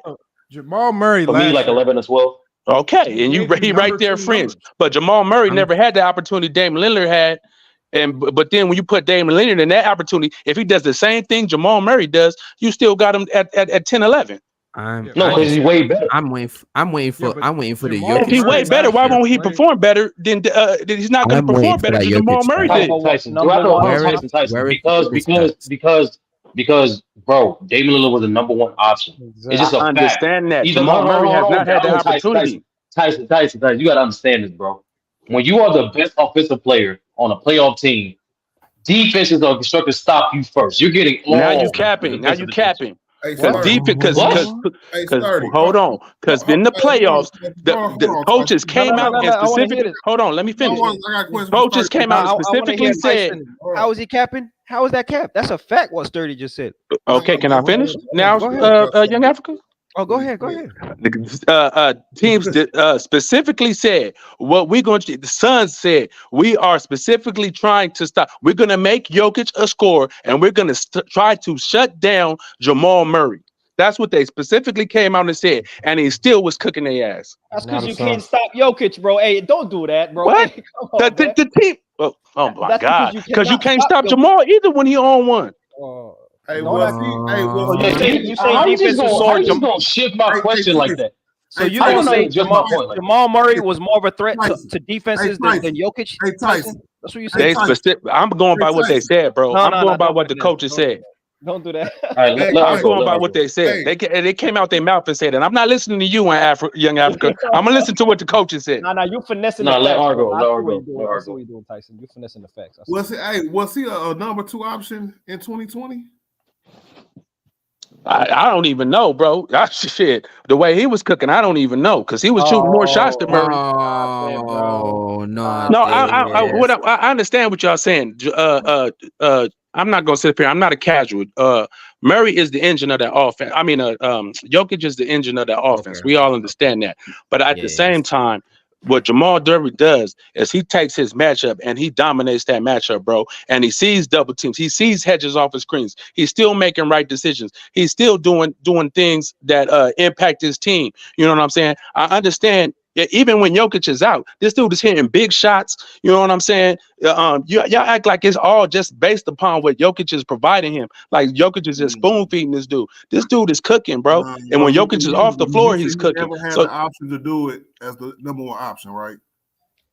okay, when Jokic is off the floor, yes, he's the number 1 option. What about 2020 though? That's what I'm asking. He was not the number 1 option in 2020, bro. He was coming down hitting tough shots in people's grills, defense. He's not seeing a whole lot of double teams. I give you that. He doesn't see no Giannis coverage. He doesn't see that type of coverage. I give you that. But that does not take away what this dude is doing. In 2020. It's Joker. Yeah, man, come on. I said it was Joker, but I'm just saying y'all taking this Joker shit a little too far. Like I understand what Joker does, but at the same time, Jamal Murray is hitting them shots. Jamal Murray is taking them one-on-ones and he's cooking those one-on-ones, bro. Hey Tyson. Do you know? Hold on, Tyson. One last thing. Go. And his run as a number 2 wasn't even better than Anthony Davis's in 2020. Go ahead. But what? I have a question for you. So, who said he was better than Anthony Davis, my brother? Art, I understand you're a Laker fan, but everything don't have to do with, you know what I'm saying? I understand. I get you, my nigga. Tyson, you know exactly what I'm saying, Tyson, bro, because you want to hear Cap talk about his number 2 run. Did I say he was the best number 2 in all the sport? Did I say that, bro? That's what you are. I said he better than Jaylen Brown. I said he better than a lot of other cats y'all got up there. AD is elite. AD is a top 10 player, bro. Jamal Murray may not be top 10. He might be right outside or fringe. You know what I'm saying? But AD is definitely a top 10 player. I'm not arguing that. Yo, one mic. Jamal Murray's run last year is better than AD's number 2 run in 2020. Wow. Hold on. One thing at a time. One thing at a time. Wow. Envy, you tweaking. Damn, this is too much cap. This is too much cap. I'm not going that far. I didn't say that, bro. Don't put that on me. Did y'all hear what B said? AD was dominating on offense and defense. Jamal Murray led. Hold on, wait. Jamal Murray. Hold on, wait. Let me finish, bro. Y'all going crazy. I ain't saying nothing. I'm feeling crazy. Jamal Murray really led the team in two series in scoring. And we're probably in debate was he was the most impactful player in 2 series. And one of those series was the Western Conference Finals. Don't deny that fact. Are we ignoring? Let Art go. Can I please respond to what you just said, bro? Okay, let me finish and I got you. No, you didn't finish, bro. No, I didn't. Jump in, bro. Let me interject. Hey, don't let Bees hijack my argument, bro. I didn't say that shit. Okay. But now, SB, bro, the Western Conference Finals against these Nuggets that we're talking about. Do you remember what Anthony Davis did? 2020. I think. Yeah. Did you know what Jamal Murray did last year? What did Jamal Murray do? What was his numbers in the Western Conference Finals, sir? I'll give it to you 1 second. Okay, hold on. I got the numbers for the 2020 playoffs. I'm going to give you AD's numbers and Jamal Murray's numbers. Okay. Jamal Murray averaged in 2020 playoffs. He averaged 26 points, 6 assists, and 4 rebounds. Go to the Western. He shot on 50% shooting. Anthony Davis averaged in 2020 27, 9 rebounds, 3 assists on 57%. And what about the blocks? Don't forget the blocks. Don't forget. Oh, he averaged 1.4 blocks. And Lamont, say AD Western Conference with elite defense. No, what I'm saying is if you go off the entire playoffs, AD play if you want to call him a number 2, which you can probably say that because LeBron James won Finals MVP. AD outplayed Murray in the playoffs. Thank you, Lamont. What I said. I'm talking about the 2020. No, what I said is AD had a better 2020. Jamal Murray's 2023 is as the number 2 is better than AD's run at number 2. What about the defense? Okay, hold on. But here's the defense. Yo, let him finish, man. One mic. That's why y'all don't understand what people say, bro. You don't let y'all be ready to talk. Y'all be ready to talk. Don't listen. I'm saying what Jamal Murray did last year on their run through the playoffs is better than what AD did in 2020. And that's not crazy to say. But if you go off we heard that, B. So what about the defense, though? Hold on, Young Africa. If you go off just the sheer offensive number, because remember, AD washes him on the defensive end, so we don't want to talk about that. Yeah, he does, but if you go offensively, his numbers still don't match AD's on the offensive side. Facts. Where from 2020? Even from his numbers don't match AD's from 2020. No, I said he missed run this past year. That's what I'm talking about. Yeah, he misspoke, y'all. No, bro. He's talking about Jamal Murray. Hey, Lamont. Jamal Murray in this last playoff averaged 26, 5, and 7. Anthony Davis in 2020 Conference Finals numbers. Anthony Davis averaged 27, 9, and 3. Anthony Davis's numbers are still better.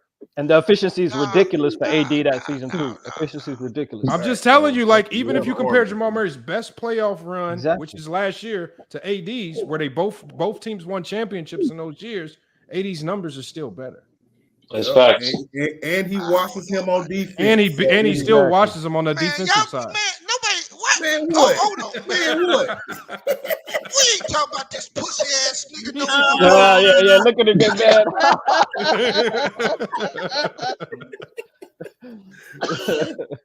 27.7 to 9.7. Hold on, wait, but compare their Western Conference Finals. Jamal Murray was better.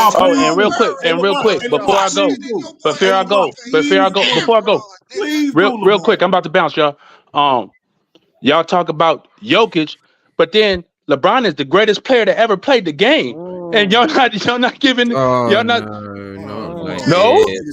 How does the best player in the game right now, though? How does LeBron? How does LeBron affect you got cats up here arguing he's still top 4. Tyson. Stop. In 2020, he wasn't close to being the best player. In 2020, Tyson, 2020, LeBron was arguably the best. Yeah, he was arguably the best player. In 2020, he wasn't the best player in the game still? No, he wasn't the best. Nah, that was not. In 2023, is Joker the best player? Giannis was the best. In 2023, I think Giannis been the best player in the league. Who was better, Jokic or who was better, Jokic or LeBron in 2020? No, answer my question, bro. In 2023, who's the best player? Giannis. I understand that. Sorry, Lucas. But y'all talking about, hold on, but I agree with you. No. The best player in 2020 was LeBron. The best player in 2023. Okay, so y'all saying that Jokic as their second, AD had a better run than Jamal Murray. But Tyson, okay, that's fine. But y'all say that Jamal Murray, he playing with Jokic. I never heard that for AD. That's true, but let me ask you, Tyson. How does LeBron affect I'm AD's gonna tell defense? you why, Tyson. Hold on. He doesn't profit off of his defense. Here's the reason why. Anthony Davis went from being a number 1 to a number 2, dog. No. That's not why. He was already a number 1. No, the biggest difference is this right here. Hold on, y'all. Hold on. The answer to Tyson's question is this. See, this is the separator between AD and Murray. In the regular season, AD was looked at as a defensive player of the year candidate and an MVP candidate. So he wasn't just your run of the mill. The Jamal Murray, again, we're talking about a guy who's never been in any race for MVP. He's never been in any race for defensive player of the year. He's never been an all-star. He's never been an all-NBA player. So the thing is, it just the optics of it by Jamal Murray. I got you. By him not having any accolades, the appearance is that he's getting carried extremely by the Hey, good locker player room. as opposed Locker to room. holding his own individual. Hold on, Lamont. I got one. AD holds his own Hold on, individual. Lamont. Hey, I got one Kyle AD Lowry done been statement to the for you, damn man. All-Star I got game, one bro. AD statement to put this to bed, and we can move on. Oh shit! I can't feel my arm. Now, listen, Hey, I'm going, y'all. Hey, y'all have a good night. Y'all have a good night. Thanks for having me. Hey, y'all remember that game, bro? When he said he can't feel his arm, he dominated. Boy, I'm like, you don't get your punk ass up. Dominated after that, bro, and Get won the your game, punk bro. ass Y'all up. remember You that, need bro? to let that AD hate go, Bees. You need to let that go. I just wanted to, yo, Yeah, A30. SB, can I get top 10 real quick? Hey, A30. I'm still waiting for that Jokic What up, stats, man. what You Bees? said I what? What want. you say, 30? I'm waiting for that what's called that AD tape, you was against me. But at I some know. point, did you not I come to turned. what I said? Yes, I Bees, did. anti be I flip did. flop because this I Saints did. trash this year. He can't think straight. bro. I I'm know you still ain't waiting talking for Justin this Herbert merch ass Jokic nigga. tax for Murray. I don't know how you guys don't Who talk your about it. quarterback? Derek Vehicle? Weak. We I don't don't know know that. that. Who my quarterback is, nigga. I ain't talking football today. I ain't doing that. I Who know that? you Who ain't that? Who talking they gonna football. beat the You keep Saints? losing. Everybody beating y'all. All right, we ain't talking football. No. I'm good. I had to mess with that. Hey, hold on, Lamont. You ain't getting away, bro. You We don't already talk won, football. B. No. Hold up. You didn't see the little okie doke he just pulled. Trying to get up out of there, B. This nigga was all about football till last week when Dallas got dusted. Now he don't want to talk football no more. We ain't talking football no more. Y'all don't want this Brock Purdy smoke. We might as well just stay on NBA. All right, man. Yeah, all right. Yeah, Lamont swore the Cowboys go do him. Lamont, you fell for the Cowboys trap? Nah, man. Dummy. That's why he started laughing. He knew immediately what I was going to. Like I said, So Cowboys y'all still got Jason Tatum over Devin Booker from the last playoff run? I guess the regular season don't matter too, but yes. I mean, I guess defense don't matter, right, McDuff? Defense I don't guess matter. one series make you better than a player. So Jimmy I Butler mean, better be in your. I think Jimmy he's Butler been better be in overall your better top playoff. SB, that's what we're trying to ask you. SB, that's what we're trying to ask you. Be honest with you. Ask me Hey, what? man, What player? man, if defense mattered as much as you niggas said, dude, AD should be a lot higher on some of you niggas' list, bro. Stop capping about defense. SB, what's your top 10 again? Hey, I have Quick AD. one. I got AD over Luka right now, Art. Whoa. That ain't saying much, SB. I have AD. I think it's obvious. Wow. Mad. But I'm saying, Damn, there's so many haters on this panel. what are my lists that you had a problem with? Sturdy, I'm trying to figure out. Repeat it real quick. Repeat it. I had Giannis, Joker, Curry, Embiid, Tatum, KD, AD, Luka. Then I had a question mark between Shea, Devin Booker. Oh, you got KD over AD, bro. That's Come a good on. one. Hold on, but see, young guy, That's a good list. It's all about projecting in the next season. Is it far fetched to say I predict KD has a better season than Anthony Davis next year? No, because the Phoenix Suns got a really good team. KD's healthy, and it's possible. It's very possible. It's not like we saying some scrub is going to be better than AD. It's Kevin Durant. Right. I think just the potential. If you're looking at projections, Lamar. If you're looking at projections and the potential, Now, if you say Jamal Murray gonna have a better season than Anthony Davis, that's fair. But KD has two other All Stars with him. Whereas don't matter. AD is a defensive player of the year candidate. It do matter when you talk about how good you're going to play. AD is going to carry way more load on the defensive and offensive. Remember, everything that you say, Africa, you already said is hinged on production. Some people ain't just staring down production. So why you bringing up his team? Some people are just looking at KD where because his production is going to go down. down. Some people are saying KD. We just want you to lead the Phoenix Suns out the West. I got a question. So it's a little different. What was your problem too? Hold on. Why we put this nigga up there with people like KG talking about his D? This nigga's been on four all defensive first teams in 12 years. Man, cancel that shit. Who? AD.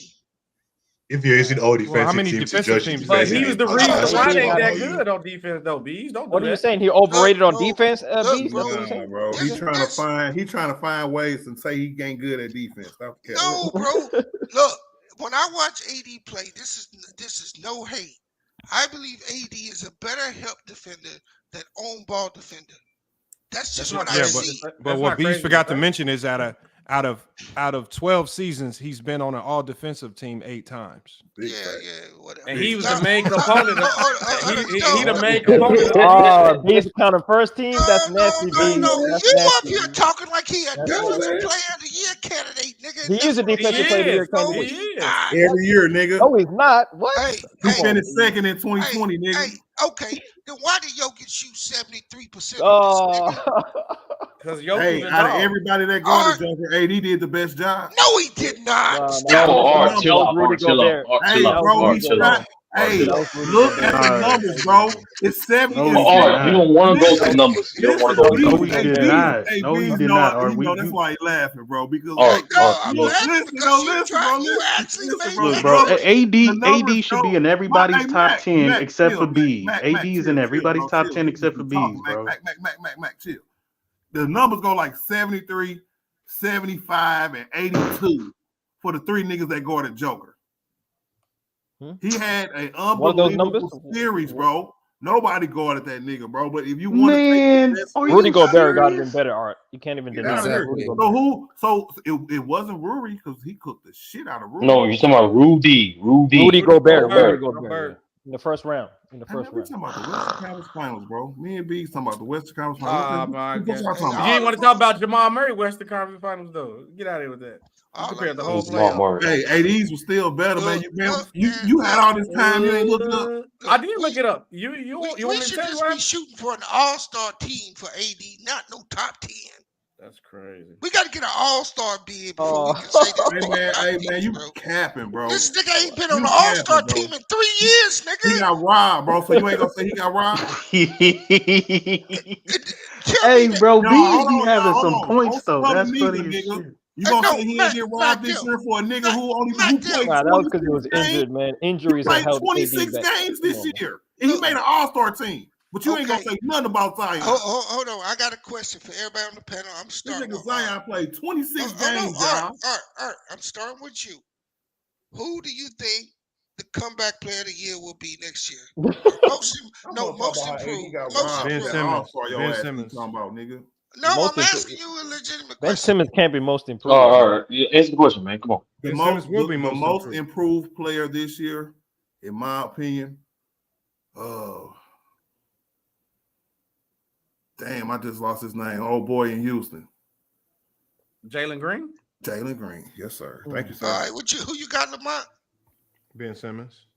Yeah, I was going to say that. Ben Simmons an all-star. Come on, Lamont. What you think? No, he said comeback player because B said comeback player. No. I meant most improved. Yeah, there's no such thing as comeback player of the year, bro. Oh, okay. No, that's Simmons what he said, though. Ben Simmons gets most improved. How do you improve from all NBA to what? So what you got, MVP? I would say all NBA last year. I think Austin Reeves. Austin Reeves. Hey, why you laughing like that? I don't know why you're laughing. Who you got, him? Austin Reeves. Yeah, that's pretty much the insanity run. I got I think Jordan Poole. Jordan Poole. SB, who you got? Tyrese Halliburton. Oh, that's a good one. What you got, Wody? Wody. All right, back there. I'm gonna take Zion.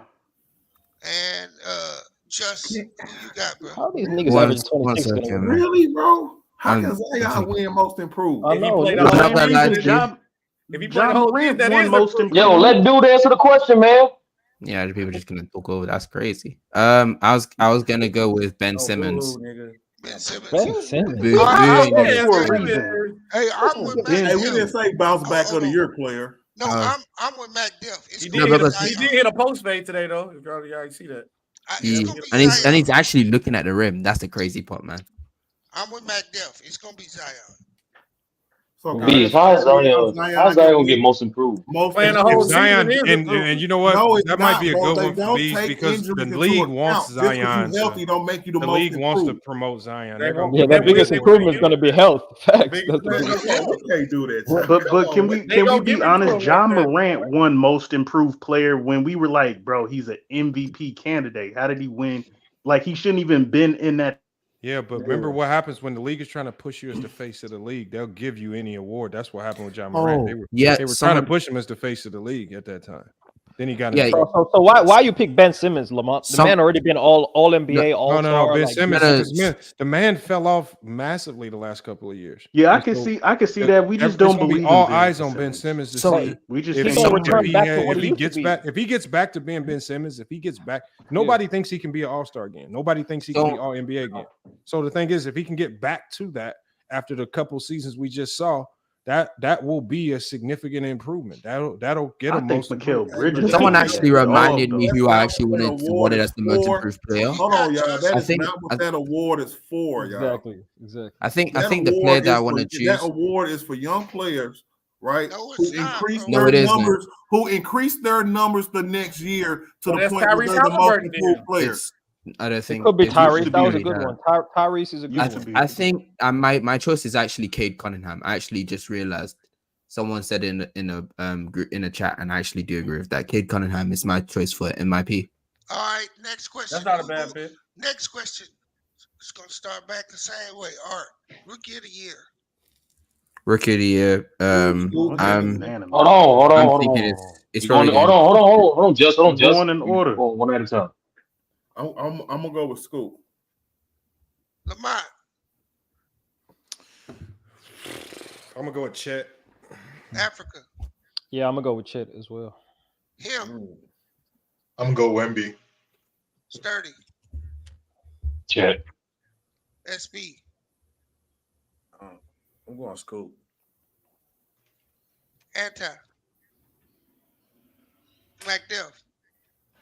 Victor Wemby, y'all crazy. And Just. I'm going Scoot. Not Scoot. I'm going Jet. I don't know. Yeah, and I also gonna go with Chet. No, the award got Wemby name on it. We can all honestly say that. Chet is better than Wembanyama right now. Chet No, looking nice right now. I mean, he should. I mean, I don't think he is, but he should be. Chet ain't better than Wemby. I ain't gonna say that. Because it's not one game sample size. That's too nasty. Right now, no. Doesn't he look more polished on offense? He got a better handle right now. The only reason I think Chet gets the award is because I can see the OKC Thunder cracking and getting into the playoffs and Then having a winning better matters with the season. award, Lamont. Winning And I see him playing more games too. Because Melo got sold out his award. With the Melo rookie of got the year. sold out his award. Yeah, but the narratives are different now. I know the league wants to give it to Wemby, but I you gotta play I him can more see games. Paolo won it being trash. I don't think winning really Lamont, matters. keep it a buck. The award, we can all be honest. The award got Wemby name on it. He just got to Right, play. but hold on. How many guys? This is where the guys. Damn, MacDuff, you got a brother? The rookies that sit out a year and then come back that next year as rookies have a significant advantage. They always have really good years, and a lot of them tend to win rookie of the year. Look at all the players that did it. Ben all the Simmons. players that have done it. Yeah. Ben Simmons. Hey, and he been. But they ain't had no generational rookie in his way. No, but what Lamont's saying is he's had a True. year in that organization. He's gotten stronger. He's learned more offense. Agreed. But I got a question. And he's not going to hit the rookie wall like most rookies hit. The I guess the opportunity, right? Because Scoop gonna have a huge role, huge opportunities. You can say that about all of them, but I think Scoop was gonna have a better team to make his, I guess, to highlight his opportunities more. Better than Chet? Better than Chet because Really? Chet, because Scoop is Chet ain't gonna that's be the his first team, option. right? Right, Wemby, that's his team, right? Chet is not his team. That's SGA team. He got to get in line, pimping. But won't he get easier opportunities? Wembanyama and Scoot, they got to work for their buckets, right? No, because they're the gonna get a number lot of defensive ones. attention. No, because they're the number ones, and they're going to Yeah, I get them agree. whether they fail or succeed. I would. I'm gonna go one step. Go ahead. I don't know if Scoot's the number one on Portland. Yeah, that might be Anthony I think Simons. Simons is. It's I gonna think Jeremy be, it's Grant gonna and be Simons DeAndre. will be over him in pecking order. DeAndre Ayton. They paid Jeremy Grant a I'm lot gonna of go money. one- He I'm ain't gonna go gonna one just step- sit there and be just a number. DeAndre Ayton. Go That's one step facts, further Lamont. with Victor. I think Victor might crack an All NBA team. Oh wow! I'm going that far. I think Alright. he'll crack a So, all right, third so- All Said NBA. that shit. Wow. So here's the thing, Art. So listen. Why are you dismissing the impact defensively Chet is going to bring to OKC? I didn't kick you.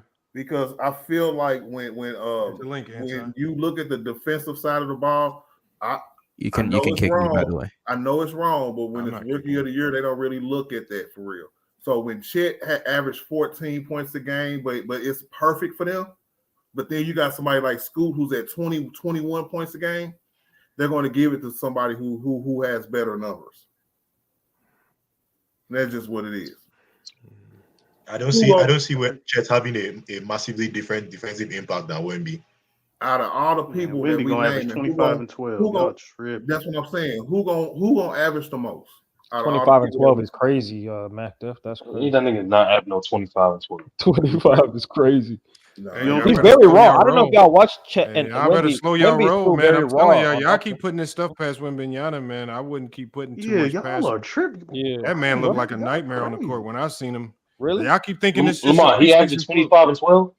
No, what I'm saying is I'm not putting nothing past a motherfucker that's 7'4" that can move like a guard, man. Y'all, I'm not about to just if he's that got to be the expectation. That got to be the ceiling. It's not too many players where you really can sit back and look at him and be like, damn, that he could actually do that if he hits his peak. Like if he plays the best that we think he can play, that ain't far fetched. So what do you think about the Spurs playing him at power forward and him playing outside in and using his handle against perimeter defenders? Because they're all playing guys like Jalen Williams against him, like they're playing smalls against him. Hey, that's y'all overrating the handle thing. That motherfucking Wembanyama take 2 dribbles and is dunking. He ain't about to sit there and try to cross nobody. He that ain't never even been his game. He might dribble it up the court, but once he gets to that 3-point line, it's 1-2 dribble, 2 max. And he getting to the rim. Like it ain't all this dribbling that y'all say. He don't need no Kyrie handle. Shit. I don't know what y'all talking about. 7'4" is crazy. I just think I'm just saying his rookie year, he's not having no skilled. I'm 25 not and gonna 12. say he Kyrie handles, but he's a skilled He player. don't need a Kyrie handle. Hey, but he too small to play the 5, bro. He plays the 4. And that's why they playing him at the 4. You know what I'm saying? Y'all keep saying he's too small to play a 5. After the point. Bro, that I mean, he did it against Chet Holmgren, y'all. 7'5". Come on, man. He did it against Did y'all look at how Chet looked bro? against him? Can we wait to see? Chet looked nice. How Chet looked against him? How Chet looked very nice. Chet looked like he was better in that game. He was better. No, skill wise, Chet looked great. I'm not saying that, but I'm saying. Yeah, you were saying, nigga.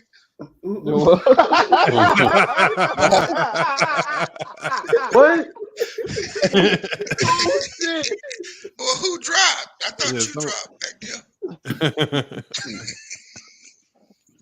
No, I said he looked small compared to Wemby. Like it was crazy. So and they comparable. So let the two kids battle it out. And wait till they play somebody who push them out the paint. Bro, ain't nobody about to be pushing Wembanyama like that, man. Y'all keep thinking that shit is overrated. That shit is overrated. That motherfucker about to be dunking on people and everything. You do know he's only 230 right now. Bro, that shit don't matter, bro. He gonna be on the perimeter. Remember, OKC struggled with him because remember they couldn't even put Chet as the primary defender because they didn't even have Wemby playing in the post. They had him on the perimeter. So we talking about 2s and 3s. What 2s and 3s is pushing a 7'4" dude around like that? Hey, but it wouldn't about to be like that, bro. But he wasn't getting to the rim at will, though. You acting like he was just but hold on. He's only not getting to the rim at will because once he gets an understanding of the game and he starts getting a better grasp of that offense, he's gonna start shitting on people. It's only a matter of time. Okay. But, do you think what happened in his rookie season? Lamont, in his rookie season, bro. Tell me the person, bro, who can't push him out the paint. Bro, he's not gonna be playing in the post. He doesn't really play like that. Yeah, he doesn't play like that. Okay, so I want you to tell me the two guard in the league that can confidently sit in front of him on the perimeter and say, "Yeah, I got this." Why does it have to be a 2 guard though? Okay, who you gonna put on him? Who? He plays the 4. How about we put a 4 on him? Okay, hold on. Vanderbilt okay, look, Big Art. This is the problem. Okay, go ahead and put Bam on him. You know what? Now when you put Bam on him, hey Zach Collins, come here, give me this screen. You can't rebound either. Who? You Hey, put man, your so you're gonna have a nightmare. Running the pick and roll now, bro. You're gonna have a nightmare. Running the pick and roll. Why do you say that's Well, yeah. Wait, hold on. That's the number one When reason. Wemby when Wemby contests a shot, he leaks out immediately. That is why he doesn't get rebounds. Not because he just magically cannot rebound. Bro, did you shower today? Because you didn't clean your damn ears, because that ain't what I said. You said he can't rebound. I said when you have your four, if you have your four, let's say you have Anthony Davis, go out on the perimeter and guard him. You rebounders, you're gonna suffer. Yeah, your team is you're gonna have to make humongous sacrifices to go defend Wemby on the perimeter. Yeah, that's what I'm saying. If you your team is gonna look really weird. You're gonna compromise something. Yeah.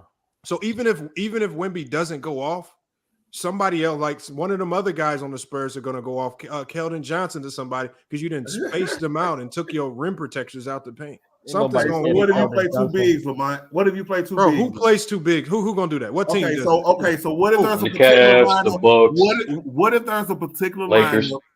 Yeah, we saw what two bigs with the Cavs look like. Exactly. We saw what two bigs with the Cavs look like. Hold on. What if we put They got outplayed by Julius and Randle. somebody like Jackson Hayes out there, right? AD could play out on the perimeter against Wemby. Okay. Oh, but that favors the Spurs. They play got AD you out of on the your perimeter. natural You know what's system. going to happen? Keldon Johnson and everybody on the weak side, Zach Collins and boys, going to have a field day because AD needs to be rim protected. Hey, not to mention, we got another big on the court. Hey, and the Lakers got trouble when AD go back to. Hold on. Look what Jokic did to AD. Jokic pulled AD out. Motherfucker, everybody had a field day on the Lakers, man. Oh, Cutting man. to the Joker was basket, throwing up all BS, types of stuff. and he was driving on them mostly, bro. Well, we watched the Art, football. let me ask you this question, Art. When you match up with Phoenix, you want AD guarding KD at the 4? Yes, I do. Bro, Oh, bro. That'd be dumb. No, you not No, Oh, hey, you but you know wildin'. what? We got Vanderbilt. We got Vanderbilt guarding KD. We got Bees, Vanderbilt. you're the person. Vanderbilt Bees, you're the guarding person who said he is the best help defender in the league. That's If why he's you the can't best- put him if- on the hold best listen, scorer. bro. Please listen, bro. If he's the best help defender in the league, if say KD is in the corner somewhere, right? You pull him away, right? He's the best help defender. He can recover faster than any big Why in the KD league. in the corner? That's not help defense.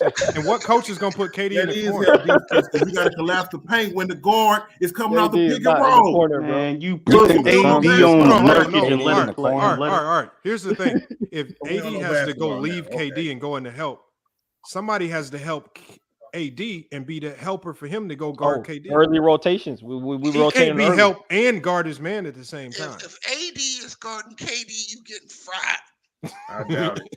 I doubt it. Bro, Devin Booker and Bradley Beal about to score 30. We got Vanderbilt apiece. on. We got Vanderbilt on. That's a much better matchup, Vanderbilt. Second game of the season, bro. I can't wait, bro. But hold on, Art. I guarantee you, Darvin Ham don't put no AD on KD. Like you said earlier, Lamont, it doesn't matter because all I gotta do is call for a pick, right? But that's why you don't put him on him. Okay, we'll see. What you mean? You can't screen a guy if he's not on him. Okay, so who would you put on Kevin Durant? I'm putting Rui. I'm putting Vando. I'm putting any one of my. I'm putting even Torian Prince. Okay, you said Vando. Why would you put? No, Vando I said on Rui, Vando, Torian Prince are all better options than AD because they're long, they're lengthy, and when he drives, you got athletic guys forcing him into the lane, and then you have AD as rim protection. But see, even this if he is stops one at thing- that elbow for a pull-up, you can still shade AD there to contest the shot. This is one thing I don't understand, right? To me, that's what Giannis does. Giannis doesn't guard the best players. AD guards the best players. So I get it. Y'all used to Giannis. Can we give you an example? Floating around, Hold guarding. on. Big Art. Right? Remember who was the Bucks' best perimeter defender last year? Oh boy, that's in Boston. Drew Holiday. They put him on the best player. What happened? And Jimmy Butler. What happened? No help. No That help. motherfucker got super fried. Yeah, no help. So when Steph Curry Extra crispy. So when they put Anthony Davis on Steph Curry, bro, what happened? Man, stop it. Oh, What happened? that was a switch. 26 and 7. That was a switch. That was a switch.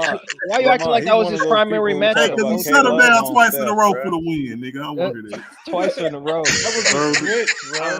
Yeah, y'all tripping. That was a Bro, switch, if you man. send AD out there and say, AD, you got Steph the whole game. Bro, I swear to God, bro. Oh. Anybody who think Wemby is finna just come in here cooking niggas like that, yeah. Well, you know what? I'm gonna give the 7'4" dude the benefit of the doubt. Y'all acting like he normal, just walking to a gym, a normal guy or something. That man gonna have better numbers than AD. Oh, he gonna average 20. He gonna average 20. Whoever said that, bet 100 on that. Bet 100 on what? Lamont, do you think he get defensive player of the year? Who? Wemby. No. He won't get. He's not smart enough. He's too young to get defensive player of the year. Maybe in 5-6 years or something, like Giannis did. But he has the. You got to learn the game. You got to learn the defensive game. You got to watch a lot of film to be defensive player of the year. Now he's not gonna know enough about the NBA. fact that you 7'4", nigga, you can alter a lot of shots. Yeah, but these guys right Out there here, alone. he can alter shots, but to be defensive player of the year, you got to be on another level defensively. That takes a lot of film. Hey, Anti, and they gonna be going into his chest. Bro, the Spurs are gonna protect him. They're gonna find ways to hide him on defense and just allow him to be just a rim protector. And then they're going to send him out in transition a ton, as we already saw.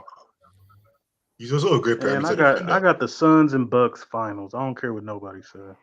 Facts. The Suns. Suns and the Bucks. No, and that last trade they did, they improved drastically on their bench. That last trade with Grayson Allen If none of those teams make the finals, it's a disaster season. Y'all hyping that Grayson Allen trade, bro. Stop I hyping done that seen Grayson KD Allen. with this same team in Brooklyn. What happened? Nothing. Hurt, bro. Nothing happened. Yeah. Look at look what Jared said. The same shit gonna happen. Nothing. Bees, you see what Jared said? Yeah, I ignore that nigga, bro. And first, Sean Bradley was 7'7" and Sean Bradley was not who Victor Wembanyama was. Is Jared cooking Lamont? Is that what's going on? Yeah. Right. Go ahead and jump on the Sean Bradley bandwagon. Go ahead you can debate it for him, man. Hey, that's Sean Bradley is crazy. No, but I agree with you, Lamont. The fact that he's mostly going to be on the perimeter, that is a problem. That's going to create some really odd matchups. And you've seen Greg Popovich is really promoting him to shoot threes too. Like he's really getting it into his mind early. I want you to really be a spacer. So it's going to be even harder for whoever's guarding him to just go into help. Like they own to something. They are owning something. They just don't have the players. Huh? Can he shoot? Yeah. Yeah, he can shoot. Yeah, he can Yeah, shoot. he got. What does that mean? What does that mean though? What is him shooting? Because he is he a better shooter than Anthony You Davis. know what it means? He can shoot. I was just about to say that. Hold on. That's not good He's a better enough. shooter than Anthony Davis. Are you comparing him to just like I'm talking about his ability? All right. This is what it means. It means anytime he shoots, he's just gonna have wide open looks because ain't nobody really contested. So it's about confidence. But can he shoot though? Yes, bro. He can shoot. You aren't worried about that Spurs Laker matchup. You just don't want to see the Lakers get cooked by Wemby. No, it's a very real possibility. It goes to what Bees was saying, bro. Because what you don't want, Art, what you don't want, this is what I want you. I hope the Lakers put AD on Wembanyama. I hope. Just for you. Jump shot. We're gonna put Wembanyama probably gonna have the best game of his season. And he ain't gonna be able to shoot over 80 like that though, right? What? Okay. Yes, he ain't gonna have all that air up there by himself with 80. What you mean? Right? He gonna shoot right over AD, bro. 80 wingspan is different. No, bro. it's not. It really is, bro. Hey, I think Wembanyama. Hold on, when did they play the Spurs? Tell me that other. I think it's very early in the season, bro. It's not going to give this kid a problem. Hold on. Hey, what's Wembanyama's wingspan, bro? Like 9 feet. 9 feet, god damn! It ain't no 9 feet. I'm troll. I don't know. It ain't no 9 feet, man. Stop it. I don't know. I just say so. Shit, it might. I'm not gonna cut. No, it says right here. It says his wingspan is 8 foot 5 inches. Damn, that's crazy, bro. That is crazy. So So ain't too many people blocking his stuff. That's without jumper. The ball. You better develop a hook shot. True, that's without jumper. So the release is higher than that. That's crazy. Right. Yeah, that's without jumper. He'd be even better with a hook shot. He's shooting over chairs all day long, fellas. Niggas ain't shooting over chairs. Yeah. Sturdy, what's your weak ass top Nobody's 10? gonna be able to contest it. Did you ever get your list? You said weak ass top 10. Hey, so Ball can't contest this shot. Ball he can't contest it from the bench. I was thinking the same thing. I just didn't want to disrespect him like that. That's all. Damn. Bobo might be listening, Lamont. Why you doing my brother like that? Get minutes in Phoenix. Ball gonna be getting the same amount of minutes as me and you, man. Just nah, Bobo gonna be in the rotation. No, he's not, bro. Why y'all saying that, bro? I know he's not in the rotation. He's gonna be the backup big. Hold on. I'm just trying to picture that in my head. He ate. Do you know how? He don't even have to be good defensively. He gonna get so many deflections and blocks. That's what I just said. That's why I think he's gonna win defensive player of the year. That's crazy. Come on, y'all tweaking off his height, man. Come on, man. Man, that man gonna average 2 blocks this year. Did you watch him in the preseason, Beast? Did you watch that preseason? Okay, but it's every year they average 2 blocks, bro. He was solid. He wasn't very active on defense. He was kind of just playing off ball. He didn't really guard Chet. Like he was just playing off ball defense. Man, nobody care about preseason. We seen THT go crazy in preseason. Why you always hating on Lakers players? Hey, that's a fact though. That's a fact though. Hey, now the nigga started. Nigga was preseason. Yeah, nigga was saying talking about THT. Yeah, that's gonna be out. That boy was ass. Boy. Hey y'all, peep that. Look season came. Hey, hold up. That time, look at Sammy, 8 feet with the You saw Sammy, baby. That's crazy, bro. 8'5". That's crazy. Hey, Lamont, Lamont, what was Yao Ming's wingspan? I don't know. I gotta look it up. That was probably around 8. I don't think it was as big, to be honest. I was about to say he's bigger than Yao Ming. That's crazy, bro. What's Wembanyama's pick and roll? Oh, look. It says right here. It says Yao Ming's wingspan was 7'5", the same as his height. Oh hell no! I believe that. Yao Ming didn't have no like. So his wingspan is another foot over Yao. Hey, bro, and here's the other thing about that anti. He not no statue. He's agile. What do you think the pick and roll defense gonna look like?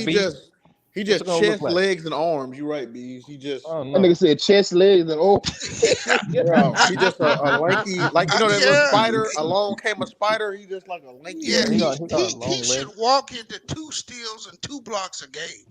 Exactly. He's from walk into that. Nigga just go get a steal out of nowhere. Nigga just he in the lane. Hey, Manu, close up the lane by himself. Cole had a wingspan of 8'6", bro. Shout out but to he couldn't move. Wembanyama can move. See him in transition. Look, who can guard that in transition? If you just sending them out like that, who the hell is really guarding? Bam Adebayo. And he should be crashing the boards, man. Yeah, all right. Good luck, Bam. Bam gonna be grab rebounds. Crossed up. Oh, get that shit. Great recovery. After get it crossed up like crazy. Okay. Don't worry, Zion. But a better player in the rim. Zion gonna break that. Look where they playing him. Look where they playing him on the perimeter. Oh damn! He just bodied the shit out of him. No, he didn't. He head butted. It don't matter. That's getting bodied. No, look, he head butted. What you don't matter. That's getting bodied. We call it. If you fall down, you got bodied. God damn, that's worse than Giannis. That's an offensive foul, bro. That's not offensive. No, it's not. Hey, that's a steal. Being transition. Who doing who's blocking the steal? Okay, I see what's going on, Lamont. You playing your not 3 minutes of game time. Don't do that. Don't do that. You playing your bandwagon flag, Lamont. I see it. Pump fake. I'm not Action Jackson. So Lamont, what do you think? Lord. Yeah, that was nasty. That was nasty. Lord. Hey, so, look at this. Yeah, between the legs. AD is not stopping that. Bro, we see Bobo. That ain't. No, you don't. You don't. That's not Bobo. Don't do that. I done seen Bobo. Bobo definitely ain't doing that.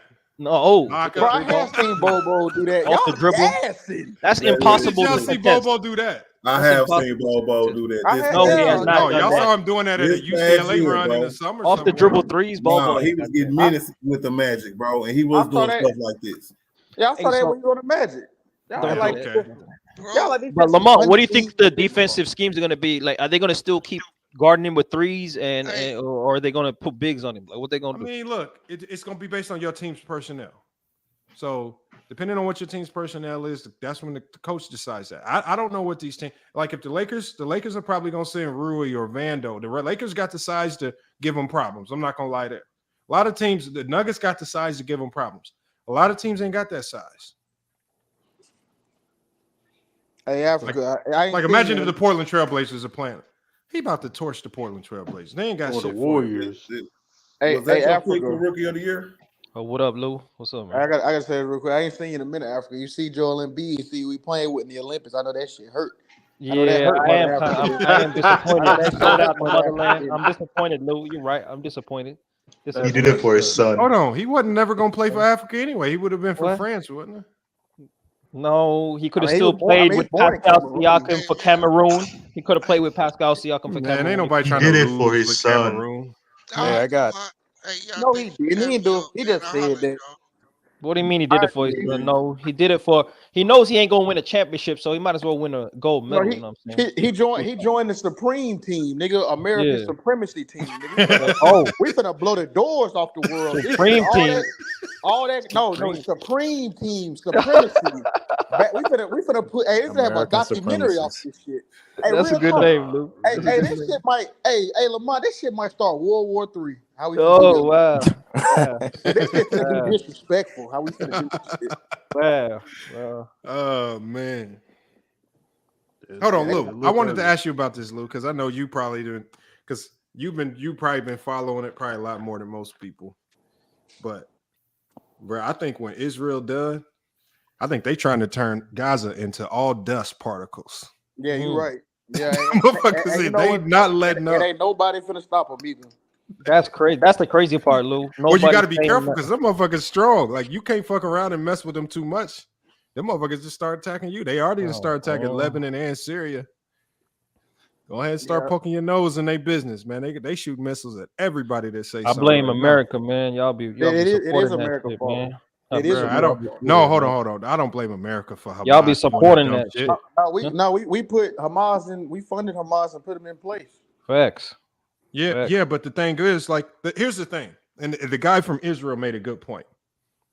The guy from Israel said, "Look, Hamas got voted in as leadership in Gaza. They had an opportunity to spend their time building that city up and turn it into a thriving community. Thriving. He said, What? but instead, How? he said, but instead, they spent their time sitting around thinking of ways to commit terrorist attacks and how to go You get tweaking, bomb Lamont. Israel. That's what You're they did. tweaking right now. What do you mean thriving city? You know there's a blockade, land, air, and sea, right? You know there's no economy. There's They a don't control blockade that now. port. Them motherfuckers under siege No, right now. it's been a blockade, bro. It has been a under- blockade, but it they've ain't been been under it ain't been as bad as. And look, hold on.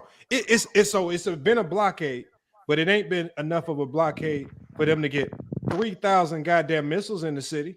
Oh yeah, that's funding from other Arabian countries for the so resistance. what I'm saying is, Yeah. all I'm saying, Africa, if instead of begging other countries for missiles, if you ask for other resources to build your country up, maybe you can They get not somewhere. gonna These block motherfuckers getting missiles. How can you develop yourself under oppression, bro? How can you does that develop work? yourself if you stockpiling Yeah, missiles but ain't that's a got no good point. economy? No, Lou. How do you develop you gotta yourself explain under? They're yourself. gonna block Lamont, hold on, Africa. Lamont. You gotta be They able to not defend gonna block yourself. anything that can help the country, right? Oh, Lamont with the Zionists. I didn't know this, man. Yeah, That's Lamont. crazy, Yeah, I'm man. about to say you come with the Zionist talk, bro. Yeah, man. No, That's you know, crazy, no, you right? know why though? Because I didn't like.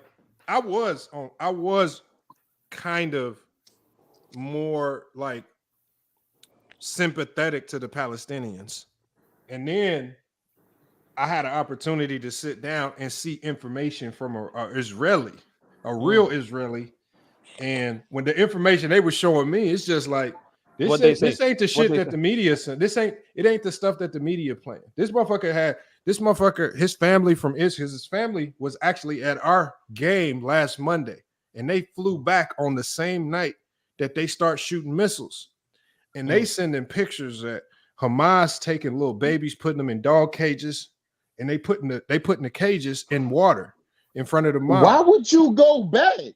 No, hold on, bro. They didn't know the missile. So they landed when they got back to Israel. It was 3 a.m. They didn't start firing missiles off till 5 a.m. They didn't know this shit was gonna happen. Nobody knew. It was a surprise goddamn attack. What you gotta look at? What? Oh, go ahead. But all I'm saying is, the way they explain it is they've been tolerating all the little small terrorist attacks here or there over the last 15 years.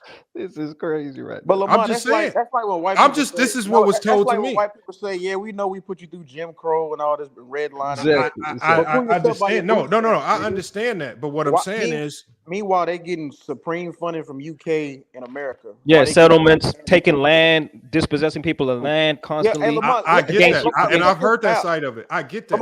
But at the end of the day, you cannot run into Israel, grab women, children, and old people. Hey, no one's saying that's acceptable.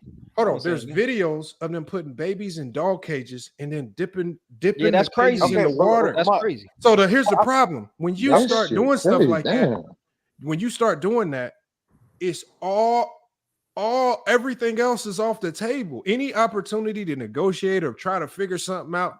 So fuck war. Now what so they the rules done of is- war don't count. Just war crimes everywhere. It's all good, right? Bro, hold on. Okay, hold on. Let's say so the thing is, you dealing with guys that don't give a damn about war crimes, and you gonna say, you know what, we not about to bomb you, we're just gonna charge you with war crimes, and what's gonna happen? They gonna stay hidden in Gaza, and you ain't never gonna find them. Israel not even part of the UN human rights court. But let me ask Lou this: is there a difference between the violence of a person that's oppressed and the people that are oppressed, right? Trying to resist and trying to gain freedom versus a powerful government with the military. Palestine don't have a functioning official military. So is there a difference between the violence of the oppressed versus the violence of the oppressor?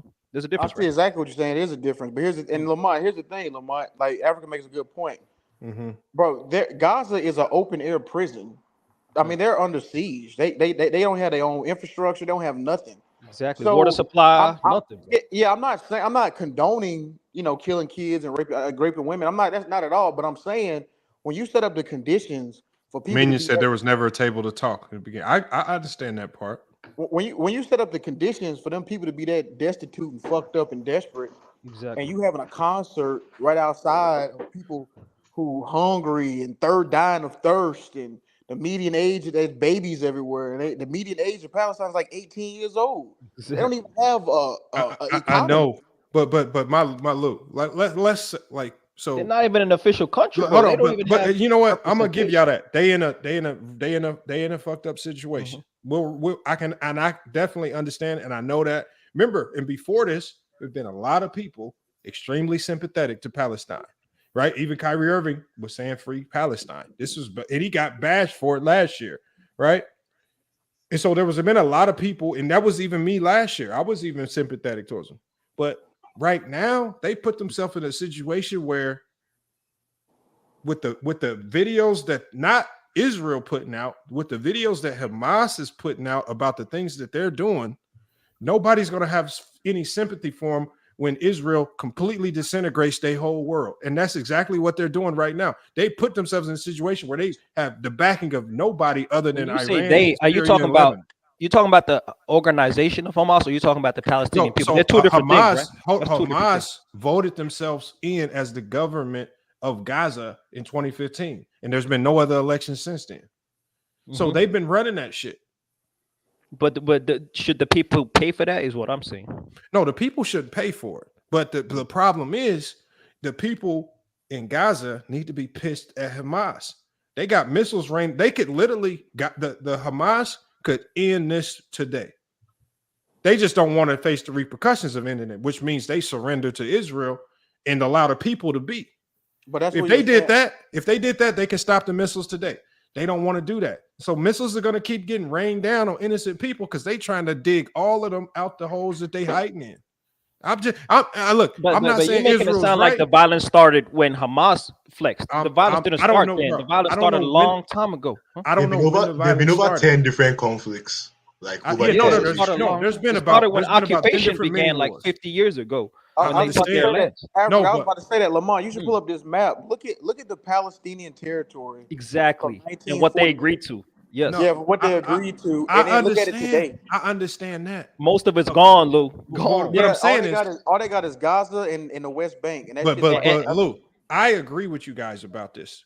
What I'm saying is, Gaza and Palestinians are only getting out of that situation with the backing of other major countries outside of Israel. What they've done is they're putting out stuff to the world that's giving them no sympathy from anybody. That's the problem. I'm saying I agree with that. But should they be bombed off the planet? Should they be turned to glass? No, I don't even think Lamont's saying that. But the public perception, I agree. It's looking bad. It's looking bad. They're making themselves look like. I understand that they want vengeance for being under siege for so long, but with them pushing out these videos and them now a story's coming out saying that they was beheading babies, and I don't know if that's true or false. But the videos of Hamas that are leaking out there, of them like drowning little babies and killing old people and disabled people and laughing and having these parties about it. It's videos on WhatsApp in Israel circulating that Hamas is sending out. And it's just like, bro, that ain't a good look, bro. And I mean, like I said, they're not getting much sympathy because of that. And this is why I feel like they're going to get bombed until they're eliminated off the face of the planet.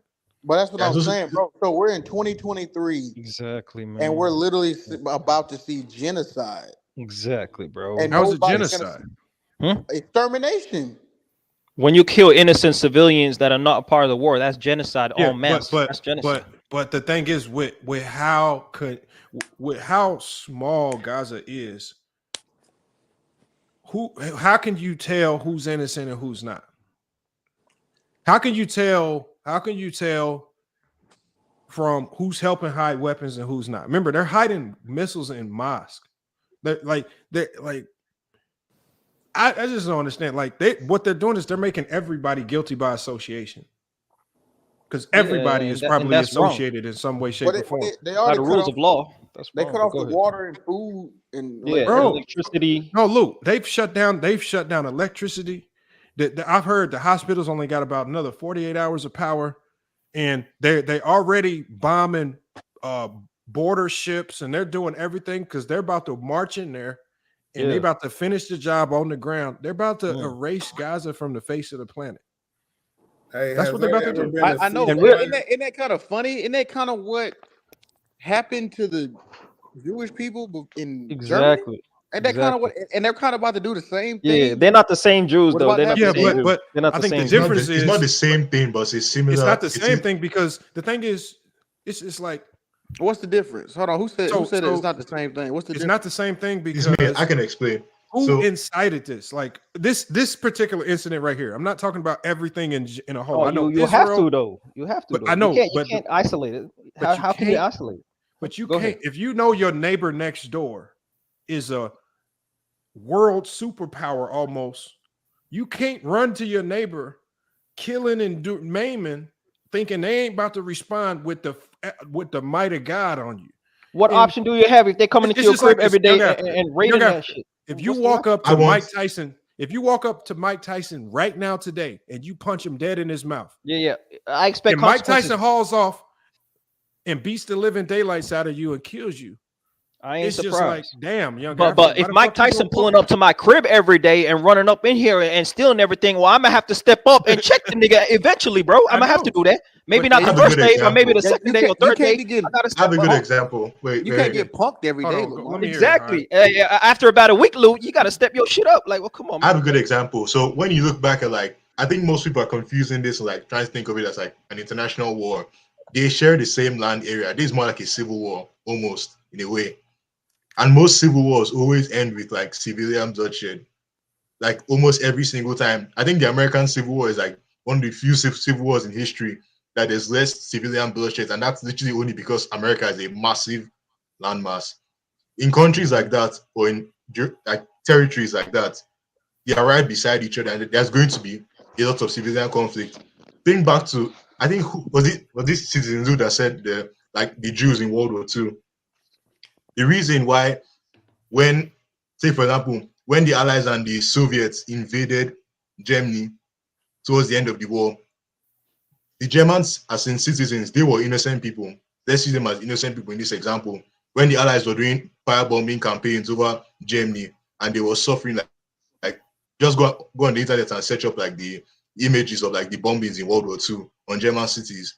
Those are like terrible things for the innocent people there. But the thing is that the Nazis are in charge. It's just like a sad reality almost. Like the Nazis are in charge and in control, and they are letting the Allies kill their innocents just to hide and keep on pushing the war. That's like the sad thing. Similar to the whole Hamas thing. They can end the war, but they won't because they don't face the repercussions. The reason why Germany even started the war in the first place was because of what happened after World War I. That was why they similar to like Palestine now, they felt wrongly undone over the course of like, for them it was shorter, but over the course of like half a century, they felt wrongly undone. Yeah, exactly. It's similar to Germany. That's why I say the war. They've been in war. The Palestinians have been at war. They've been occupied by force, by military for the last 50, 60 years, and so that's why I say but when the you war say didn't just begin.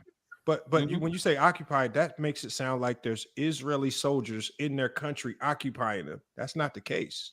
They control them. Every time they have to leave Gaza, there's border points. There's a big wall so they're separating controlling the border. That is true. They control the border. They control the infrastructure, the flow of movement. They control exactly the resources. They control everything. They control the flow of migration. There is no, you cannot leave Gaza if you want to. I know, but here's the problem, Young Africa. Young Africa, when you say that, they're not they're controlling it to a certain degree, but they're not controlling it so much so that they were able to sneak in 3,000 missiles.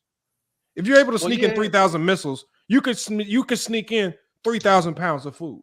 You could sneak in 3,000 pounds of resources. Who's to say they haven't been doing that too? No, that doesn't okay, work. Does their missiles, communities in Gaza look like they've been sneaking in resources? Hold on, Lamont. Food and missiles. Missiles don't go to waste like food and can be. So like, you saying it's easier to sneak in missiles than it is food?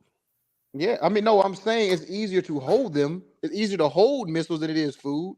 It's easier to. They just use them. As a matter of fact, I think they made the missiles in Gaza. I think they were talking about. They made the missiles. I don't know right? if they made them. They imported the parts to make the missiles. I was told that Iran supplied them with the missiles. Yeah, they got a lot of underground tunnels and stuff that they created. But my point is this, man. When we talk about the situation of God, there's no potential of development when you're under occupation like that, when all your resources are controlled, when you cannot have freedom of movement, when you're not allowed to go to the mainland of Israel or the main parts of Israel because of the big wall that separates you and the people of Israel. And so there's no potential for development. So when you say, why have they not grown under oppression, under constant wars have been going on for the last 50 years, constantly every 5 years it pops off eventually, that there's no potential for that. I don't expect that. And if you look at the city of Gaza, it's actually quite developed. If you look at the skyline of Gaza, it's actually quite developed. It's not like they've just been out here just with the sticks and stones and shit. Like they've been developing their lands, but they've been displaced constantly. For 50 years, they've been displaced. Can I ask a panel a question? Yeah. This has been going on for a long time, right? Yeah, like 50 years. Yeah, thousands of years. Like thousands of years. Do we know who started it? These are like the Crusades. These are connections to the Crusades, man. This is what's been happening. Okay, now, Africa, when you said earlier, right, the oppressed versus the oppressor, if we don't know how it started, how do you know who's the oppressed and who's the oppressor? Because the Palestinian, you know what's amazing about the Jewish people, and these are specifically European Jews. If you look at them, they're Ashkenazi Jews. They're not the actual people that perished in the Holocaust for the most part, right? But if you look at the land of Palestine, they were the free peoples of Palestine. It was one of the rare places in the world where Jewish people could live and thrive, right? It was one of the rare places they were living together, and that's why it was not the original Jews of the land, but it's the European Jews. So when the Holocaust happened and the Jews moved from Europe to Israel through the Balfour Declaration, through the British Empire and the American Empire, signing that treaty, when they signed that after the war and after the military, and you know why I say it started with Israel, because they went into the land, they massacred people, and they militarily controlled the land with the support of the British Empire. So when they controlled the lands, there was a treaty, and there was a treaty, and they were meant to agree to terms of land, to allocate land to each other. And since then, They've been encroaching on the land of the Palestinians every single year to the point where their land has been minimized to an extent that they must now have to rebel. Art, straight up. I mean, but I get that part, right? It sounds like that they're losing because it seems like if you look at the holistically, because I remember that movie, I think it was like the Kingdom, right? Kind of told that story a long time ago, right? The Palestinians won that round, right? What do you mean by losing?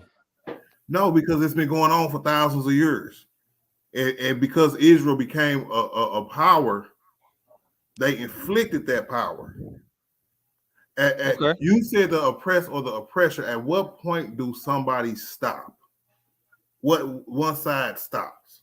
When they're being oppressed, is that what you're asking? Or I mean, because or is it too late? You know what I'm saying? That's what I'm saying. Is it too late for what? Too late for what exactly? You saying? If it's been a war, a battle for thousands of years, right? And one side throughout one particular period is winning, right? Y'all are saying they're being oppressed now. They were never. I get They were what never. you're saying. I just think it's They were never. Think of it not to the Native Americans. Think of it not to the Native Americans. Let me ask you this question. The Palestinians were never oppressors. Yeah, exactly. Africa. So from what I'm seeing here, Israel did not start their blockade on the Gaza Strip until Hamas took over. It took over the government. Electricity, water, and all that blockade. I'm just talking right about here. It says in 07, this is Israel declared the Gaza Strip under Hamas a hostile entity and approved a series of sanctions that included power cuts, heavily restricted imports, and border closures. So it was all contingent on Hamas being under rulership, because Hamas was what they deemed as a terrorist entity. I don't know if they are, if they're not, but they've been under rule since Gaza's been controlled by Hamas since 07 or around that time. They were voted as the primary governance body in Gaza, and Israel basically saying, as long as Hamas is your governing body, you're going to have these sanctions. And this is what I'm saying is the people voted Hamas in as their governing body. Hamas has now become the ultimate dictator. There's no voting them out. They'll just kill you. There's no more votes. There's no process to get them out of there. And I feel like they kind of screwed themselves. No, but that's the thing. America, I was one of them American bullshit elections where like we propped up Hamas and funded Hamas, the right wing fundamental religious group. That was Hamas, just like we did in all around the world. We rather fund those guys than the other guys, and then it ends up being what it is. And you know what I say about the Hamas organization, Lamar, is that the organization of Hamas came up after the war in I think in the 80s, right? And so that was a resistance group during the war that was created. So the occupation itself created Hamas. The context of how Lou said of the conditions that you created an organization like this. And so if you created certain conditions where humans could live and be in humane conditions, now you don't have to have an organization like this that has to fight against an oppressor. That's the point. So the source, I always say, is in the hands of the oppressor. The potential of change is always in the hands of the oppressor. I know, but there was a period of time, from what I'm seeing here, there was a period of time where Egypt had control of Gaza, and it wasn't Israel. There have been multiple period of time. So Egypt are allies with Israel, so I don't see the difference. Yeah, but Egypt's right now, they're one of the few people that's holding Gaza down right now. They're sending in support. Because they don't want to go to Egypt. Yeah, exactly. Because they're not opening up the border. They could open the border. Hold on. There's a border with Egypt and Gaza. Yeah, that's what I'm saying. It's been blocked. Hold on. So who's blocking that Egyptian border? Israel? No, Egypt is sending goods and supplies. They don't want those. Egypt and Israel have had an agreement to block that border for a long time. No, yes. Why is Egypt also in? Because they're an ally with. They're an ally. Why are they part? What are they both saying? Where they're saying we need to blockade this off? Is Egypt just scared of Israel and they're just facts? Yes. Yeah, they're scared of Israel, right? And they don't want to have that influx of refugees either. Yes. But hey, what about them not stopping until they get Jerusalem? That's Eastern Jerusalem as the capital. That's what they agreed upon in the treaty originally, and that never occurred. And so that's why they are calling that the return, and they want to return back to the original agreement of the treaty that they signed. Now, tell me what broke the treaty, sir. Israeli occupation of lands and settlements. They kept expanding lands and building settlements for Israelis to live upon Palestinian lands. Yeah, look, Lamont. Yeah, you got to check this map out, Lamont. Look at the Israel. Like it's like a map. You got a link? You got a link for me? I'll put it up on the screen. Yeah, I'll do it. Hold on, I got you. And all of this would not be so possible. many different maps. I'm getting confused. All of this wouldn't be possible without the U.S. backing Israel billions of dollars per year. It would not be possible. No. I understand that the U.S. played a role in this some way, shape, or form. I'm not ignorant to that. I know whenever we see these types of incidents happen, the U.S. or somebody, another major power, Russia, China, somebody's behind it, influence it to a certain degree. Lamont, look up. Google this. Google Israeli. I'll give you the map. I'll find the map. Yeah, you know what I'm talking about? The one with the green. And what'd you say? What'd you say? Google. Google Israeli Palestine map over time, and then it's a map where it's like green, all green in 1947 Palestine, and then present. And look at how. Oh, okay, there's a whole bunch of those. Yeah, I see it here. It's ridiculous. Yeah, that is wild. Damn, they reduced them motherfuckers down to a strip. Yeah, man. Come on, man. Come on. And you talking about development, Lamont? We had all this land, bro. Come on, man. Come on. Well, I mean, I would be pissed. I would definitely. Yeah, of course, man. That's why I say, like, they really. Now, I don't agree with how they're doing it, but I would never judge people oppressed and how they resist. That's me personally. I'm never judging that. I'm never gonna tell them how to fight. That's not my place. But the thing is, I'm not gonna tell them how to fight. But then there's also you also got to have a little bit of a level of common sense too, because obviously if it was about fighting to the death, it's a lot of people in Palestine that don't want to die right now, that ain't up for the fight. Like it's a lot of people over there saying, we don't want this fight. And it's a lot of people in Hamas that's bringing the fight to the people of Palestine, and that we ain't trying to do this fight that y'all trying to fight. If there was a time to go to war, it ain't right now. And so that's the problem. They bringing a war to people that ain't trying to go into a war. That's the problem right there. Like if there's a time to resist, but like I say, me and Anti want to resist against the U.S. government, but now ain't the time to do it. Shit, me and Anti not about to run up to the White House and do it right now. It might be 10, 15 years from now, we amass something like, but I'm saying it's a time for it, it's a place for it, but don't set yourself up for failure. And now you got bombs getting rained down on innocent people because you involved them in a war that they wasn't prepared for. That's Lamont. Lamont, you should have ran up there with them in January 6th. Hey, they were up there it's Anti right here, y'all. That's Anti too, man. Y'all need to. Man, he sound like Big Shorty, man. Your mic messed up, man. His mic messed up. YouTube can't hear that anyway. Good. Shit. Hold on, let me see if I can pull this. Crazy situation, bro. It's just crazy to me because I literally just shook hands with somebody that's in Israel right now, which is crazy. Like how small a world it is. Look at that, man. That's amazing. Look. I know it's more to it than meets the eye, but all I'm saying is, I just think Hamas. I think they made I think they got together as a resistance group. And they came up with a plan and they wanted to execute that plan. But I just think they did not. I think it's one of them plans where they did not think it through all the way. And I don't just because before in the past they would do stuff like this and Israel would do their little retaliatory strike and it would just kind of fizzle out. But they did something this time where it pissed Israel off to the point where now they're not about to stop until your whole last little strip of land is completely turned into ash. Yeah, and Gaza is that little corner on the coast, that little green strip. Yeah, right corner. Here. It's right here, right? Yeah. Well, hold on. Yeah. I see that little green little strip. Yeah. Yeah. So, yeah, I mean, it's Lamont, it's only a matter of time before China try to do the same thing to the U.S., dog. Well, yeah, they can't do it. China not going to pull up to America. The U.S. is going to be the U.S. was the most difficult to attack of any country. Ain't nobody because we're bordered by so much water. Yeah, I was about to say facts on my like. You got to come across that Atlantic Ocean to fuck with America. And a lot of people don't have the Navy, and this is why the U.S. has the strongest Navy in the world.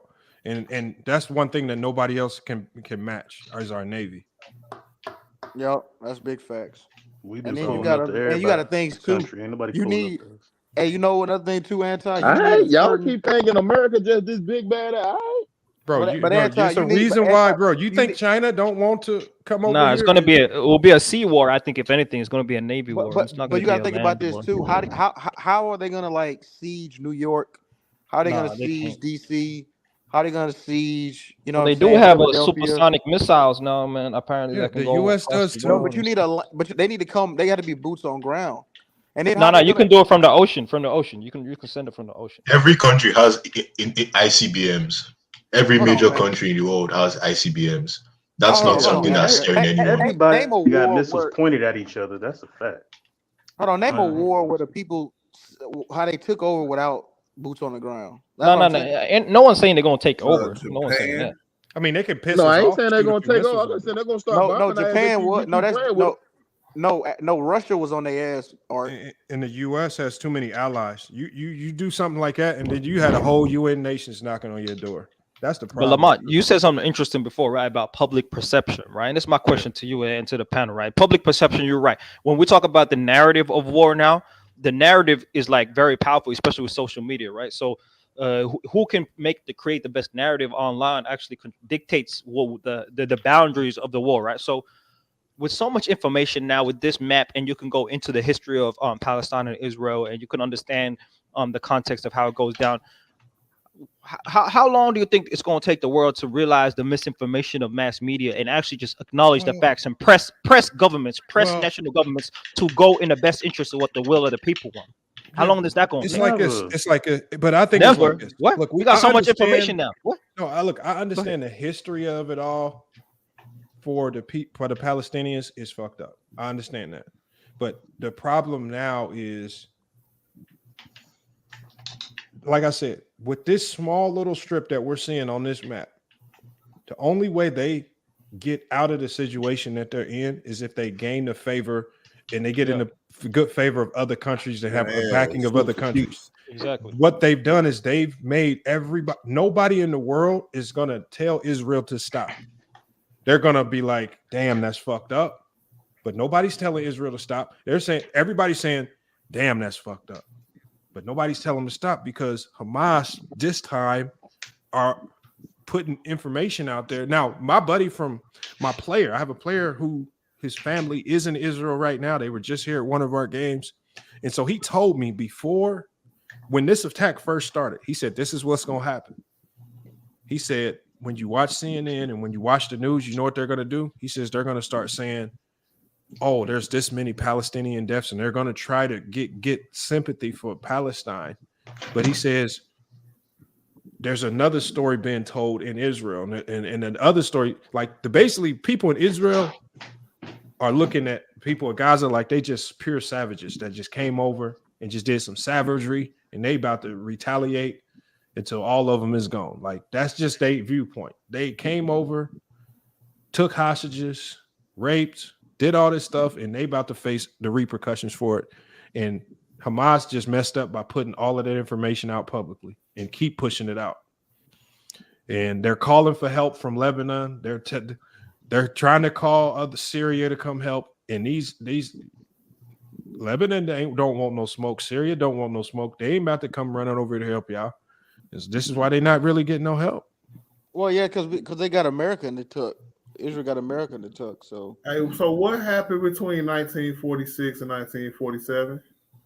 A war happened. That's when World War II. A war happened.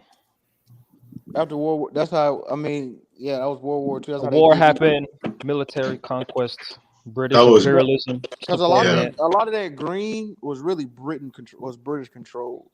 Yeah.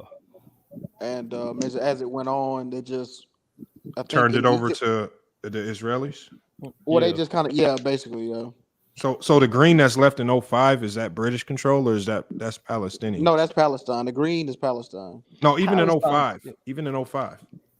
Yeah, That's that green is Palestine, Palestine. but that's a lot of those parts are still like mainland Israel, and so that's still like controlled by the government of Israel, even though Palestinians technically own that land and live on that land. Yeah, he's right. And a lot of that, and in the beginning, in that 1946, 1947, you had like Egypt owned some of that at the bottom and stuff like that. It Bro, just what if you're a little kid, man? You a Palestinian and you in Israel going to school every day. You probably getting beat up and everything.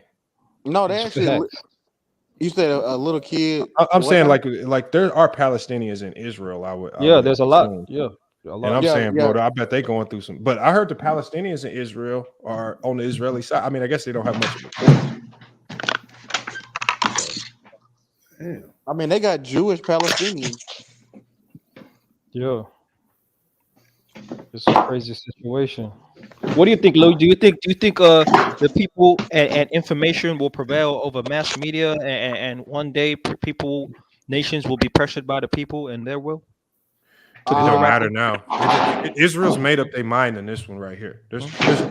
America can change their mind, bro. You can pull that funding. You can pull that $1 billion a year, billions of dollars a year. America is never, ever going to not support Israel.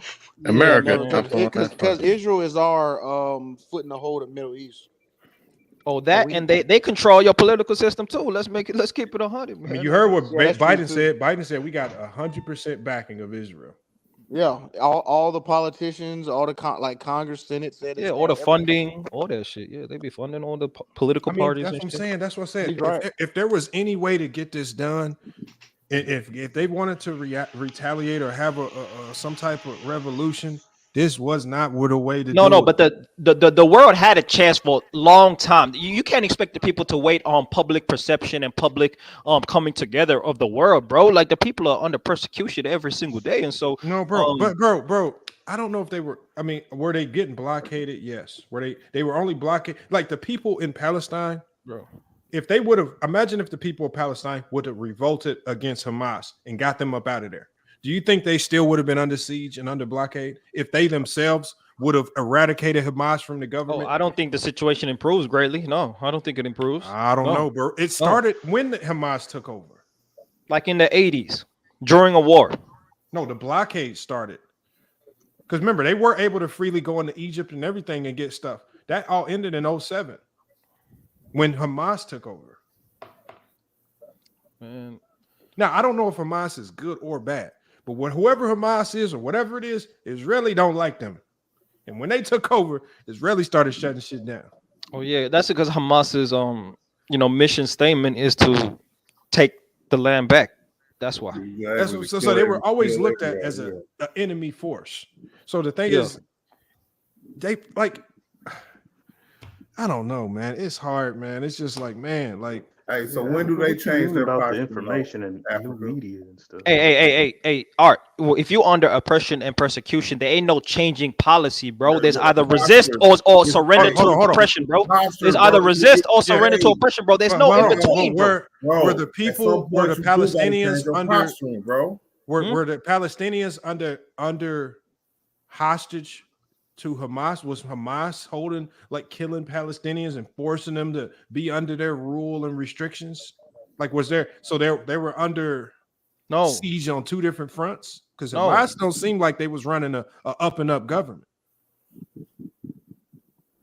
Oh, that you can question the governance of Hamas, man. They're not an organization that has political capacities. You need power to have political capacities to change people. They don't have that Gaza political didn't power. have a real government structure, but the only governing structure that they did have was Hamas. Yeah, which is a resistance organization, not a political party. So change is not going to be made through that means. Their change is through military force. But Hamas, by way of force, wasn't letting any other political parties come to rise. They was the dominating force. They were, because they had all the weapons, they had the guns, they basically controlled the flow of power. There was no more elections. You couldn't go knock on their door and say, "Hey, y'all, I think it's time to have an election because I don't think you guys are doing your job right." There was none of that going on. Let's say in a beautiful world, they did have a political party that could convince the people to vote for them and to create change, right? When you look at this map right here and you look at what Israel is doing, exactly, because their land is being dispossessed. But how I'm can you only make talking change? about within Gaza. Within Gaza, there's 2 million people within Gaza. I would assume Hamas as a entity doesn't make up 2 million people. I would assume maybe 50,000, something like that. So what I'm saying is, if the people could only rise up against Hamas and take over and maybe expel them from being the governing rule, but they couldn't do it without the power, without the guns, No, but without what's the being able benefit to. of that? What does that achieve? If Because the they were benefit to of that is, if you're able to go tell Israel, you guys put this blockade on when Hamas took over. We've eradicated them, right? Can we remove the blockade? Can we go ahead and be cordial about this? Maybe open these borders up. Look, we're doing something from within. So no, but I'm saying, did they even try that? Oh my! Because they've tried. they've tried. The world has tried to have a 2-state solution for a long time. I'm sure you've heard of that. I'm sure you've heard of no. the I'm solutions just talking that have about been within attempted. Gaza. Because the only thing I'm seeing right now, Young Africa, is that the people of Gaza don't want to fight. They don't want war, and they're getting blown to smithereens because a small entity within Gaza has chose to pick a fight with Israel that the people of Gaza did not want. But they have the people support though. They do have the people. They support. didn't, bro. When I see the faces of people getting bombed, it don't look like. Obviously, Lamont. Nobody gonna be enjoying war, Lamont. Obviously, bro. Obviously, hold on. So you saying Palestinians wanted this? I'm not talking about this specific situation, but I'm talking about as an organization, they support the mission of Hamas. Yeah. Okay, so basically to eliminate Israel. So basically what you're saying, Young Africa, is what I said. If they are with this mission statement, it's guilty by association, and Israel has basically said, you know what? Hey, Young Africa, you're right. They are guilty by association. Let's go ahead and unload the 6,000 plus missiles that we already have unloaded on them, and we got another 12,000. Hey, man. That's fair. That's fair enough, right? And I would say this is not the 1500s. There are laws of war. There's an international criminal court. There are laws with and you even have as an occupier, right? You still have responsibilities to the people you occupied as well by law, and so they haven't even met those. One thing that they've done, they've pissed Israel off to the point where Israel right now don't give a fuck about that. Oh, we understand that. That's a fact. That's a fact. So, Young Africa, you think Israel could have did something politically to eradicate what's going on in Gaza instead of going to war? I'm not talking about this isolated situation. I'm actually talking about before the situation even occurred. You had years to figure out a solution, and they always consistently talked about a 2-state solution where world governments came together to understand how to allocate. They were never going to negotiate with Hamas. See, once Hamas took over in 07, any hope for talks was done. Bro, they're 20 years. They could have done it 20 years ago, even before. They could have done it 20 years ago, maybe. But once Hamas took over in 07, it was officially wraps. There was no talks. What was their problem with Hamas? It sounds like it took over by just what a Young Africa said. Hamas has one goal and one goal only. They're looked at as a terrorist organization, and that is to return to our lands. They're trying to get Israel places in Israel back. That's what they're trying to do. There's no other, so they're not really up for negotiating either.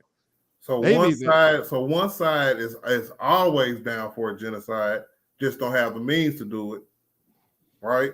And the other side is going to have to do a genocide because the other side won't stop. No, that's too simplistic. But okay, no, that's not. That's not really, bro. No, that's very simplistic. That's not the context. No, a better analogy. See, look, hold on, y'all. I'm not on the side. If one side, I'm not on the side. I just been sitting here listening to y'all, right? And it seems like one side ain't never gonna stop. What?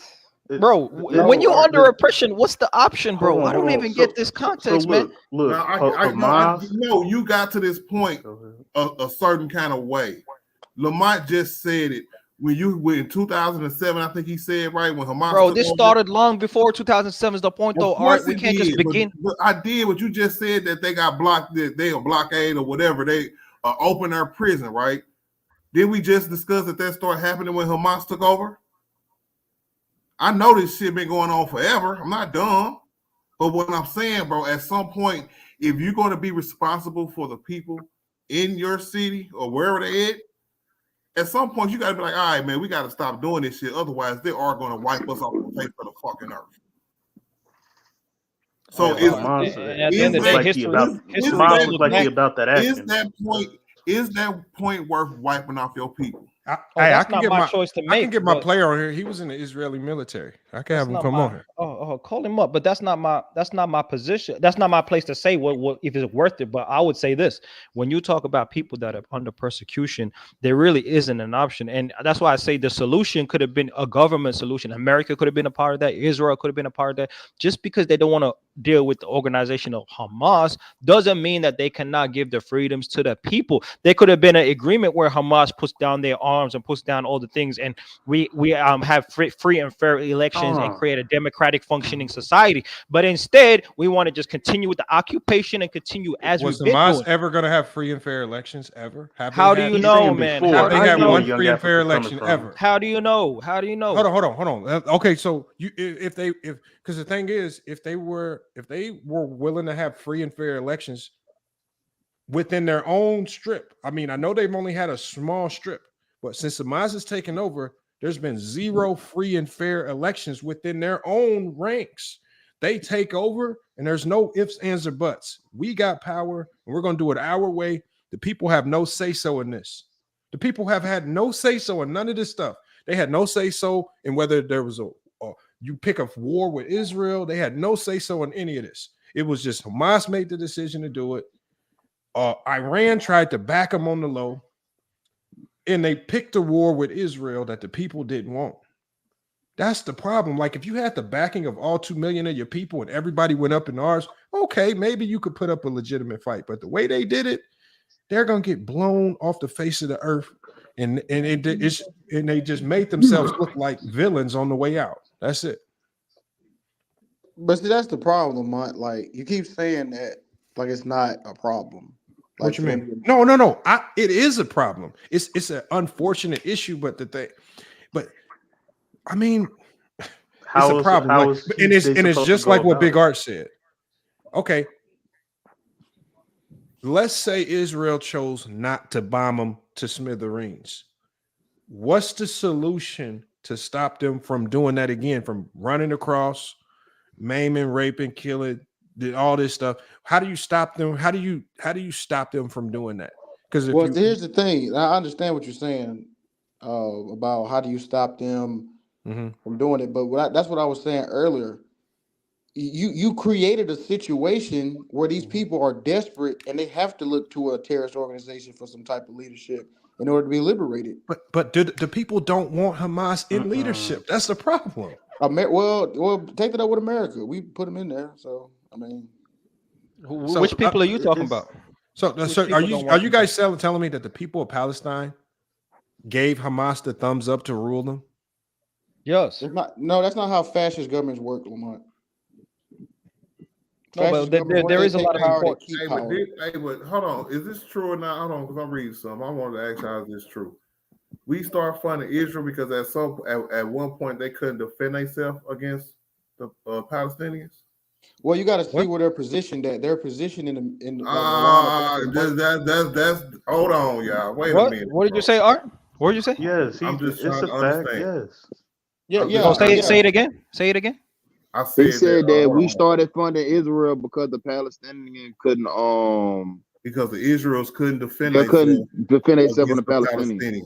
Yes, without American funding, they would not have the resources to defend themselves. Okay, so what you're saying, hold on, y'all. So what you're saying, bro, is that you would have been cool if we didn't fund them and they would have wiped Israel off the face of the floor. Hey, how do you know that would have happened, bro? How do you know? And at the end of the day, Art, no, hold on, Art. Art. No. Art. The context is you came into our lands and you conquered our lands, and so if we have another fight, well, that's just the parameters of what happened, and so you got to expect retaliation. So why does it need American funding to make it a lopsided fight? Like, what's up with that? What? The thing you came into our lands and killed our people and massacred our people.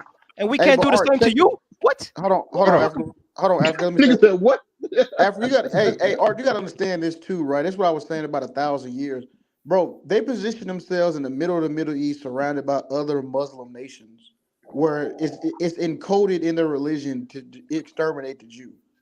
So Hold it's on. like, here's another side of the story that nobody said. So this is what I meant. Inside of Gaza, was there a civil war? What was going on? So it says right here.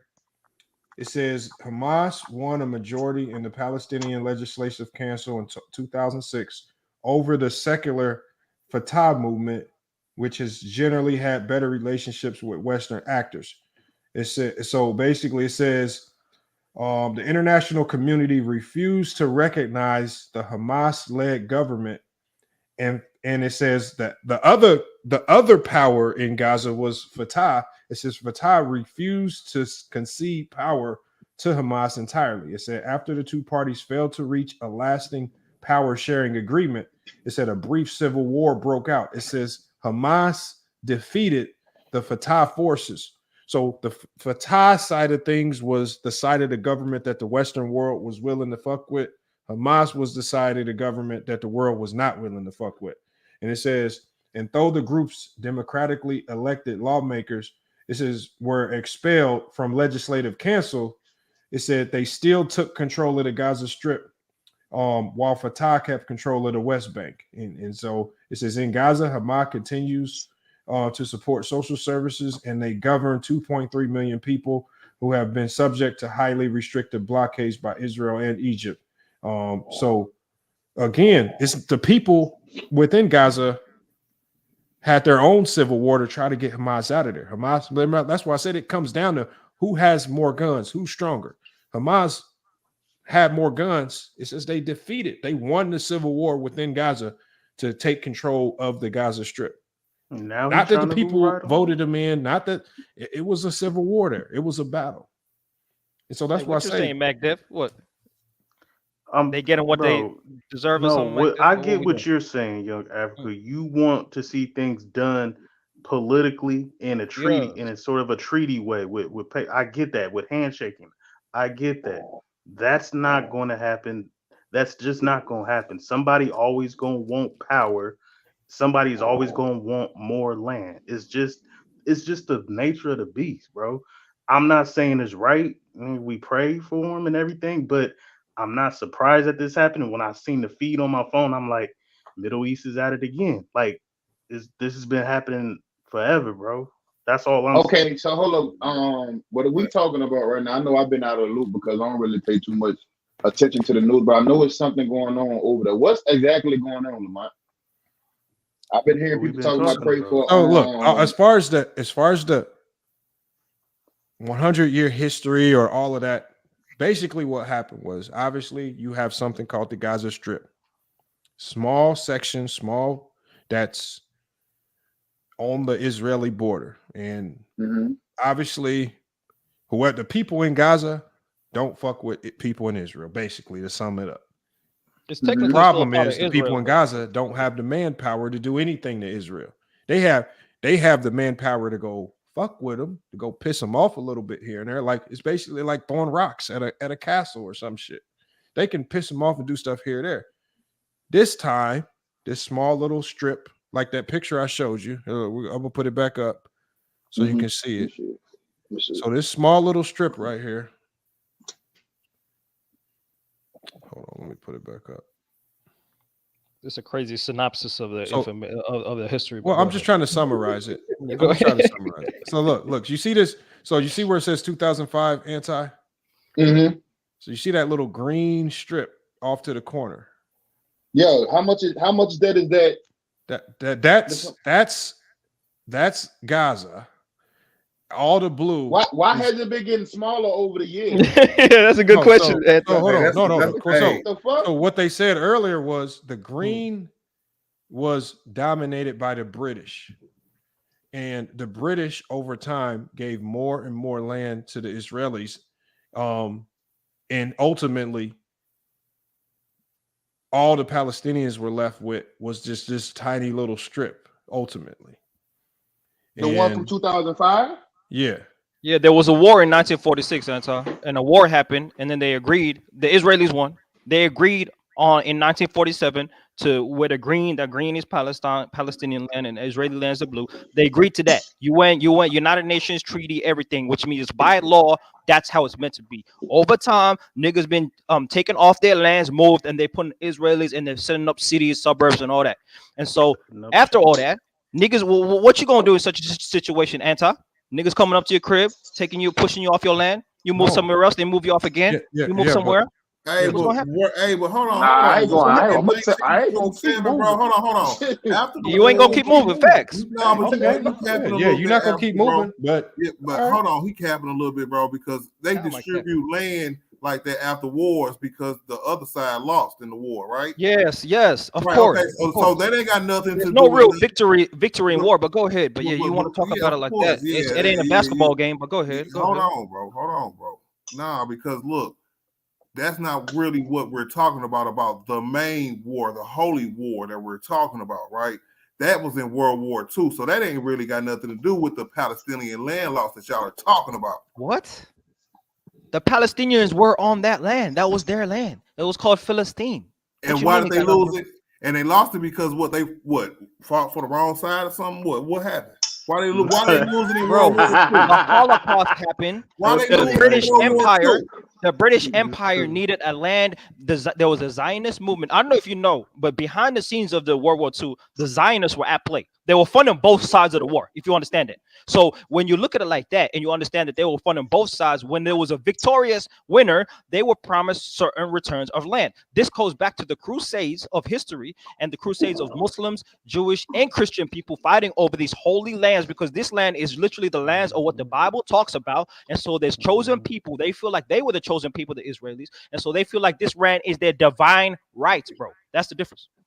Okay, so can I just want to ask Lamont. I'm saying something different right here about the loss of land. Hold on. I'm just trying to understand. So what's going on? What's going on right now? Everybody talking about it in the news. Who's killing who?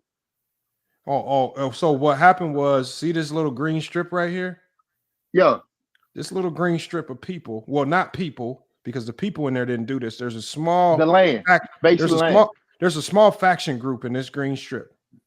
The faction group is called Hamas. So basically what they did was they planned a sneak attack against all of the blue. So what they did was they smuggled in missiles, weapons, drones. And so what they did was they did a surprise attack last week on Israel, and then they had guys driving in, they had guys flying in on parachutes. They had sent over 3,000 missiles to Israel. They finally said, fuck it. This little green strip said, fuck it. With whatever little fighting force we got, we're gonna go attack. Yeah, and so basically, and then they had the nerve to also record some of it. So when they came across the border, they took Israelis hostage, women, children, babies. They killed a lot of innocent people. Just regular civilians. They were going after anybody. They didn't go after military strike points, anything. They were going after regular people that they were going don't after know people on settlements, Lamont. You got to I know, but hold on. Contested land. Contested land is different to innocent civilians. Hold on. Contested land in war. Hold on. But you just getting but the thing is, the people that they attacked, don't know nothing about that. They attacked women. They know. What you mean? They know. So what happened was, they ran over there. They filmed it on video. They was taking babies, women, children, and they was taking people back to Gaza. One of the main reasons why they wanted to take hostages, is they said if we take enough Israelis back to Gaza, they won't bomb their own people after we attack them. They won't have the nerve to blow their own people up just to kill us. That's what their intention was. So that's why they said we need hostages and we need a lot of them. Well, the problem was they let all these videos get out. The world saw it, and it just looked bad. The optics of it looked bad. They sent missiles, and basically they just pissed Israel off. And Israel just said, we about to hit you with the might of God. Hostages or not, we sending every missile we got right onto your little green strip. And that's exactly what they're doing as we speak. Day and night missile strikes. And then they bordering all of their soldiers. They have 100,000 soldiers. Actually, 300,000 soldiers border in Gaza right now as we speak, and they're about to march in there, and whatever they didn't disintegrate with missiles, they about to fuck up with 300,000 soldiers, and they about damn. Anton, I want to ask you a question. That's what's happening. Now, not everything Lamont just said is 100% fact, but I'm asking you a question. How would you feel if you didn't have no water, no electricity, no food on your own, and then these motherfuckers having a concert right next to your ass? How would you feel about that? What? Yeah, so you in a refugee, your whole area is basically an open air refugee prison. Big ass wall in between y'all. You can't wash your ass. You can't got no. You really, bro, can't it's not that bad. Bro, yes, it is. They Stop gotta it, bring Lamar. food. Hold on. Man, it sound like it's that bad. Young Africa. Hold on, Young Africa. They having a lit Middle ass East little sound like it's that Hold on. bad. If I show you pictures of Gaza, it don't look like a place where people was walking around without the ability to wash their ass. That might be an exaggeration. That might be an exaggeration, but I mean, there's places in the United States where people walk around and can't wash they their got ass. people dying of thirst in Palestine. We got people dying of thirst here in the United States too, especially in Gaza. But it's not a representation of the entire US. Oh my goodness, Lamont! This is not even. This is an area of land that's not even acknowledged as a nation or a state, bro. They don't even have the official. reason why they're not acknowledged comparing that to America is because they were, first of all, they're under siege on two fronts. They're under siege because Hamas took over in their own little mini civil war. Hamas took over and said, fuck what the people want. We taking over. And they took over by force, not by vote. So now the people are under control of a supposed government. They're not a real government, like you said, because they're just a terrorist organization. And they're under control by a terrorist organization that has one goal in mind. That's to go by however means, go get their land back, no matter what the cost is.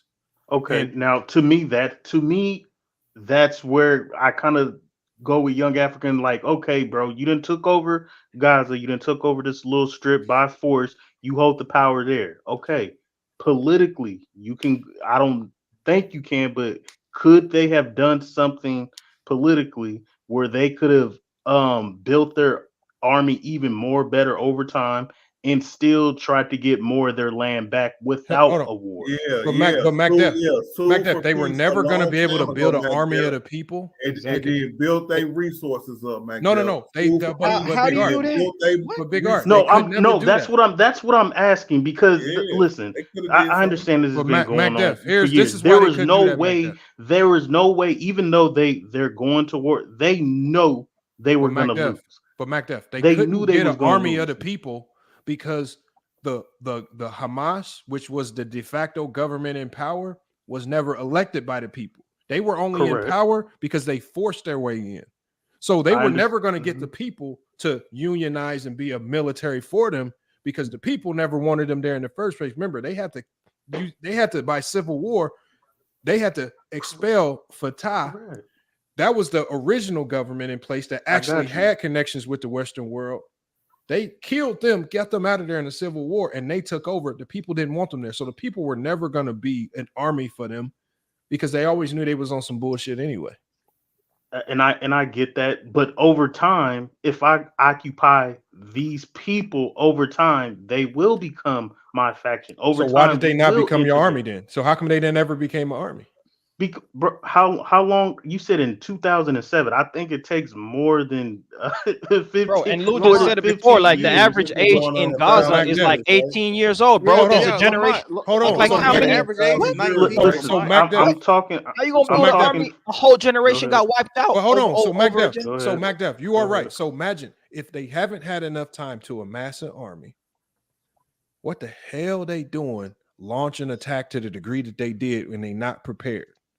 You launched an attack, you initiated a war when you ill prepared, and now you just got to live with the repercussions of that. And the repercussions of that, unfortunately for them, is just dire. It don't look good for them. Oh, war crimes. No, it's definitely they got to live with the repercussions. But something like this has always been going on. This has always been going on. But Israel, in 2023, man. Yeah, like, what but Macdef, Israel has never fought back like this. They've always poked at Israel, but they never poked them to the degree where Israel said, you know what? We're going to turn the full might of our military on you. They've always said, you know what, we're gonna strike back. We're gonna target certain sites. We're gonna blow that up because we know that's where terrorists are hiding. But they never said, fuck it. We just gonna blow every goddamn thing up. And they pissed them off to the degree this time. And this is what Hamas wasn't expecting. They said, fuck it. We just gonna wipe you. Remember what did the president say? He said, we're not stopping till all of y'all are dead. That's what he said. That's crazy. That's what your president said. That's what the Israeli president said. Yeah, Israeli That's crazy. So you pissed them. So if you pissed them off to that degree, Israel's not going to stop. Like Israel's in too deep right now to stop. They're not stopping. They're not going to stop until Gaza turns into complete dust. Can we not intervene with that shit since we backing them? Oh, facts, Israel. Hold on, Y'all backing Israel. What did I tell you? That's what I'm saying. Anti. The reason why, remember what I said was the only way Gaza would have got maybe any lick of help from any world power is if they hadn't of done what they did with regards to taking hostages, killing women, children, beheading little babies, dipping babies in water, drowning them in front of the mom, and you release those videos to the world saying, hey, y'all, wait to see these videos. That's crazy. Lamar, hold up. Lamar, I ain't doubting what you're saying. Hold up, Lamar. I'm not saying that didn't happen, but even though it's still civilians over there, dog, right? Like you 2 million, Anti. 2 million civilians. Hey, yeah, but everybody, anti. Again, right now they're looking at it guilty by association, and the unfortunate reality, they basically came to the conclusion, y'all been throwing rocks all this time. We've been tolerating it. The only way we can get you to stop, especially after this Lamont, latest you gotta attack. stop staying. Lamont, hey, come on, Lamont, hold on, Lamont, you gotta tolerate it. I get what he's saying, but bro, you putting 10 on 2, bro. That's crazy. Lamont, they killed like 20,000 Palestinians. Bro, that was hold on. No, what they did was they expelled them from their lands. That's what happened. And they killed them too. Yeah. Okay. And you know, over the last 15 years. Okay. So again, okay. Let's say all of that has been happening. I don't disagree. Unfortunately, when you getting dominated, when you getting ruled, sometimes you got to fall back. It ain't my time to really do shit right now. And if that's buck broken talk. Okay, okay. Now, citizen, and that's why they ran up in their spot. If that's the case, why we ain't blew up the White House yet? But Citizen Luke, they fighting back right now. Hold on, wait. Are you under siege right now, Art?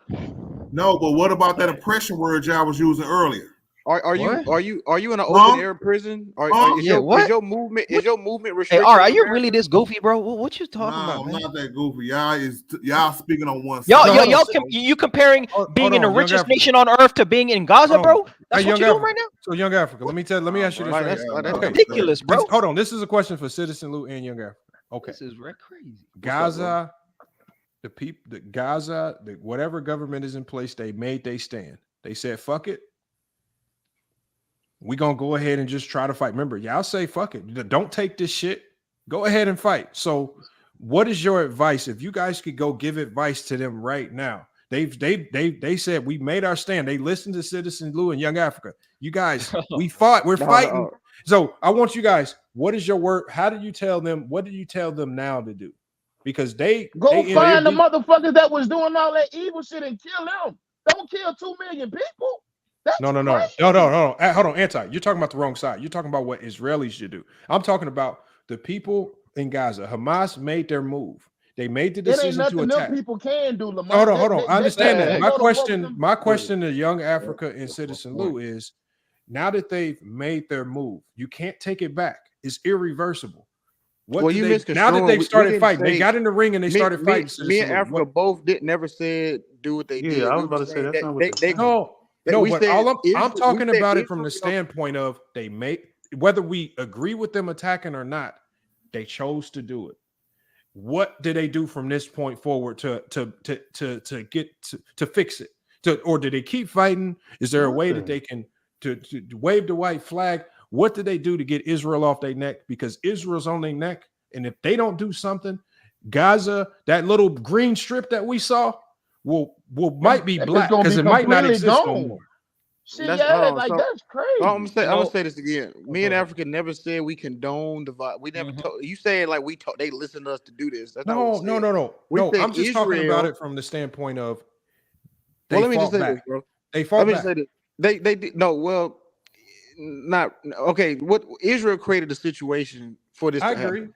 You see what I'm saying? That's the main point. They put them folks in total desperation, 60% poverty rate, no water, fucked up, nothing going on, refugee, open air prison. I mean, they got them folks living like basically like animals. Open air prison. They responded like that. That's what the world calls it, Anton. Okay, open air so what I'm saying is, Luke, can I ask you a question, Luke? So they responded, Citizen Luke. So Citizen Luke, now that they've responded in the best way they could, the best way they know they could. So they've stood up for themselves. It's really the only way they can do it, really. So okay, no, I know. So now that they've stood up for themselves, what's the secondary strategy now that Israel has made their move? What do they do from this point forward? Well, listen, you didn't have to go kill babies and all that type of shit, though. That's a little bit extreme. Yeah, but the thing is, you can't take it back now. I don't know if Lamar baby was killed first. They baby was killed first. Oh, so hold up, the Israelis did the same thing. Oh, of course, man. The Israelis started it. Oh, okay, Lamar. See, you didn't say that, Lamar. Yeah. Lamar be leaving a lot of shit out. Hold on. Anti. Young Africa's trying to make it seem like 2 weeks ago, Israelis went over there and killed babies. This shit was 20, 30 years ago. What? Hey, bro, this happens on a daily occurrence, bro. Yeah, what are you talking? This has been going on forever. Hold on, Young Africa. That's cap right there. That's a lie. That's it. They don't. Hold on. Israel don't go bombing Gaza on a daily. No. Just the oppression on a daily level. When you control flow of movement of the population, when you have to go from checkpoint to checkpoint in your own lands, when you are getting beat up by the police, when kids are getting incarcerated, what you talking about? Okay, Young Africa. Why are there checkpoints? Why was there a blockade even put into place? No, there've been checkpoints before the blockade, bro. There was not checkpoints before. Oh my goodness! I know people that have been to Israel, bro. I know people have gone to these lands, man. Young Africa. There's a lot of Ethiopians in Israel. Okay, so the information that I'm reading is contradiction what you're saying. They said you're reading Western media, bro. That's all cap, Lamar. I'm gonna let you know that. Are you saying that the government that was in place, that Israel was fucking with, that the Western world was fucking with, the borders were open, they could go into Egypt and get goods, they could go into Israel and get goods, but when Hamas took over, they shut everything down.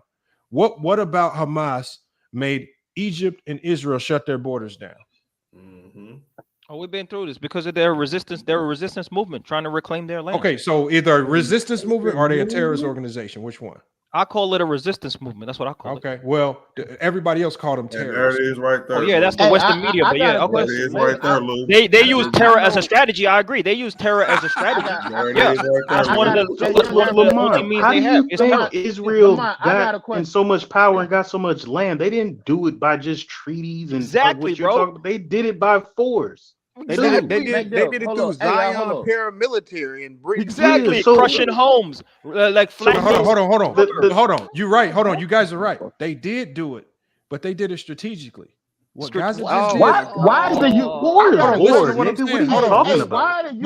I'm saying. All I'm saying is money. All I'm saying, Africa, is if you're gonna do something like that, they did a strategic genocide. Hold on. It's way better than unorganized genocide.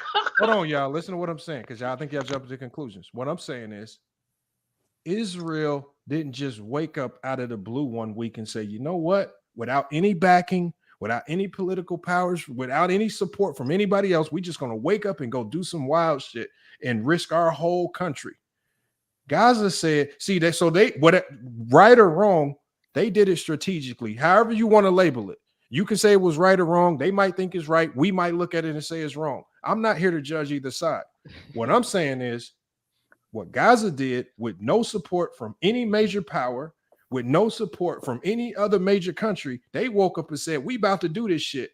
And they got themselves into a shit ton of hot water because they made a decision independent of anyone else other than Iran, which nobody fucks with them anyway. And they made a decision to go attack Israel with no backing, with no support. At least Israel had to support who? The British. And they have the support of the U.S. They had the best example of a colonizer in human history. Yeah, you're right. Okay, it don't matter what you can say Why all the that. fuck It sounds are we good. back in this shit? But it sounds bro. good. But what I'm saying is, if you're gonna pick a fight, you better be fucking smart about it because you can't dictate how other people fight back. They didn't pick the fight, Lamont. They didn't pick the fight. No, hold bro, on, hold on. Bullied, You keep bro. saying that. You keep saying they didn't pick the fight. But the thing is, when you under siege, when you're the one that's the lesser and weaker power, if you choose to fight back, you better be fucking smart about it. See, Lamont, there's no power at all. Lamont, you just used the word under siege, so they was under fire from the jump. Hold on. When I say under siege, hold on. When I say under siege, I'm just simply talking about the blockade. That's what under siege means. It's the blockade of resources. So yes, they were under siege, but there's a reason why they were under siege. They were under siege because there was a government in place. Young Africa doesn't want to say it was the government because it was just a terrorist group that took over the country and said nobody else is getting into power. That's what happened. And so Israel said, you acting like that was the only form of oppression. Hold on. What I'm saying is this. Many forms. Hold on, but what you don't want to tell people that Israel said we not fucking with y'all because your government is just a bunch of terrorists. But the thing is, you don't talk about. I want you to tell us about that civil war where Hamas killed their own Palestinian people just to take over. What happened to that? Was that right or wrong? Okay, Lamont, but how do terrorists get into power? By terrorist acts. He just said by terrorist acts. Terrorists rise to power. Bro, it says right here there was a civil war. It says it wasn't no vote. They took over because they took over the government. They had a civil war. No, what I'm saying, depressed people lean to authoritarian regimes, just like Germany did. When you don't have a vote, bro, a militaristic that's not the point. That's not the point, brother. Man, this sounds like some you niggas need to enroll in the military. Terrorist organization. Hey, shut your ass up. We having a serious conversation. I'm dead. You don't like to take your ass on. Man, I'm telling Lamont, serious. you see what I'm saying, Lamont? You know how about that, man? Hold on, SFM. I'm trying to hear what citizen. No. I look. The whole point is, bro. They got Palestine got the land stripped from them. I'm talking about the lands where you could actually grow food, the fertile lands, the agriculture. All that got stripped from. Jerusalem got stripped from them. The outer, the West Banks, all those villages got bombed. Zionist paramilitary groups came in, kicked their shit in, killed 15,000 Palestinians, and just constantly just annexed them, took more land to the point that they're in that strip now, right? And my whole point is when you push people to a point where they backs are against the wall, motherfucker gonna start fighting back sooner or later, Lamont. Exactly, and you can't that's a fact. Yeah, so I mean, I'm not condoning what happened. What I'm saying is Israel is culpable. And they have blame in this because they are the ones that created the situation for Hamas to rise to power. That's what desperate people do. Exactly, they turn to fascist, authoritative, terrorist organizations because the people are desperate. So the way y'all making it sound like the people of Gaza was all buck broken, barefoot, just scrounging for food and just eating dirt and rocks. Lamont, I'm gonna show y'all some pictures of Gaza. Lamont, hold up, Lamont. Don't show me no sun and don't show me no sun. Because before this, remember what Young Africa said? Young Africa said Gaza was a thriving community. Lamont, you can make anything look good on the No. I said that originally before. Hold on. I see TCL signs. They get good flat screen TVs, cars everywhere. What? Look at this. Look at this. Look at penthouses and skyscrapers. Hold on now, anti. Stop, bro. Take this down. People been in these lands for thousands of years, bro. This looks like I can go to the subway across the street. Lamont, what if you were the government power of Gaza? What would you do? Hold on. All these cars here. Hold on. You got all these cars here, so they got no food, no nothing, right? They got a ton of cars. Lamont using a drone strike photo. That's crazy. You're using a GoPro drone. That's a crazy statement right there. Now hold on. Hold on. Now you want me to show you what it looked like after they dropped that snake missile on them? Let me show you. Yeah, let me see. It's rubble. It's rubble now. I know. No, it's dust. It's a snake. They dropped a missile That's called crazy. They dropped a missile called a snake missile. The missile, I don't know what's in this motherfucker, but it turned an entire block into complete ash. I said, God damn.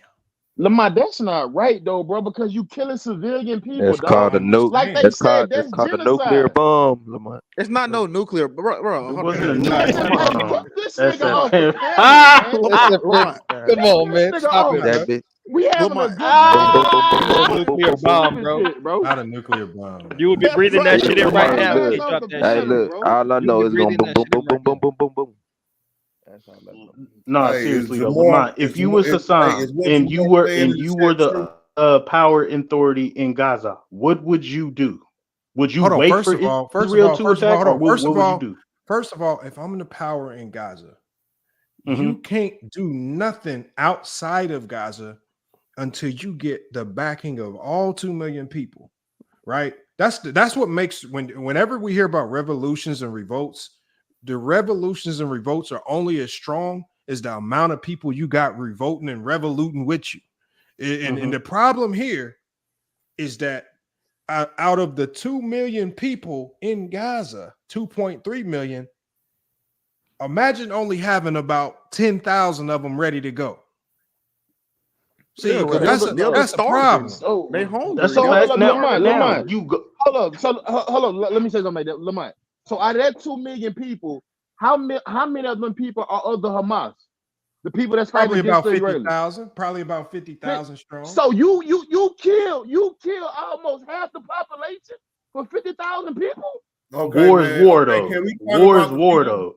War is not That's war, not bro. nuts. There's rules It's of engagement. it's messed Hold on, up. man. It's messed up. It's meant to But be war. rules. We Though. talking It's about meant the to people be. who evacuated. All right, it's It's just meant to be 2 million people sitting in their house waiting to be bombed. They're not allowed to leave, Where bro. are There's you a gonna go? You blockade. can't be They cannot evacuated leave. by That's crazy. They're blocked from If sea, somebody- Hold air. on, There's no airport. they just There's told no you they land. got blockades. They under siege. They can't go nowhere. They had Facts. checkpoints and Yeah. shit. Have you not been listening? If you were the government power in Gaza, you tried to get the other 2 million people with you, not for war, but at least get them with you to see your political views. Get that going Yeah, but they're first, terrorists. and then Nobody try will to get- they expand your couldn't get land nobody on their side, Mac. That was politically their terrorists. with treaties and other stuff No like that. way, hey, MacDep, there's no way land has been gained by peaceful means in human history. Bro. I get that. Yeah, I but you know get what? Sometimes, that. But do you? sometimes Africa, sometimes them endeavors to get that land, you just got to give up. Wow. Let that shit So, go. so we got to deal with the open air prison, right? The problem is they didn't have nobody saying, because you know what? Because you remember, you never been in real oppression, Lamont, talking like Young that. Africa, check this You out. ain't never been in real oppression. Hold on, Young to say Africa, that. check this out. Mexico crazy, used to be bro. big as hell. Mexico used to span all the way into the U.S. You know Yeah, it what used to be Mexico's, Texas. you know what It used to be Mexico's not Texas. gonna do? Mexico's Force not gonna still come is. knocking with 10,000 soldiers trying to get that land back. Mexico has a self-governing nation, though. They got something listen called to what I'm saying. self-determination. Hold on. They No, got no. that, though. No. I'm only talking about the land. What if Mexico one day woke up and said, No.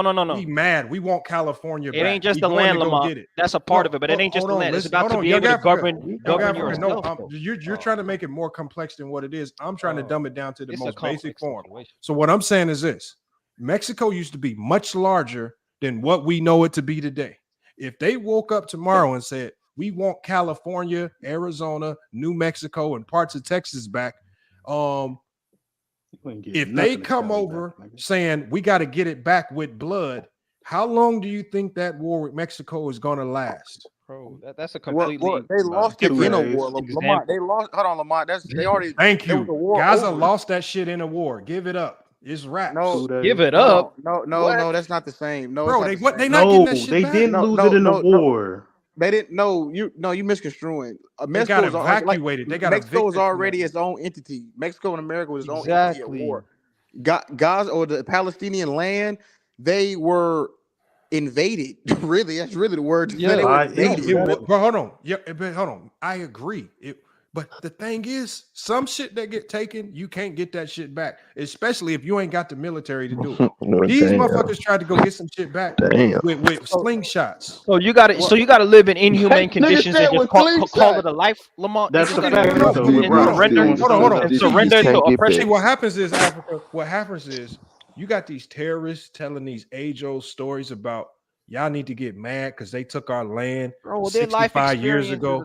And then you got these, you done convinced 10,000 radicals to run into Israel and go do some dumb shit. Now your whole country, your whole little strip about to get radicals. Smithereens. You acting like their own life has not given them that compass. What I'm saying is, whoever their life experiences dictated that situation, bro. Whoever authorized this attack did not do too much thinking. They did. But hold up, Lamar. This is what I'm saying. When 9/11 happened, They didn't have and they came over here. But hold up, when they came over here and bombed us, dog, when we went boots on the ground over there, we didn't just start killing and bombing everything in sight, bro. Like that's not what they say. Hold on, that's what the news tell you. The people over there say that U.S. went over there and bombed every goddamn thing. The U.S. did a better job of hiding what they actually did. I don't believe they didn't even have uniforms on, bro. We killed a million Iraqis. You know the sad thing, Lamar. We were probably fighting against them. No, that's what they just couldn't differentiate.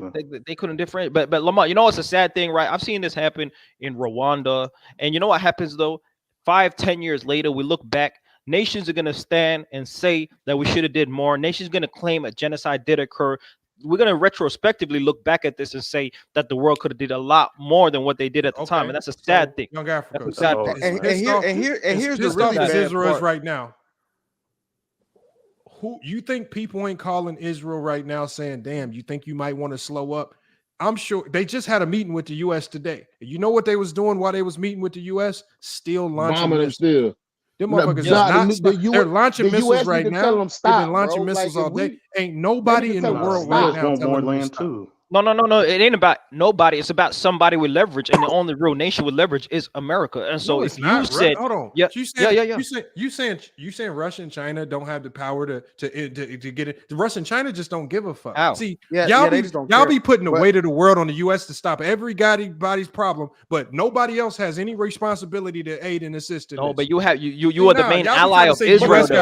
Y'all the one that give them $3 billion a year, though. Y'all taxpayers' money. Hey, Lou, I don't know if you know your taxpayers' money going to these bullets that are raining down on people. You know that, right? I do. We're not the only ones giving Israel money. We're not the only ones giving them money. That's where my money going. That's where your money going. So Young Africa, was Israel eventually going to take over Gaza either way? Hey, ask them why. I mean, they already had it under control, bro. What you mean take over? Hold on. Hey, I'm gonna tell you all the countries that's sending over $1 billion over the last 15 years, all the countries that have sent over $1 billion to Israel, the UK, Australia, France, and Norway, and there's more countries. The US. Why are everybody sending these motherfuckers? Hold on. Because they build relationships with all these countries. So that sounds like the Western coalition. Because Israel. America, hold on. They admitted earlier. Hold on. They admitted earlier. Germany. Hold on, Anti. They admitted earlier, bro, that the only reason America send them money like that is because Israel couldn't defend themselves against them. Yeah, and also hold on, and Anti. Right now, Israel is the Western spy of the Middle East. Exactly. It's a foothold for the Western spy. Israel controls the political. Israel's how America, UK, and the West. But again, who cares? What do you mean? What does that have to do with us? Like, so the thing is, why ain't y'all telling India? Y'all taxpayers' money's going there. That's why you should care, man. You should care if you have a moral compass. What do you mean? Who cares? Hold on, Young Africa. Hold on, Young Africa. How come you ain't begging India, who's given over $1 billion over the last 20 years, to Israel to go over there and stop this? Because we don't live in fucking India. Fuck India. We don't live in that. Why ain't you begging Germany? They don't have the political leverage of America. The U.S. to go stop every goddamn problem. America's the most powerful nation on earth. Stop the cap, bro. Bro, did you not? Black folks ain't got shit to do with that in America, though. I'm not. You want America to solve all your problems. Y'all be wanting us to solve everybody's problems. Lamont, did you not see? Guys should have thought that shit through a little bit. You acting like y'all are separate from the great problem. Power comes great responsibility, Lamont. That's my Spider-Man shit, man. Hey, man. Great power comes great y'all are part of the problem. Y'all not separate. Y'all put Israel in position to do such things, man. You should have told the motherfuckers in Gaza that. You should have said, they don't have power. With these missiles comes great responsibility. They don't have power. Yes, they did. They had 3,000 missiles worth of power that they wasted on Israel. Lamar, Israel owns nukes. What are we talking about? Lamar, that ain't Like, they have 3,000. nukes, bro. That ain't shit. Okay, so Compared to Jamar, check this missiles? out, Jamar. So Jamar, check this out. Why the hell, if you know Israel got Lamont is nukes, a am I going to Zionist. I shoot didn't some know this, missiles man. over there? Yeah, he a Zionist. Because they're a Zionist. terrorist Boy, group. They're crazy. suicidal as hell. They So don't thank have you, no thank you. morals. So Hebrew they Israelite. did some stupid shit. See, the thing is, this is all about your actions lead to specific repercussions. They shot how is that- 3,000. They shot 3,000 missiles into Israel. You think Israel's supposed to say, guys, let's have a discussion? Them What motherfuckers about said, what "What about about Israel's Go actions? get boots Lamar? on the ground and go get them niggas. Don't hold bomb on, Israel. everybody. No, anti. This is what they doing. They Hey, you shut know off why they don't all want to the do that? power. No, anti. No, You know why they don't want to do that, Lamar? Because they want to spread This is borders. anti. This is what they doing. This is what They're they trying to doing. eliminate Anti. them off the map. They shutting off all the power. They blowing up all the tunnels. They making them hungry. They got soldiers, 300,000 soldiers lined up on the Gaza border right now, and they about to go in any day now and do the rest of the job. This is the repercussions when you shoot 3,000. So hold up, hold up, Lamar. When you say the rest of the job, are they killing men, women, and children? Yes. Hold on. Yes. Anti. I don't know what they're gonna do when they get over there. Crazy, dog. We already know. I don't know what they're gonna do once they get over there, but I know once they run through there, boy, man, you better be waving a white flag. Ain't nobody living. Anti, you had a good question though. bro. Why don't But they go Lamar, boots they on the don't- ground? And anti, why they won't do that is because it's Gaza is one of the most densely populated places in the world. If they need to flatten certain areas so they can go in and see what's going on, because if they just went in boots on the ground with the These density of niggas is people, bro, crazy. they will get rained on and they would have mass casualties in the Israeli army if they did that, bro. Because that's happened before when they did But that. hold up, you just said the army is 300,000. They got what? 10, you It's said still what? gonna be mass 30,000? casualties. Even though they do that, it's gonna be mass casualties if they go The boots on the other ground side without don't have an flattening army. certain areas. They don't have an army. They're a terrorist organization. Now all of a That's sudden, what I'm saying. Like, this is what they doing that's now. what I'm saying. Like, you. Bro, These y'all motherfuckers y'all start just fighting. Now all of a bugging sudden stuff. they getting Not soft. Now they getting soft. They didn't start fighting, and all of a sudden they Man, crying. y'all niggas need to go Israel around in is the a terrorist military, organization, bro. bro. You Y'all niggas just bro, feel like just go around in the military. Like Lamar, come on. Hey, Double E, that's exactly what they did. The Hamas fucked around and found out. That's all they did. That's Them motherfuckers- crazy. That's But see, exactly what they Lamar, did. this the problem, bro. See, Bro, you y'all saying- can say it's ridiculous. Bro, Hold on. Hamas is a You're terrorist not organization hold on, Lamar. I just want to that attacked a Well, country. well, by that definition, Hold on, bro. Israel is a terrorist government. Then I guess. Thank you. That's what I'm saying. Yeah. You keep If saying that's you the keep talking about The Hamas. U.S. is a You don't say terrorist shit government, about- but you if don't say somebody shit attack about us, we about to fuck them up. You don't say shit about Israel. You don't say anything about the fucked up Hold shit on. Here's the thing. This is what I've said about They Israel. violate a lot of human rights. for the longest time, Am I going to say Israel's hands are clean in this throughout the history of this? No. I Nigga, 100% 2 no. years ago, my Okay, nigga, so look, 2 so years ago. hold on. So what you're trying to do is what you're basically saying is Israel, after getting attacked with 3,000 missiles, should have said to themselves, well, we beat up on these guys for hundreds of years. We shouldn't do nothing back since they sent 300 missiles over. If you send 300 missiles to anybody's country, you got to expect a fight on your hands. And they sent not 300, not 200.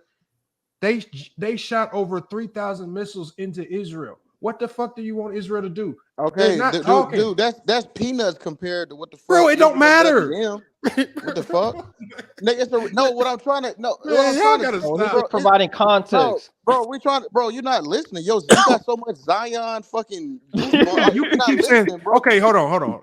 So if we're trying to explain it to you, bro. If you shoot 3,000 missiles into somebody's country, expect somebody to come knocking back on your door. You keep putting the blame on the Palestinians. Why you not putting this? on. How do you not put the blame on the people that shot 3,000 missiles? Hey, please tell them, Luke. Bro, Lamont, they had a military assault 2 years ago on Gaza. They had a military assault 2 years ago. Why was there a military assault on Gaza 2 years ago? Why? Shit, because these niggas, they fucking them up. No, because Hamas keep doing what?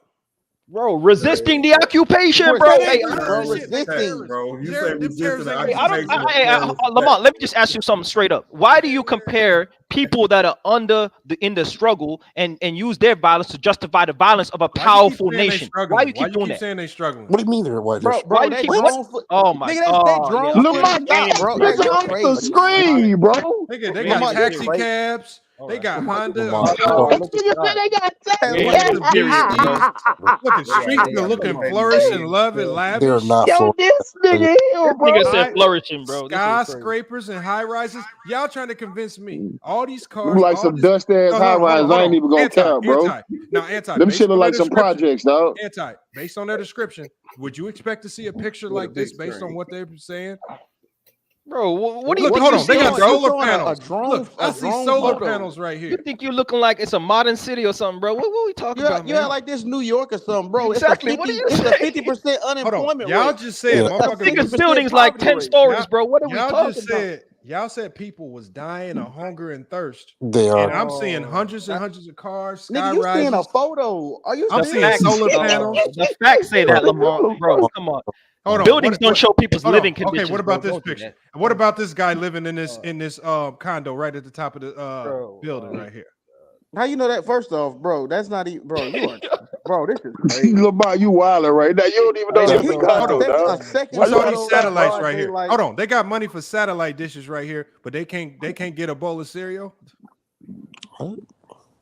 Bro, look at hey, Lamar wilding right now, cars, sir. They got good gas. gas. I ain't even gonna try and fuck with. Yeah, I'm not even gonna entertain this. Lamar wilding right now. So they got all this, but instead of building on this, making this better, these motherfuckers using these buildings to hide missiles just so they can launch a surprise attack that nobody wants. Wow. But Lamar, you talking about the only 10,000, whatever, how many in the Hamas, bro? That ain't everybody in the city, dog.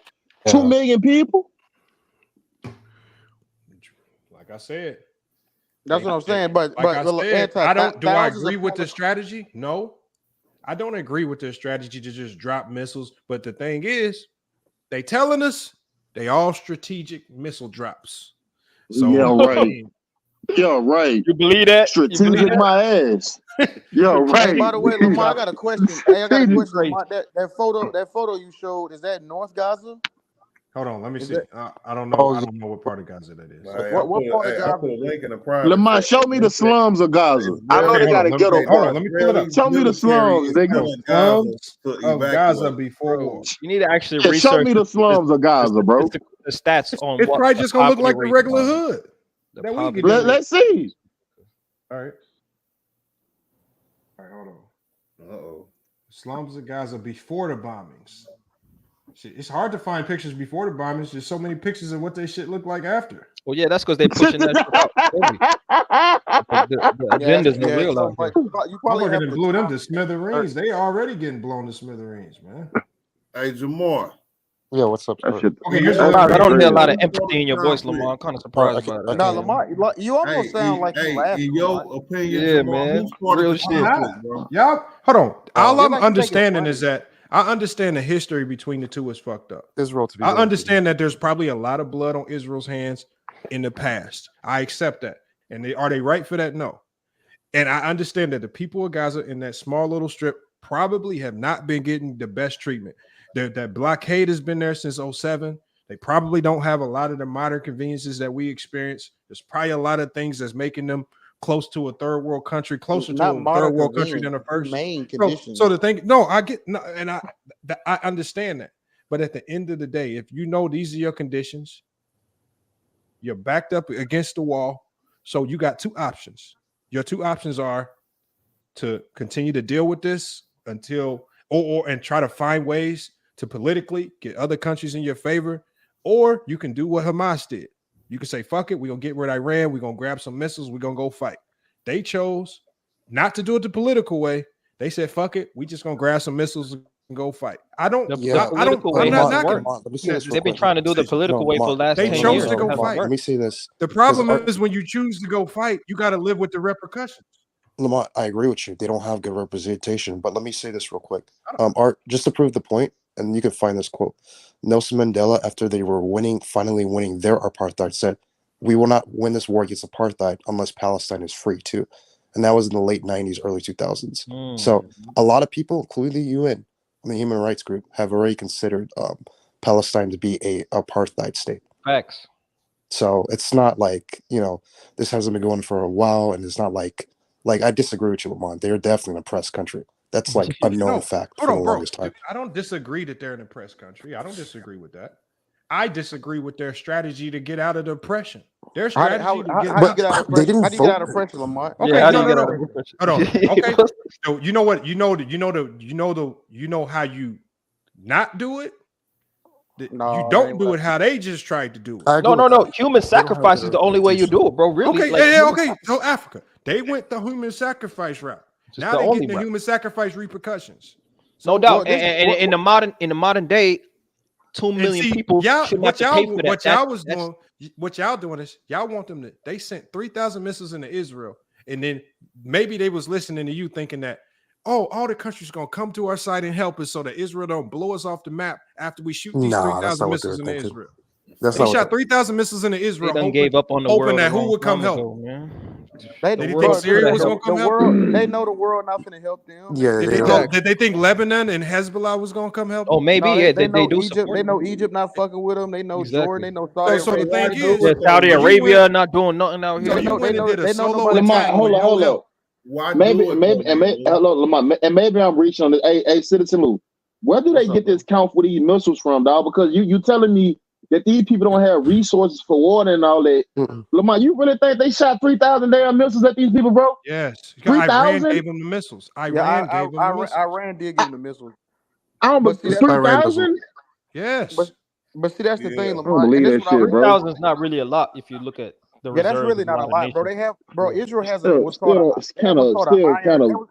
an Iron Dome. They have an anti-missile system. So yeah, they probably blocked a third of those. Most of them. The Iron Dome has a 90. So here's the hood anti. You right? They was living fucked up. God damn. Look, but they had some good paint. They painted eyeballs. Oh, hey, man, listen, Lamar, why you trolling these folks, bro? Lamar, that's fucked up, man. That's fucked up, bro. These folks like the project. They look like the Magnolia Project when I used to stand them bitches, dog. But see, here's the thing, Lamar. This is what could happen. This is what Africa was saying. I want to add something to it. Listen, if Israel comes in there and they fucking deplete 50% of this population, look at these other countries surrounding this area, other Muslim nations. Bro, this shit really could turn into like a, you know what, man? They fucked up. Like, we could have did something about this. We could be next. What I mean, they could start pushing into Jordan. They can start pushing in Lebanon and Syria. Yeah. I mean, if they'll do this shit, they'll do this shit to their own. I mean, they don't give a fuck about Muslims and Arabs in that area. And the sad part is, Lou, when they do that, and they do take out like 500,000 people, the narrative will change at that point in time, and the world will. Now, what happens is, if Israel does just randomly out of the blue go push into another country that's not asking for conflict, that country's probably going to have the support of other countries because they did that to Syria already. They did that to Syria already. When did they do that? Hold on. Syria's still Syria. Syria's not occupied. Syria's not occupied. They still annex some land from Syria. They still annex some land. Hold on. And Syria is another one of them terrorist-filled countries that keep throwing rocks at Israel. See, all these countries y'all talking about is loaded up with terrorists. Let me ask you, like to throw rocks at how do you define the Israeli government? How do you define that? Just like the U.S. government. What's that? I'm learning a lot of new shit. Probably full of a lot of corruption. Probably full of a lot of political corruption. They probably use politics in other countries to get what they want, just like any other major power. What I'm saying is, I know their hands are not clean in all this, but at the end of the day, the countries y'all talking about, Syria, Lebanon, what's Syria? What's most prominent in Syria right now? Terrorist organizations. Lebanon. They destroyed the country. What's synonymous with Lebanon right now? Hezbollah, right? But Lamar, what's synonymous with terrorist groups? How do terrorist groups form usually? Oh my God! How do terrorists? Yes, when societies are destroyed. Exactly. Hold on. So, are you guys saying that radical terrorist groups?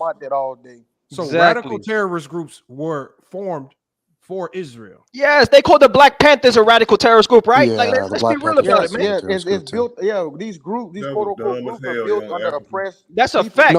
They not call the Black Panthers a terrorist organization? But the fact that you comparing them to is dumb as hell, nigga. How is it dumb, bro? What? Hey, explain to me how it's dumb, Art.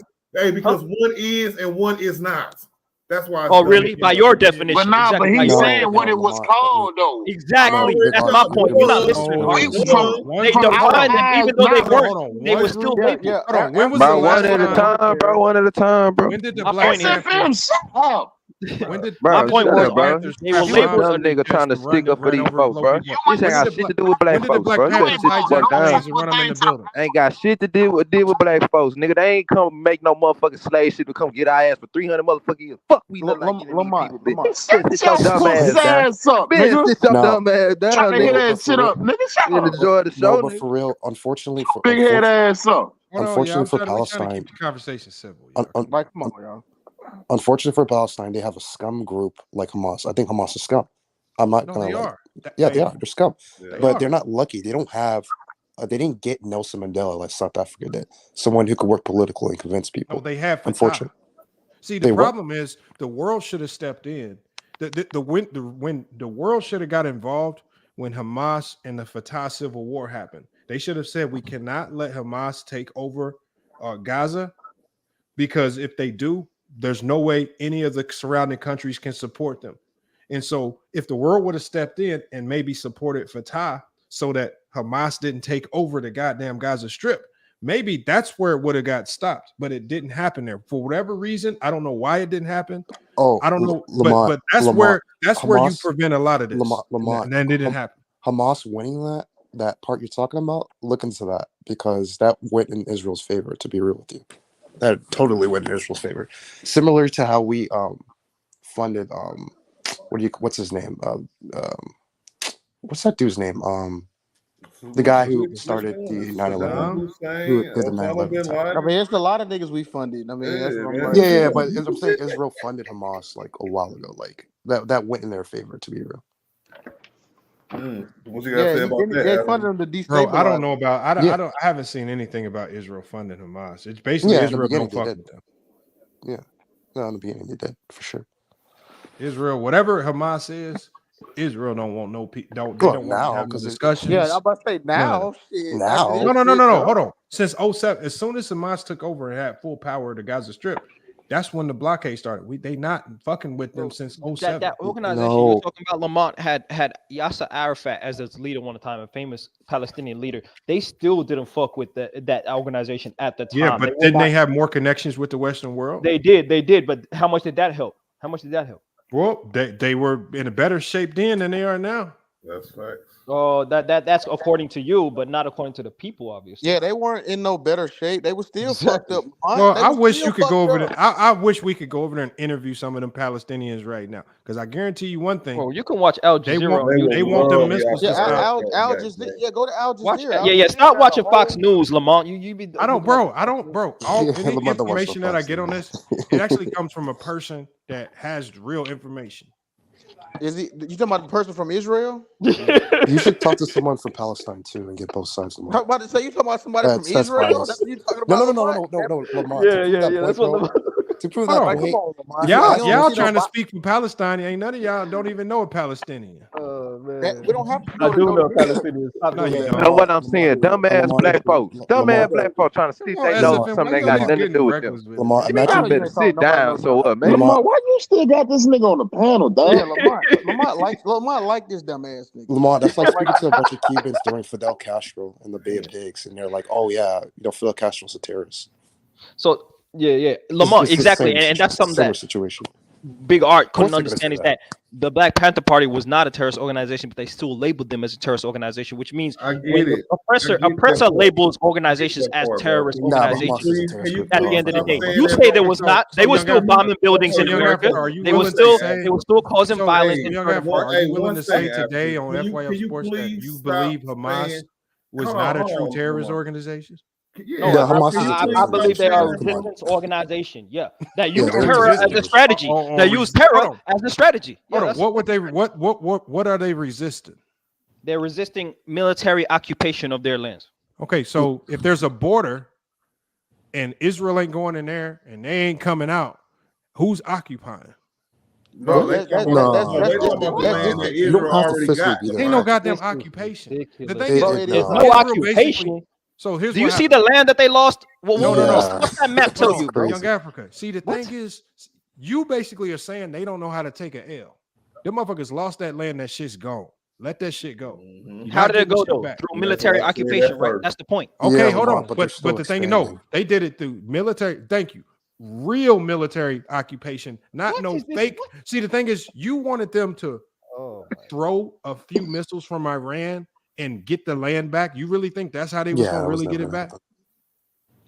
See, if you're gonna really do it, they need to just should have did it the right way. I don't think it's my place to judge people in the Lamont, struggle. what's the right way though? No, hold on. The right way wouldn't. I don't know what the right way.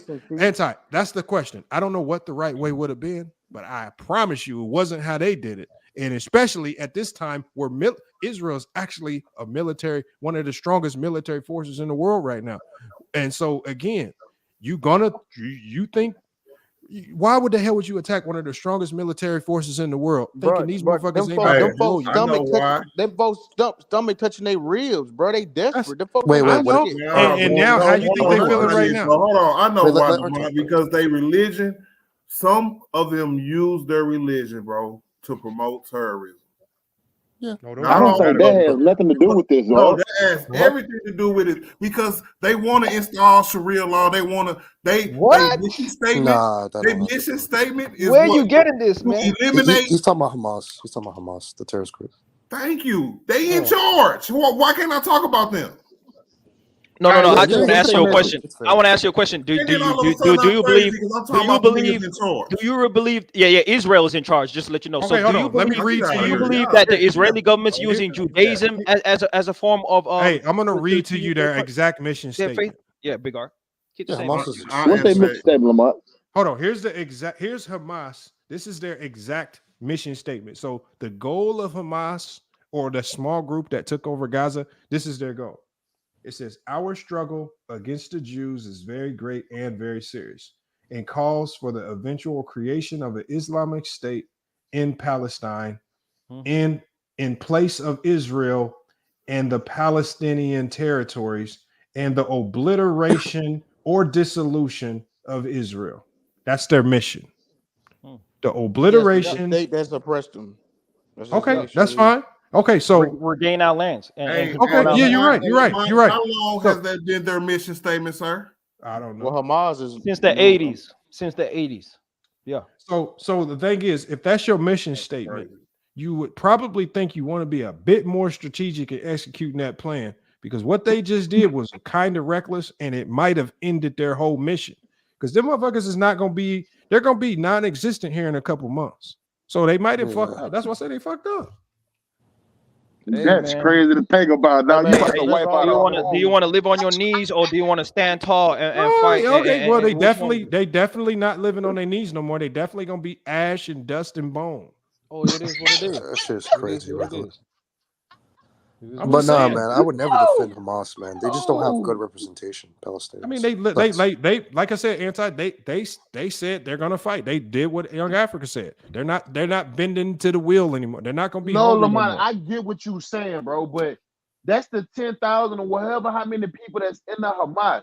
Y'all said this shit is 2 million people. Yeah, but so you about to kill damn near 2 million people for 10,000? They're using the people. They're using. See, the thing is, this is why I said the organization, the Hamas organization, can end this today if they all surrender to the Israeli army. And really, the people, the innocent people in the Gaza Strip, the bombs will stop today. See, the problem is they're using the people in the Gaza Strip as potential shields to hide.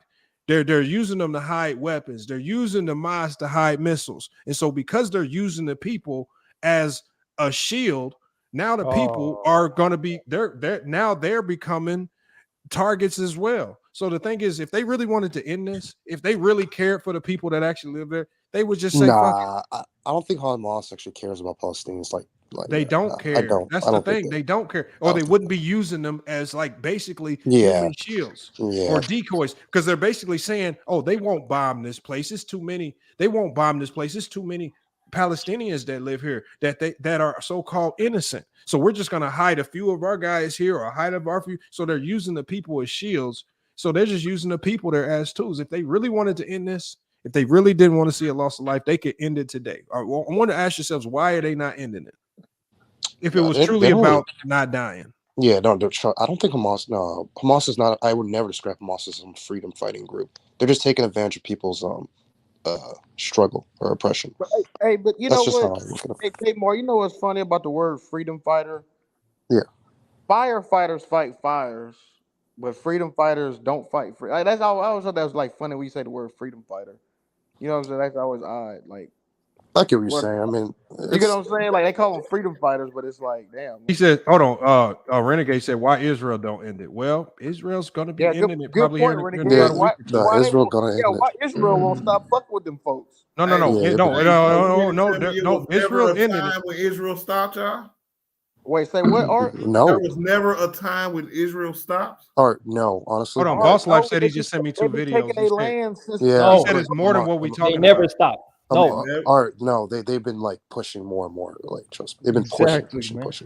Been taking more land, Exactly. And they keep voting in like very like extreme right wing governments. Exactly. And these are against the UN convention. Like, these are meant to be Young Africa crimes in the international court. If they keep reducing their land more and more, the people of Gaza should, number one, find a way to, whether it's another civil war, whatever it is, to get the Hamas from out of power so that they can take over and start making more sound decisions on their future. Because with Hamas making decisions, they getting fucked up.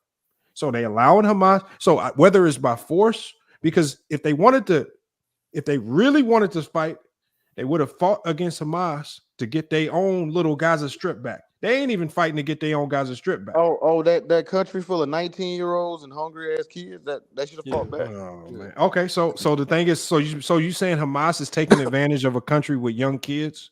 Yes. And that know they can't fight back? Yes. Okay, so desperate nation. I get that. Not nation, excuse me, but a group of people. So Hamas is they're taking advantage of their own Palestinians, the ones that they're pretending to fight for. Bro, you keep trying to absolve Israel. What freedom are they fighting exactly, for? Bro. Because somebody started freedom fighters. So what freedom are they fighting for then? Because obviously Hamas is not fighting for the Palestinian people. Yeah, they're not. That's not what. That's in your perception. The reason Hamas was created as an organization was out of warfare in the 1980s. The literal situation of the occupation created Hamas, and so that's how they were created, which is why I define them as a resistance movement. No, but like this. Well, you know what though? That's a fact. You know what? It's kind of like. It's kind of like the gangster disciples. You know, when they was created, it was really to govern the neighborhoods and be a peaceful organization. You know what it turned into? A whole bunch of motherfuckers extorting their own community and gangs running doing dumb shit. So again, they might have started off with good intentions, but them motherfuckers ended up being just as corrupt as any other. You can question. You know what's interesting? We questioning the strategy of people trying to fight for their freedoms more than we're questioning an occupying power. We're not questioning occupying power. We're questioning the resistance of oppressed people. That's amazing. It's designed like that. It's amazing. It's amazing. Facts, Lou. It is designed like that. It's designed like that. You're not supposed to take the fighting for oppressed people. Hey, I don't know if you know, Art. Hey, you know what? People in Hamas live in Gaza, bro. They still under oppression. They living in some high life, just doing what they want. It says Hamas was created.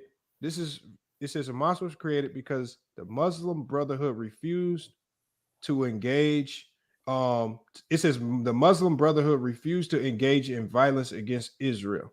Yeah, that's the Egyptian power at the time. It says the Islamists tied to the Muslim Brotherhood feared they would lose support for their rivals, the Palestinian Islamic Jihad and the PLO.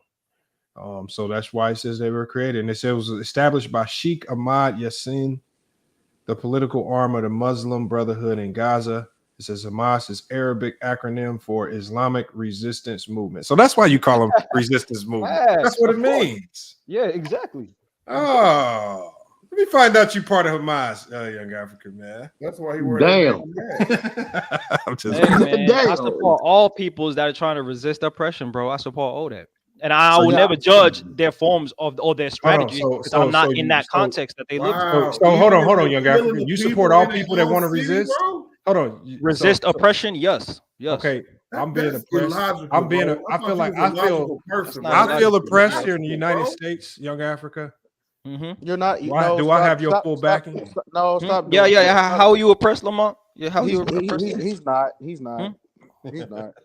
No, but if you are, I would support you. Yeah, you got if you have running valid water in reasons your as to house why and you are everything, nigga, resisting, shut up. and I would support the means in which you resist. If you choose terror as a strategy and that's all you have, I would support that. Man, black people scared to die. If Lamont, you got the ability to go that's to something I ain't California. never been scared to do. You got the ability to go to California. You ain't got no limit on your light bill, your streaming time. Nigga just came from Mexico with his team. You see what I'm saying? Like you got freedom of movement and all that shit. Like, bro, we have never experienced anything with them folks feeling. And then another thing too, like, but we but the should 2 be million aware of people this there shit. don't feel that way. See, What? y'all allowing Hamas to speak for the 2.3 million people that are there. That really, we ain't really hearing from them. We just only hearing these complaints from the terrorist group. That's the voice of all of the. That's the American propaganda, Lamont, what you mean? That was, remember during Jim Crow, there was folks, man, they let the white folk, we don't, it's all good. We ain't nothing hurt. It was people like that. It was people who was cool with Yeah, studying but they that shit. were They didn't not want shit freedom to fighters change. though. Y'all Huh? niggas call them freedom fighters, but y'all won't tell me the people the freedom that they fighting for. Bro, we done said it like They're not fighting for freedom. They just fighting to get land that they lost back. What? Because they didn't say this. They didn't say this like 10 times. They fighting for land, bro. Yeah, the land, bro. They don't have shit, or they have no autonomy. With land comes political power, self-governance, self-determination. To reinstall their religious beliefs as well, then we doing this conversation. Hey, Art, are you gonna hold the Jewish faith in the Judaism to account when it comes to Israel and their divine right to the land that they were never indigenous to? You gonna do that? But wait. Can I say something? Huh? Art? No. Hey, well, hold on. Let him answer The that. United States. Hey, The United States really is indigenous to the Native Americans. No. I ain't talking about what Lamont was saying. Listen, bro. No. It goes into what I'm saying because what Lamont was saying is that it seems like at some point in time, from Yasser Arafat maybe to the point where it wasn't about violence, bro. You have to answer from taking it to that kind of Muslim people to a terrorist organization, Muslim people. No, I'm just asking you. Do you define Israel as a terrorist organization? Yeah, I was gonna say, Art, to be fair though, Ben Netanyahu, who's in power, and the people around him who are in power, have literally been talking genocidal talk about how Palestine shouldn't exist, how they should nuke them. So they've been saying similar stuff. How they call them. First of all, one thing we know for sure, and that was even before this. By the way, Israel was never going to nuke Gaza. If they did that, they No, would of have course not. They would have a whole bunch of countries down their neck. Lamont, that's not the point. I'm not saying they were actually going to do that. They were just casually saying that. Basically, bro. them. How did you become privy to these conversations? They talking about nuking Gaza. They said that on live TV. What are you talking about? Political officials have said that. Before that, hey, T Streets ain't got in yet. Talk. It's a video out they there. casually say this stuff. Hold on, let me hear. Jamar, we got you. No, it's a video out there to where the Prime Minister of Israel did an interview, and the interviewer asked the Prime Minister, "What would you do to your enemies?" And so basically, his plan was he would provoke his enemies, let them attack first, so that would give him reason to bomb and just massacre everybody. And this was like years before, you know what I'm saying, this situation right here happened. So I mean, I got a question for the panel, and I was asking in the chat and nobody really answered. If Israel has one of the world's strongest intelligence, they built this wall. I'm talking about this wall is so strong, like you can throw a rock over the wall and it would like poof and disappear before it hit the ground. If their intelligence was so strong, you're telling me that you had no idea that Hamas was going to have this attack on you guys? Yeah, and you know what? That the U.S. the U.S. government actually released a report about this, about how Hamas was able to organize this under the guise, and it basically, after the report they released, and this actually makes sense. It says, and it kind of ties in with Hamas's strategies, the ones that we've seen them using in the videos and everything, where he said they basically just completely dumbed down everything from the use of the tunnel systems, getting stuff in and out of Egypt, the missiles and things. They have an elaborate tunnel system. This is what they're really bombing right now. They're trying to blow up. They're using certain types of missiles that dig into the ground and can blow up all of these tunnel systems, because this is how they've been shuffling weapons and weaponry around the entire Gaza Strip. So they're blowing that up. So then they also said they completely banned the use of cellular technology. No cell phones, no computers, nothing. Everything went down to its most basic form, which was word of mouth communication. This is why it took so long to plan and why the plan finally just got approved last Monday to attack Israel. So they basically were very detailed in this. It was elaborate. They made sure that communications that can generally be tracked, like cell phones, emails, all the quick communications, they just completely dumbed everything down so that the modern technology just can't not detect it. They didn't use trucks and driving shit in through but they use tunnel systems, caveman style shit. And so they just went caveman style on them. But the issue that my thing with Israel that I haven't heard anybody talk about it. There's been protests in Israel about the prime minister. Like a lot of people have been complaining about him and saying how he's been a dictator and how he's been controlling the judicial system. So the people of Israel want that guy out. So basically what he did was he allowed Hamas in. He created an issue and presented a solution. Just we like got a George president Bush that and we all these want other out. presidents do. We got a president that nobody likes. Nobody wants Biden here. Yeah, they voted him in there though. So it don't matter. It don't matter. When Trump was in here, nobody wanted Trump. But the prime minister has been a prime minister for 16 years. Just like Hamas has been there for. What do you mean? I know, but at the end of the day, Biden was duly elected. At the end of the day, as much as we want to blame Israel, this comes back to its most basic form. Gaza has definitely been under occupation, under blockades, under siege. They're backs against the wall. They're in a fucked up situation. I understand that. But at the end of the day, when you're in that type of situation, when you lack resources, when you lack the backing of any significant countries, the last thing you want to do is sit here and get missiles from Iran and then shoot them at Israel when you have no real plan after you launch those missiles. They had no real plan. They had no real goal. They just jumped into a fight that they couldn't really fight.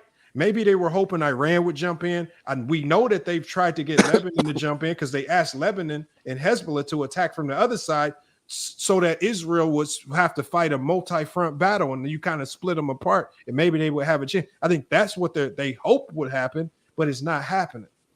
And so now they initiated a war that they weren't prepared to fight. That's all I'm saying. If their goal was to fight back, okay, I get that.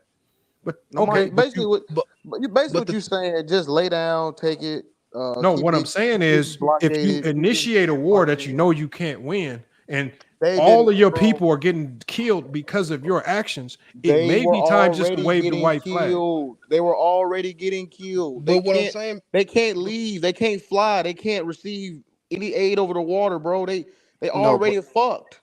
But they can't move throughout Israel. They can't move throughout Israel, but the terrorists somehow can get 3,000 missiles in. But Luke, oh my goodness, the prime minister allowed them to get them missiles in. That's what I'm saying, Lamont. The prime minister allowed the Hamas. Man, this is a hell of a conspiracy that we know here in the United States. It's the truth. That is a hell of a conspiracy. No, he knew that they was coming in and kill people. He doesn't like the Palestinians, so he used this attack as an excuse to go and obliterate and kill. Okay, so the president. So hold on. So the president and his little people around him in his office basically came up with a plan saying, "We know Iran is giving them missiles. We're going to allow them to shoot 3,000 missiles over just so we can blow them up. And once we blow them up, then what? They're going to go and kill all the Palestinians. It's not like there's billions of dollars in oil over in Gaza or something. Like, is there something over there they want to get? Is there a resource? Lamont, it is more land. It's still more land. Bro, that land ain't worth nothing to them. Remember what Young Africa just said, that you can't grow nothing on it. It ain't nothing. Well, I mean, they control the port. They blew up the airport. They blew up the airport. I mean, they control the ports. I mean, people can't even leave that bitch. No, but Lamont, you know you can build a missile, right? Like, you know they can send the parts like piece by piece, and you can assemble it. Like a missile doesn't have to be ready-made assembled. However, they got the missiles. They spent their time constructing missiles as opposed to building some type of economy or relationships with other countries to help get you themselves can't out. build an economy under Just siege, like y'all Lamont. telling Israel to be diplomatic. How come they weren't diplomatic? Lamont, you can't build an economy under siege. Yeah, but okay. Name an economy that was built under siege. Okay, and you can't go to war when you ain't got the infrastructure or military to fight. But I was just gonna say, just like how have you heard of guerrilla warfare? Yeah, but the guerrilla warfare requires Israel actually going over there, making it a guerrilla war. They just bombing the shit out of you. There's no guerrilla war to it. They just gonna blow you out the ground. I mean, have they killed? Have they killed? I mean, Hamas still love, right? By the time the soldiers go over there will be no guerrilla fighters left. I mean, it seems like they still alive. They still. I mean, I haven't heard no death confirmation. Have you? Every day. Well, right now there's 1,600 dead Hamas soldiers. Yeah. Oh, that's what they said. Yeah. Well, hey. I was going to say this too. And counting. And remember, any number that they give us is probably triple. And I was going to say this too, just to answer Art's question. Yes, Hamas is extreme. Don't even agree with them. But so as that government is extreme and religiously extreme and want them Jews exterminated, so does the current government for Israel. And they've explicitly have said that multiple times. Okay, now that's the current government. Yes. In a conflict that's been going on thousands of years. But you saying Africa? Hold on, Lou. This land that they fighting for is what? All of it, or just what they consider the Holy Land? Right now, you're talking about Hamas, or you're just talking about the people of Palestine? I'm talking about that shouldn't be a difference. Well, right? Like I said, they Hamas were really fighting for the people. I don't think so. What is Hamas' purpose and what is the Palestinian purpose, I guess? See, the Palestinians' purpose and Hamas' purpose are two totally different things. We agree there. Palestinians just the Israeli prime minister just released another statement. Go ahead. Says Israeli prime minister says what was in Gaza will no longer be. God damn. Well, I told you that dude. That dude. God damn. Well, like I said, the thing is, Hamas participated in him executing that plan. So if they fell for the okie doke. They fell for the okie doke.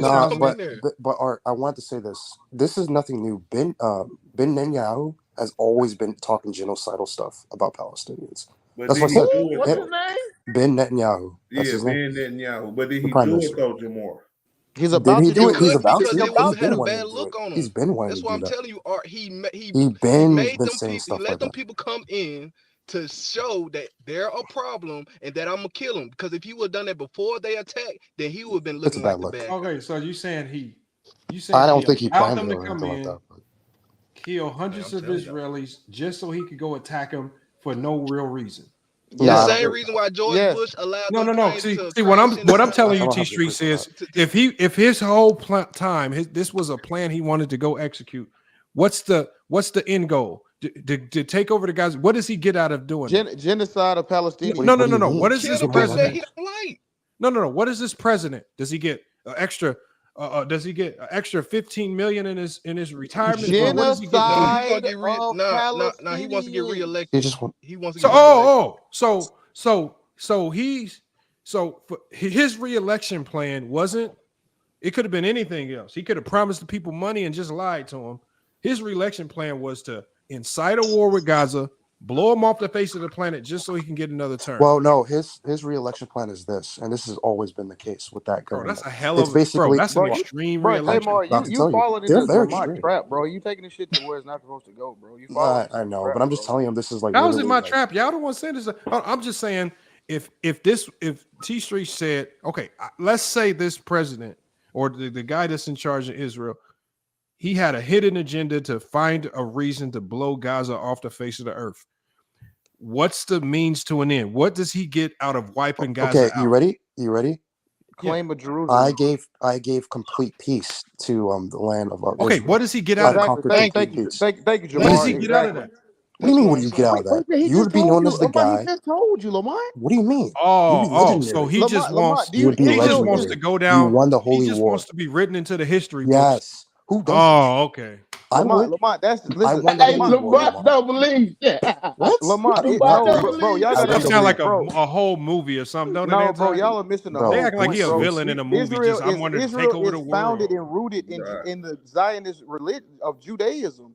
They just believe like they're the Art said that supreme Hamas is extreme, children of they are God. too. Are y'all serious? They Yeah, I believe they're don't the know. children of God. Yeah. They believe all land is theirs and everybody is. So do the Hebrew Israelites, but they ain't done nothing like this. Wait, Yeah, what you because they say? have power, Lamont. Wait, hold on. What Hey, did and so do Catholics as Yeah, well. you can't compare the two, Lamont. Bro, did you say Hebrew Israelites? They don't, Yeah, bro. like they don't got no power. Israel don't even recognize them niggas. Israel don't They're even just crazy recognize people them, screaming on bro. the Hold street. on. But Yeah, y'all making it because seem we like ain't over if there. you feel like you the people of God, y'all can do anything. How come the Hebrew Israelites ain't done no radical shit like this? Because they got no power, man. What Bro, they don't have, bro, they're not get Zionists. crushed. Bro, they're not Zionists, bro. Zionists are European Jew. Bro, they're not. Bro, come on, bro.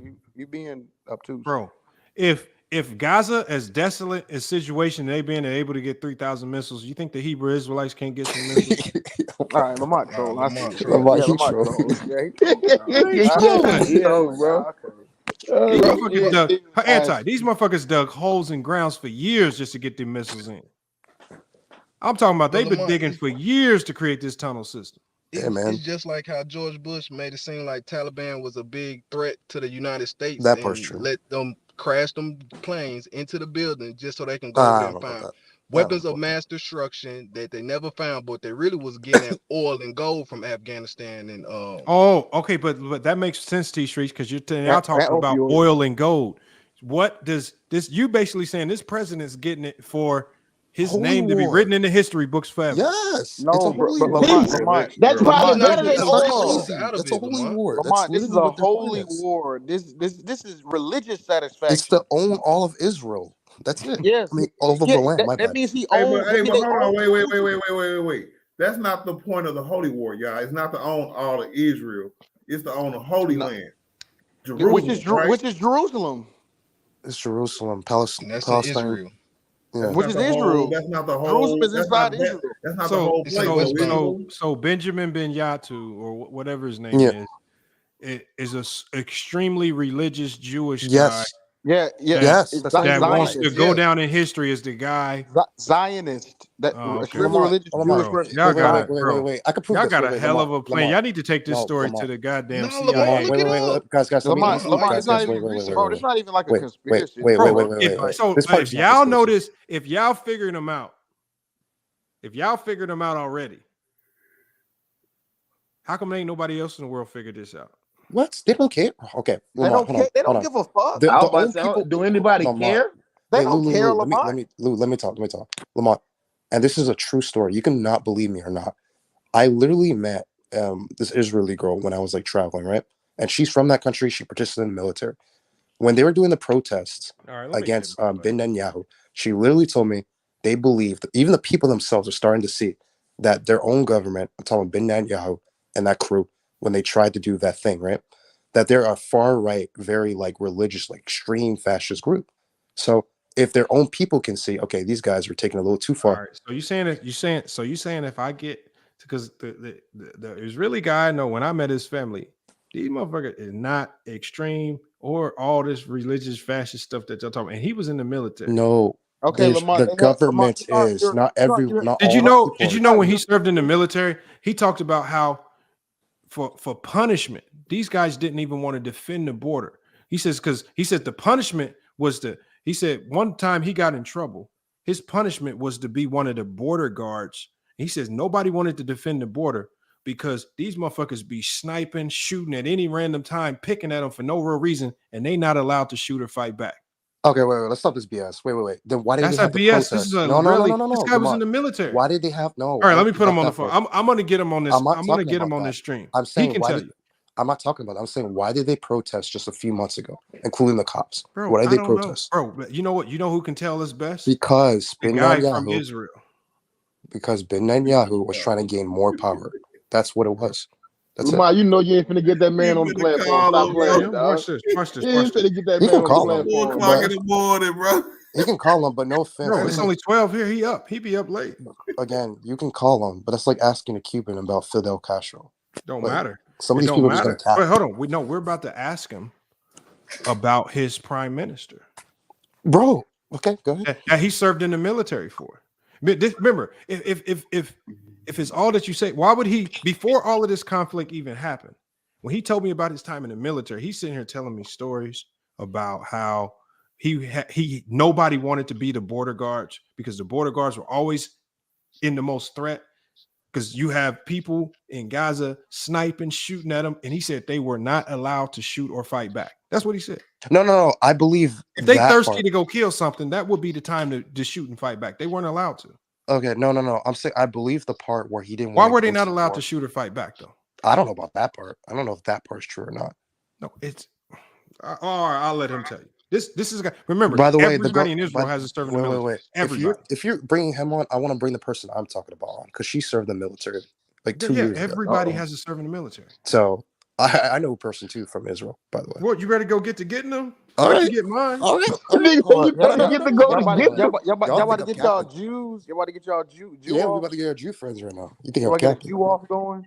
Yeah, that's she literally crazy. said that government is religiously a Jew off. Hell no. They about to get a Jew off. I got my Jew. No. What it is what it is I'm hearing all these stories. Like I'm hearing these stories of what y'all think is going on the border. But this dude was telling me these stories. Remember, and he had no reason. Like he was telling me this stuff before the conflict, before the missiles were shot. Like he was telling me about his time in the military, how nobody wanted to be the border guards.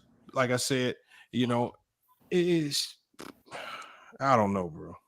Something ain't adding up. Something ain't adding up. Be exaggerating sometimes, though. Lamar, yeah, but people be capping, bro. I'm just saying. I don't know. Me personally, I don't know.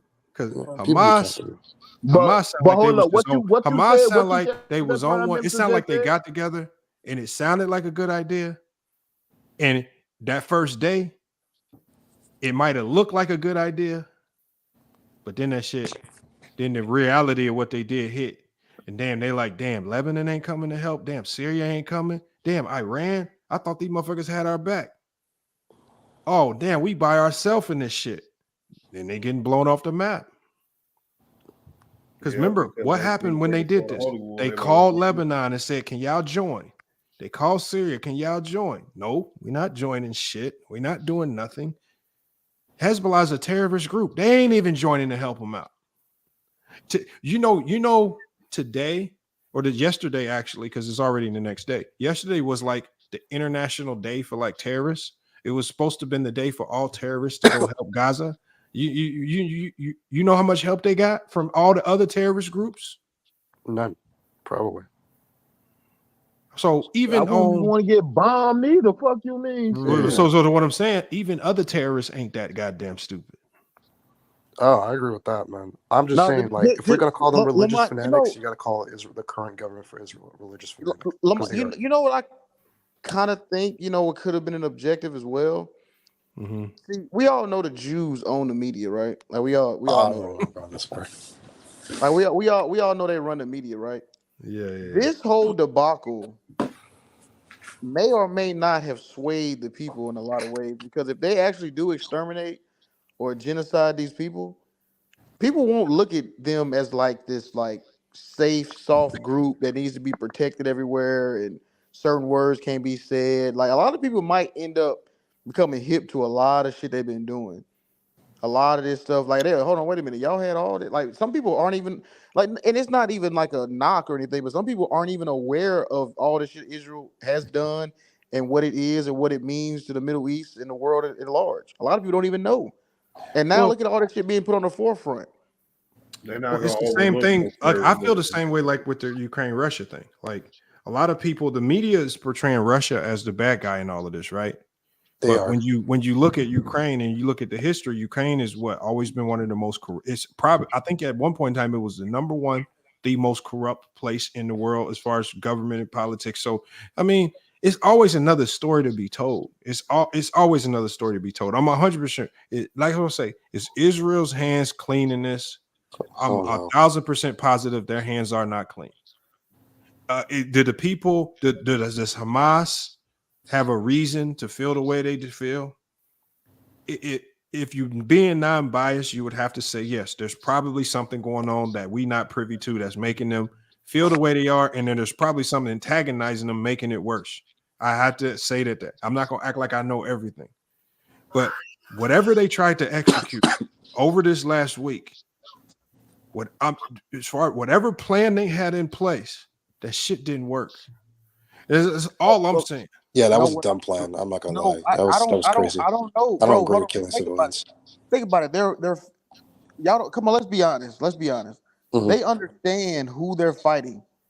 There's no mistake, and they know who they're fighting against. The people that have been bullying them and pushing them, people who got the UK, United States backing, they know who they're going against. So I don't even think that wasn't the objective, Lamont. I don't think war, quote unquote, fisticuffs with Israel. That can't be the objective. It has to be something else. And I think it's the objective, Lou, is that they only wants to inflict violence, murder. No. But you got to think. So they've had over the last like 20 years, they've had like 10 different like mini conflicts, mini wars, right? So normally what happens is like if you look at all of the conflicts where Hamas would do something similar like this, but probably on a much smaller degree.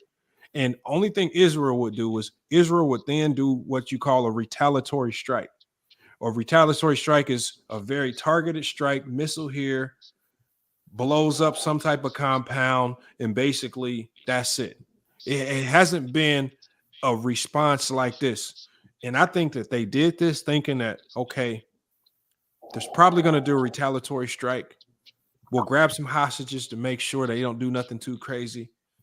But I think this time, and I think they've been trying to uptick what they can do every time. I think they just crossed the line this time and fucked up. I think they thought Israel was going to play it safe. They was going to play by the rules of war. It was going to do another retaliatory strike. And these motherfuckers did not do that. These motherfuckers said, we unloading the whole arsenal on y'all. They fucked up. That's what I'm saying, bro. And I don't think that'll play in their favor. I think that's what you get what I'm saying, bro? I don't think look, in the long term, it's not going to play out well for Israel, probably. Like that was right now, they Vendetta. pissed off a whole country, and they've had over 12,000 missiles dropped on them and counting, and it's not going to stop until they feel like 12,000. God damn, bro. And it goes to what J-Mo was saying too. Think about the people, or T-Street said, the people inside Israel, they genocide those people because Palestinians live in Israel as well.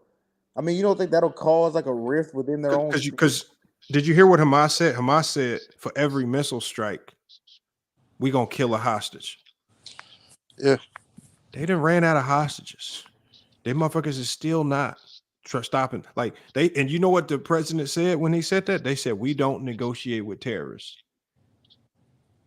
So they basically said we'll take a L on that front, but by the end of this, y'all won't ever be able to do this again. That's how they looking at it from the outside looking in, or at least that's the impression that they trying to give the world. So Hamas played their hand wrong. Whatever hand they had, they fucked it up. The motherfuckers fucked up. Bro, they don't have any other hand, Lamont. Patience, when you have no hand, patience would have been a hand. Patience to do what? Keep getting fucking blockaded and But it's either continue with the blockade, or the alternative is what we see right now: complete and utter annihilation. Lou, I would say this, FYF, Lamont's right about one thing. Like I said, when I talked to that girl like a few months ago, like I said, and what you saw in the news, they were turning against the Israel government because they did like overplay their hand in terms of like their fascism and how much power they're trying to get. Ben Netanyahu. So maybe something would have happened, man. Well, you got to think there was more sympathy getting thrown towards. Yeah, there was. Remember, it was free Palestine. Like that was the sentiment. Over the last year, even Kyrie said something about it. So there was a sentiment that was turning around the world where people were starting to look at him with more sympathy. And over time, maybe that could have led to the diplomatic resolutions that would have freed some things up for him. But the avenue that they went right now, all of that stuff is right now, like all of the people on Twitter that are saying free Palestine, you know what's happening? Their whole accounts getting shut down. Yeah. Accounts getting blocked. So so the thing now, anybody that sides with them, now your voice is getting completely diminished because you've made yourself look like the villain in this case.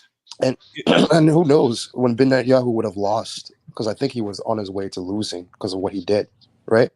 That recent thing, that play for power. Who knows? Maybe they would have got someone better who was more sympathetic to Palestinians. Dude, I mean, first off, getting your account suspended on Twitter is not. I mean, who fuck that weak ass site? No, it is, but like somebody like Mia Khalifa. Mia Khalifa had 20 million followers. I mean, before this, she was a really big supporter of Palestine. She said something in favor of Hamas, and her $20 million follower account completely deleted, gone. And that might have been a big moneymaker for her. So no, her account's still up. I thought she got banned. No, I'm on her. Yeah, I just looked it up. Well, her account's still up. Oh, well, is she good? Then All she right, might have let her back in. That's a few niggas I see following her too. Who is this? Hey, it's a few niggas I don't follow this. Most trash porn star I ever seen. Trash. Hey, that's what I'm saying. I've seen. Trash. I don't know why she's so popular, dog. But I did see some whatever she was at dropped her or something, and she clapped back at him. You know, was like, I'm always gonna stand with, you know, people who are oppressed and stuff like that. So, she got kicked off Playboy. That's what it was. Yeah, that's what it was. That was Playboy. That's what you're right, Lamont. I remember that. You're right, Lamont. That's what I heard. My bad. Yeah, so, I don't know why I thought Twitter. She got kicked off. No, Twitter is a platform for misinformation anyway. That's just a fucking cesspool of bullshit. Twitter's gotten worse now. Whatever Musk did to it, boy, it's just... Bro, this is what he did, Lamont. So you can't even tell anymore whether it's an ad or a real account. You know, when they put those ads on there, they don't even show the article anymore. They just got a photo of like the lead image. Mm-hmm. Bro, it's just a shitty ass site, bro. It's no real like safety protocols to see about misinformation. Bro, Ben Shapiro shared... That's why it's called X now, shit. Yeah, exactly. Hey, Ben Shapiro shared a charred baby photo, right? Come to find out that was an AI generated photo. Why would he do that? Bro, that's what I'm saying. Bro, Twitter is just a shit. Bro, it's a cesspool of misinformation. Bro, you can't get nothing from Twitter no more. That shit is all that should be bullshit. Just straight mis and disinformation. I feel you. Well, I just gotta say, man, fuck it. You know, we be thinking our problems over here. We be thinking we got problems. Them motherfuckers over there got real problems, man. That's crazy. Hey man, shit, they ain't gonna have no more problems in a couple of more weeks. Shit. Yeah, they're gonna be gone, bro. I do feel bad. Like, I don't want to see anybody get wiped out like that, because I know it's a lot of people over there just sitting in terror right now. Like, I'm talking about real terror. Like, we be thinking we know what fear is, but imagine just sitting somewhere not knowing. You just hearing you might have talked to your buddy Jeff the other day, man. Then next thing you know, his whole house just gone. Hey, it's just like Martin Luther King said, though. Around you. That shit crazy, dog.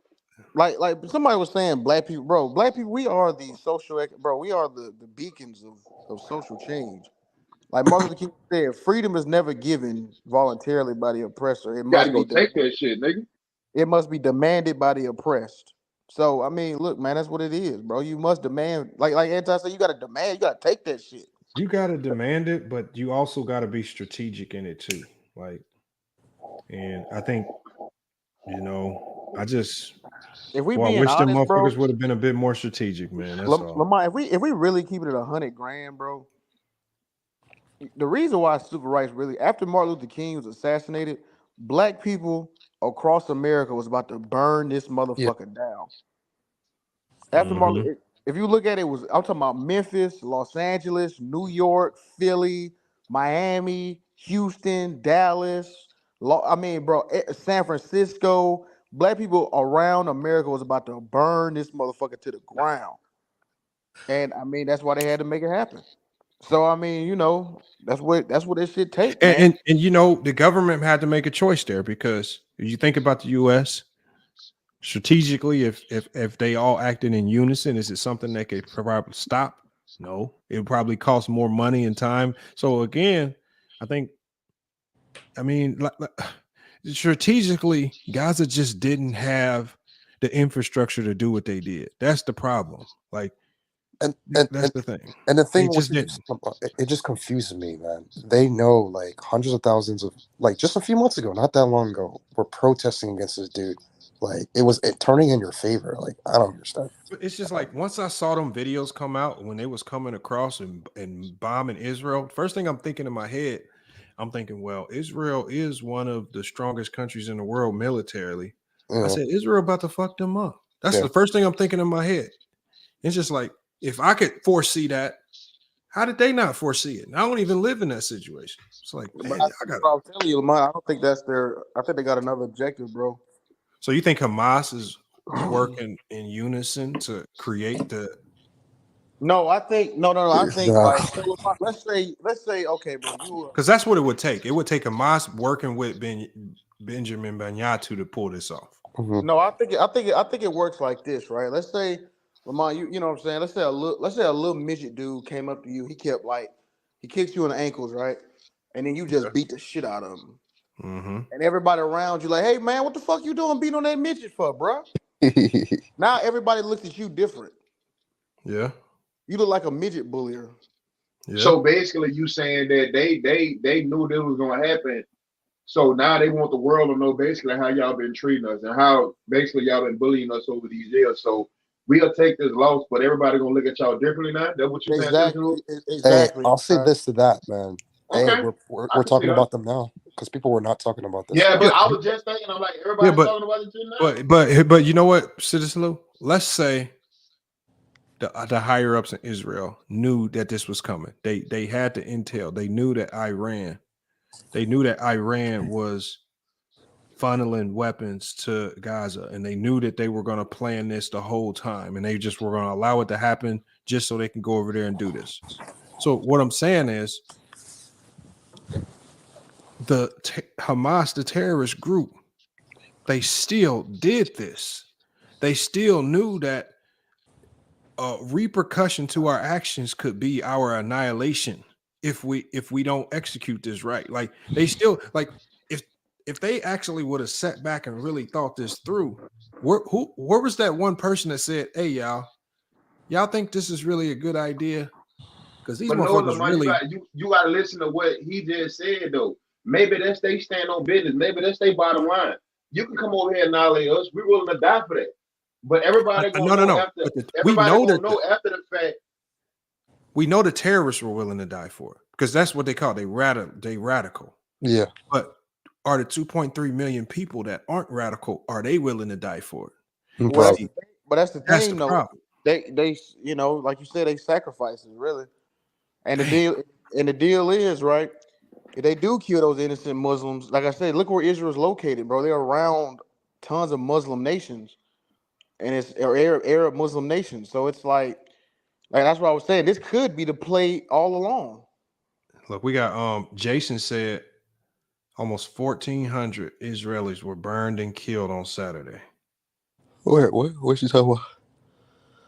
He said that's what I'm saying. I mean, like they went like, man. I mean, you could probably find these videos. Most of them are on like Telegram and stuff like that. But if y'all see some of these videos, it's like what with Telegram, Lamont? That shit would be hackers and shit on there, bro. You gotta but I'm saying they got the like it's a lot of the real videos of what's going on over there on both sides on there, and it's just like, man, if y'all was it's horrific. Like y'all doing a lot of extra shit. If y'all was just really trying to piss Israel off, or you trying to get some land back, y'all doing a lot of extra shit that just seemed unnecessary than a motherfucker. No, I feel you. I definitely don't condone innocence on the I mean, you beheading babies, bro. Like to be like. Bro, I gotta see videos of that, bro. Was the beheaded one true? I thought the beheading the babies was fake, but when I saw that video. The kids in the cages getting dropped in the water. I was like, man, that's wild right there. So they were really beheading babies? That's crazy. I don't know the beheading. I know that was reported by like Fox and CNN. And yeah, I'm trying to figure out how they sending this shit with no internet. How they uploading these videos with no internet? Well, the videos are coming from Gaza because remember, there's Israelis in Gaza that they're still trying to get out of Gaza. And so the videos are getting funneled from either Gaza to Israel, or then the people of Israel who witness. And see, one of the things that makes me believe you, Citizen Lou, is that rave that everybody's talking about. You know what I'm talking about? That concert. Yeah. It was That's crazy. so many people with cell phones out. It was so many people, sitting there with their phone recording their face. Bro, the last thing I'm thinking about doing, if some motherfuckers come with terrorists with guns, killing everybody, the last thing I'm gonna be doing is having my phone on recording my face, crying like strategically almost. And it's just like, man, now some of that stuff is just like, because I seen one video and this lady was sitting there crying, and I'm like, she kind of look like she forcing it a little bit. I don't know how, sir, you would react. I don't know what your emotions would be or what you would do in them situations, but some of them videos just look real sus. I ain't gonna lie there.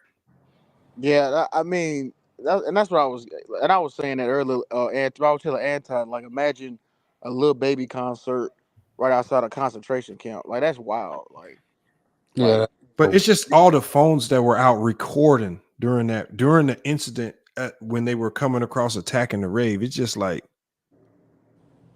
my phone might be in the mud on the ground somewhere, and I'm doing the fastest 40-yard dash I can. You know what I'm saying? Like, I'm out. Like, the last thing I'm thinking about is hitting record on my phone, and it's just like it was just too many people pressing record, and then too many.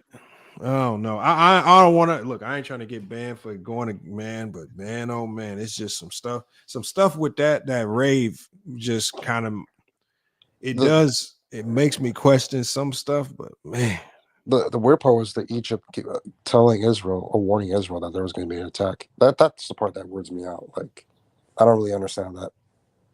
You don't prepare for that. I don't get it. Yeah, Egypt right there. They like first time said 6,000 people were wounded and 1,400 people are dead in Palestine. Yeah, so much such loss of life. That's what I'm saying. Like this, boy. If this is something staged, if this something that was manipulated, boy. That them people got no type of motherfucking conscience at all, bro. That's crazy. Hey, yeah, cool talking to you. Says I feel bad for the innocent Muslims. I do, and I'm Jewish. I know, man. I mean, you got to feel bad for both sides, because that's really the actual response that I have taken. I try not to like push it to like. That's kind of why I was pushing back, Lamont. I think because you're right. I mean, you're right. I mean, I don't think they should have fucked with babies and all. I mean, innocent people kill all those folks, but at the same time, it's like Israel created this condition for these people to be in that state. So it's like, yeah, I mean, go ahead. And you're right. If you create that condition, you always got to be on guard that these motherfuckers might spring forth and try to, especially if you got them ramped up in some small strip. They can't. They blew up the airport in 2001. They can't even leave. Yeah. So I mean, you are right there. Like it's like they did bottleneck them and just got them backs against the wall. So imagine being stuck in Gary, Indiana. That's practically what it is. You can't leave that motherfucker. You can't fly that motherfucker. You can't get your. That's basically what it's like, bro. Because I would definitely try to get up out of Gary. I ain't gonna lie. I fighting tooth and nail. We not staying in Gary. Hell no. You ready to bloodshed? But man, I'm gonna get up out of here, man. I know you about to shut it down. Yeah, I gotta shut this one down, man. Let me get up out of here. All right, man. I'll catch you later, bro. All right, man. All right, y'all, man. FYF Sports, man. Good show, man. Salute to Renegade, man, sticking around for the whole show, man. Appreciate you guys watching, man. Facebook. We talked about a ton of different things. I didn't even think we could stay on that topic, man, about the Israeli situation for a minute, but I'm glad we did touch on it, man. He said from the whole U.S. dwindle to Gary. Yeah, that would be wild right there. That will be wild, Renegade. That's something to think about, man. Salute to Nicholas Brown, man, sticking it out with us, man. 7 hour stream, man. Salute to Big Head. 9044. Yeah, good show, man. Like to change the topic, man. We had to talk about that Israel situation, man. A lot of us, we don't really have them conversations, man, to see what's what. And then one thing with them situations is we got to keep our minds open to anything being possible, just like what Citizen Lou was talking about. It says, but again, the main problem is Hamas doesn't care about the citizens. They can't do nothing about it. And I agree there too. Salute to Sammy as well. I agree there too. I just feel like, man, even if you are a terrorist organization, if you feel if your actions created this, and I think with Hamas, they have the capabilities to send messages out to the world. They have the capabilities, if they surrender, to show the world that they're surrendering and they don't want to see any of their people die. They could end this today, and Israel will be forced to stop shooting missiles. They could surrender, turn themselves over to the Israeli government. Look, they might be facing death penalties. They might be locked up for life. But the missiles would stop if they truly wanted to see that. And so, Israel has made their stand. They've said that they're not going to stop until they're wiped from the face of the earth.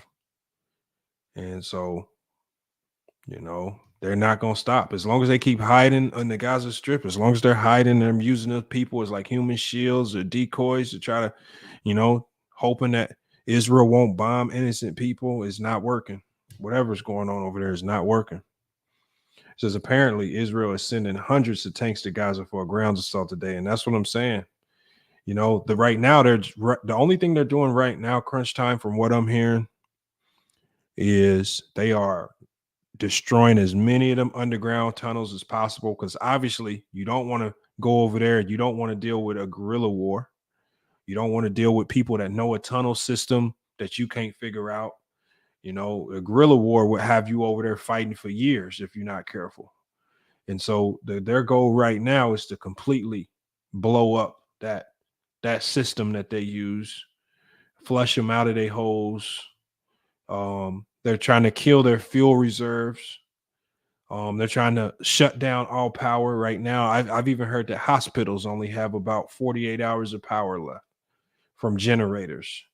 They're cutting off any resources that they might be getting. And another reason I heard they're blowing up the tunnels is because I heard in the tunnels, that's where they're hiding all their extra fuel. That's where they're hiding all their extra weapons. All of the stuff they would need to keep this war going on and on and on for a long time is hidden in them tunnels. And they're really, from what I've seen, is they're aiming to destroy that line. It says, yeah, Palestine learned from the American invasion of the Middle East. SFM says, yeah, but black folk need to know that they ain't got nothing to do with that. Yeah, we don't, but it's not about us not having nothing to do with it, SFM. Because and the reason why I learned that very quickly is, I never thought that, when those Middle Eastern conflicts happen, we're so disconnected from them that we don't care.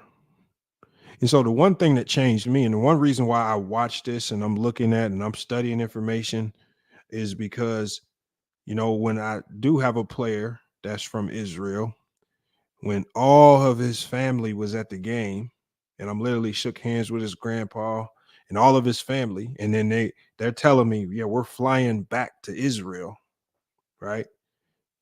And then that same night that they land, missiles are flying into Israel. It's just like, man, I'm more closely connected to Israel than I thought. I just shook hands with some people that just touched down, and they touched down. They don't know what's going on. They don't have no part of the government and what the government's doing. But I just shook hands with somebody that just landed in that mess. So we try to think we're disconnected from it, but we aren't really disconnected from it. He says, we ain't dying for nobody. They wouldn't die for us. It's not about us dying for them or them dying for us. It's not about that. It's about being understanding of the situation. All right. And it makes me, when I think like a year ago when Kyrie Irving was saying free Palestine, I didn't really know what it meant. I didn't understand the backstory. I didn't really understand the war that they were having over the land. I just knew it meant free Palestine. I didn't know what Palestinians were. I didn't know about the Gaza Strip. I didn't know about none of that. And so that's what I mean. Like, and you know, I was talking to somebody from Israel who was an older guy, and this is what he said about Americans. He was like, Americans are so disconnected from the rest of the world. He said most Americans don't have passports. They have no sense of a real world view. They have no sense of country. They have no sense of culture. He says the only time they get passports is either go to Mexico or Canada. And he says Americans really only think about themselves. They only think about themselves, their country. We think that everything that we got going on here makes up the whole world. We think that our worldview is the only worldview that exists, and anything else that goes on outside of America, that's third world.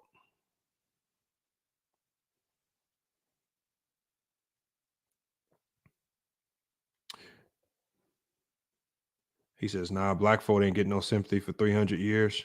No, but that's not true though, SFM. We did get sympathy.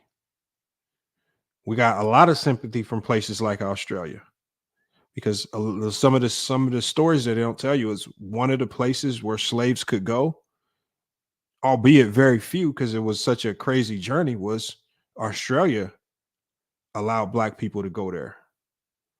It was one of the places where black people could go to escape slavery. So again, a lot of people were sympathetic towards it. Could a lot of people do something about it? No.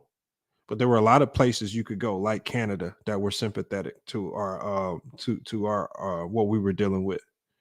So although they didn't get directly involved, they did play a role. So again, it's just like the situation that's going on now in Israel and Gaza. You know, we might not be able to play a direct role, but we can still have some type of impact on it by just educating yourself on it. You know, you know, that's what I said. US can't always get involved in other people's affairs, and they can't always get involved in our affairs, because when stuff is happening to us, we can't expect them to come save us. And when stuff is happening to them, they can't expect us to always come save them. So that's all it is, man. We just, you know. He says America will rescue them. And unfortunately, on this one, man, unfortunately, Renegade, I don't think nobody's coming to rescue Gaza. See, and that's what somebody was saying on the news too, Renegade. They were saying Hamas is shooting himself in the foot because they're the ones that keep releasing these videos of them killing hostages and doing all this crazy stuff. I think that's their problem. And they're shooting themselves in the foot because any sympathy that they might be able to get, they're throwing it in the garbage can. Because they're the ones releasing this stuff. They're the ones showing videos of them beheading hostages. You ain't going to get sympathy like that. And when the more videos that they release like that, the more outside people are going to turn a blind eye when Israel shoots that extra 200 missiles here or extra 300 missiles there that might go into a community or just regular people. Well, we'll just overlook that one. He says, motherfuckers be really thinking they live the struggle when there's motherfuckers across the world. That's what I'm saying, man. Like, imagine Cam the Hooper. Just imagine you go to Europe and you come back to Europe, and as soon as you land, you getting a message on your phone talking about, you know, the city, a neighboring city is getting bombed by China. You get messages on your phone like you probably want to go in your basement or wherever you know, man, you might want to shelter up because we're getting like like we can't even fathom stuff like that happening. It's not even a reality that we can even fathom. It almost seems like fake, like video game stuff. So we never really will have a sense of that. It says the American government will put boots on the ground for Israel before they fight for the Palestinians. They're not going to need to put boots on the ground for the Gaza Strip. The Gaza Strip's too small, one. They don't have enough of a military. Hamas is too small. Hamas is already proven to be unorganized and essentially uneducated because what they did was stupid. So now they put themselves. He says we can sleep at night without worrying about hypersonic. Exactly, we can. One, and that's the thing. That's the one thing I was reading about, like North Korea and Russia. A lot of these places have nukes. A lot of these places just don't have the technology to send the nuke far enough to get here. A lot of places can send the nuke. It'll fall in the ocean before it gets here. Or it'll be traveling so slow, that we'll intercept it before it gets here. Now I found out even about the supersonic missiles at crunch time. I just found out that the U.S. just developed a technology that can stop supersonic missiles. It's a microwave technology. It's not even another missile. It's like a microwave technology where they send off like some type of microwaves, and it just makes the missile just fall out of the air, fall to the ground, dead, complete dud. Yeah, some guy at Harvard developed it. First person to develop, like, you guys go look it up. First person to develop something that can just stop the supersonic missile right in its tracks. Boom, dead just like that. And if he developed it, we know that the U.S. government's probably developed something 25 times better that they haven't released to the public. He said 5G technology, probably what it is. Probably what it is, something's going on with this 5G technology, Renegade, because you see Apple released that warning, said, well, make sure you're not sleeping next to your phone when you got it on the charger at night. I wonder why they would release that. Make sure you don't have your phone near you when it's charging. What's going on? Why can't I sleep next to my phone? What kind of warning is that? So you got to do your homework on that. Yeah, crunch time. Go look it up. We actually was doing a show. I forgot why we were talking about hypersonic missiles, but that's when I found out. And this was like a year ago when we were talking about it on the show. And I was like, damn. I was like, because they were talking about how Russia has the hypersonic missiles.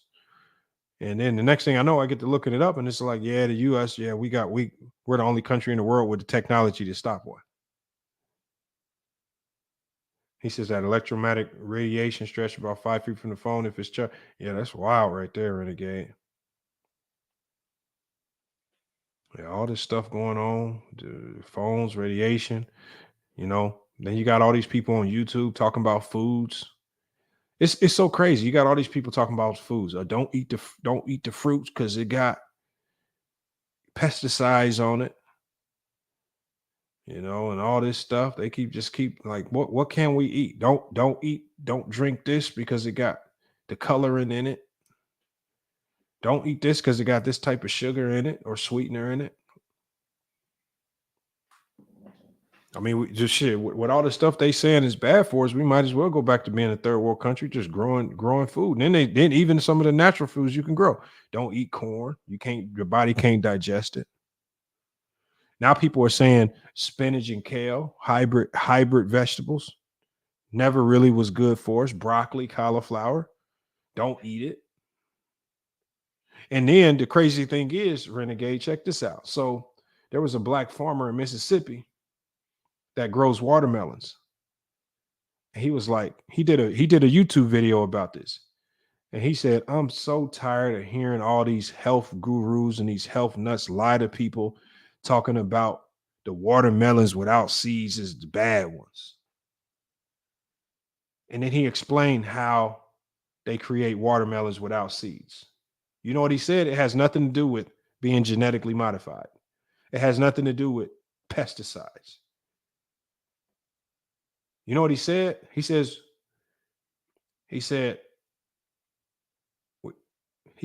we can only grow watermelons with seeds during a certain time of the year. He said, once it starts getting too cold,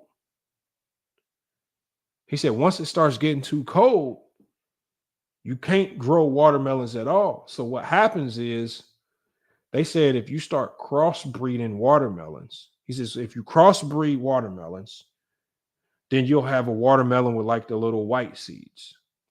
Then he says when you crossbreed them again, you'll have a watermelon with no seeds.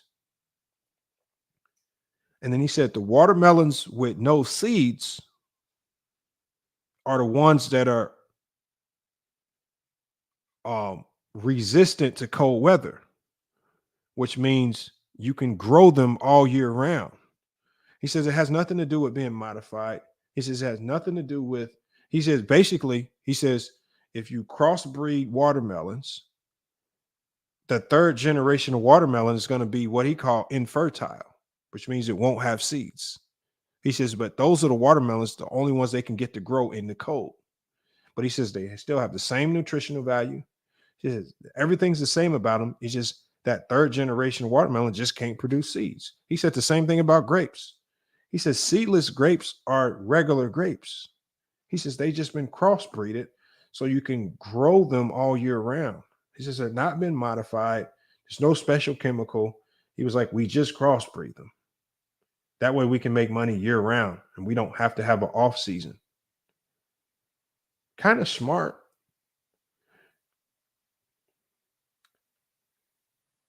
But what happens is you got some of these health gurus try to sound right about stuff to sell fake health information. Oh, don't buy the watermelons. Don't buy the watermelons without seeds. If it don't got seeds, it's bad. It's not true. Not true at all. It's all fake.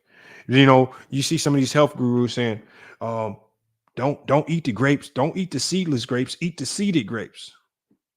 Same shit, same nutritional value, nothing changed about it. The reason why you can't find grapes with seeds all year round is because you have to stop growing them at a portion during a certain times of the year, and you cannot grow them. You can only grow the seedless ones because they're more resistant to the cold weather.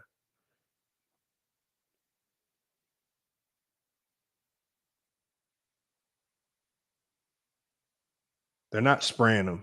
They're not spraying them. All those videos, they already proved it. There were some videos of some people where you show Asian people spraying apples green. There's a video of that. There's a video. So there's a fake video where that looks like they're spraying apples, turning them green. Oh, this is how they make the fruit look vibrant colors. You know what that was? That was a company making plastic fruits for plastic fruit bowls. That goes to a company that like stages like homes and stuff for like viewing for people that want to buy it.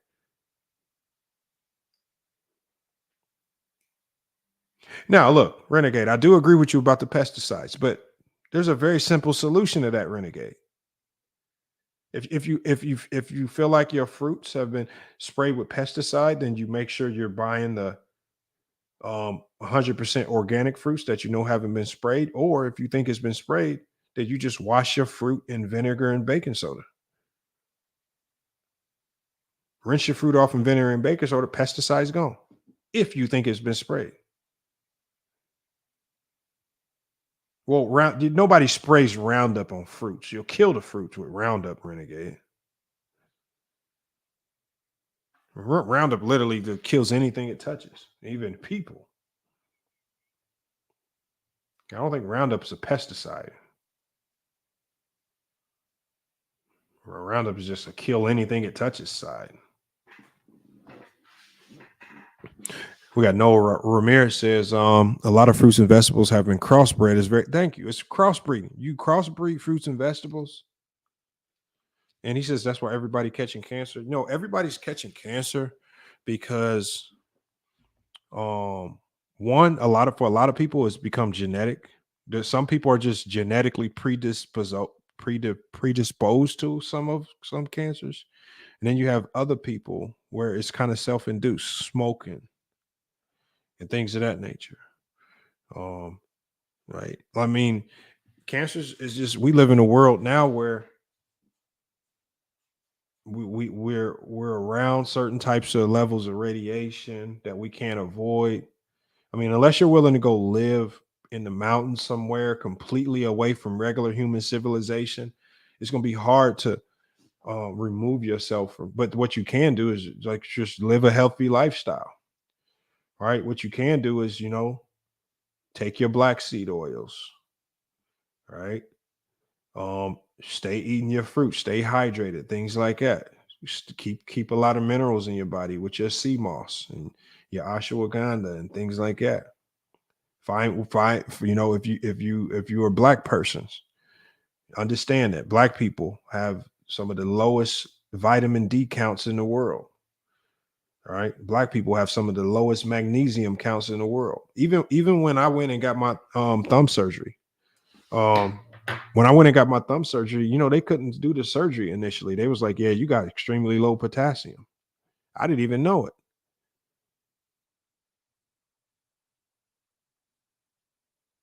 I thought I was healthy, doing normal, and I was. I felt good.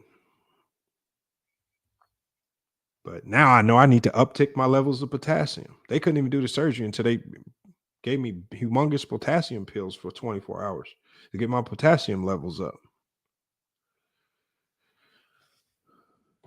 Oh no, the thumb is solid now. I'm back to playing. It's fully healed. We're good, man. Look, like it's a few scars here or there. I don't have my full flexibility, so I can do this now. From what the doctor told me, I'm never gonna have full 100% motion in it, but just being able to do this right here is far more than he ever thought I could do. He was basically thinking that I will probably get like a little bit of motion like that.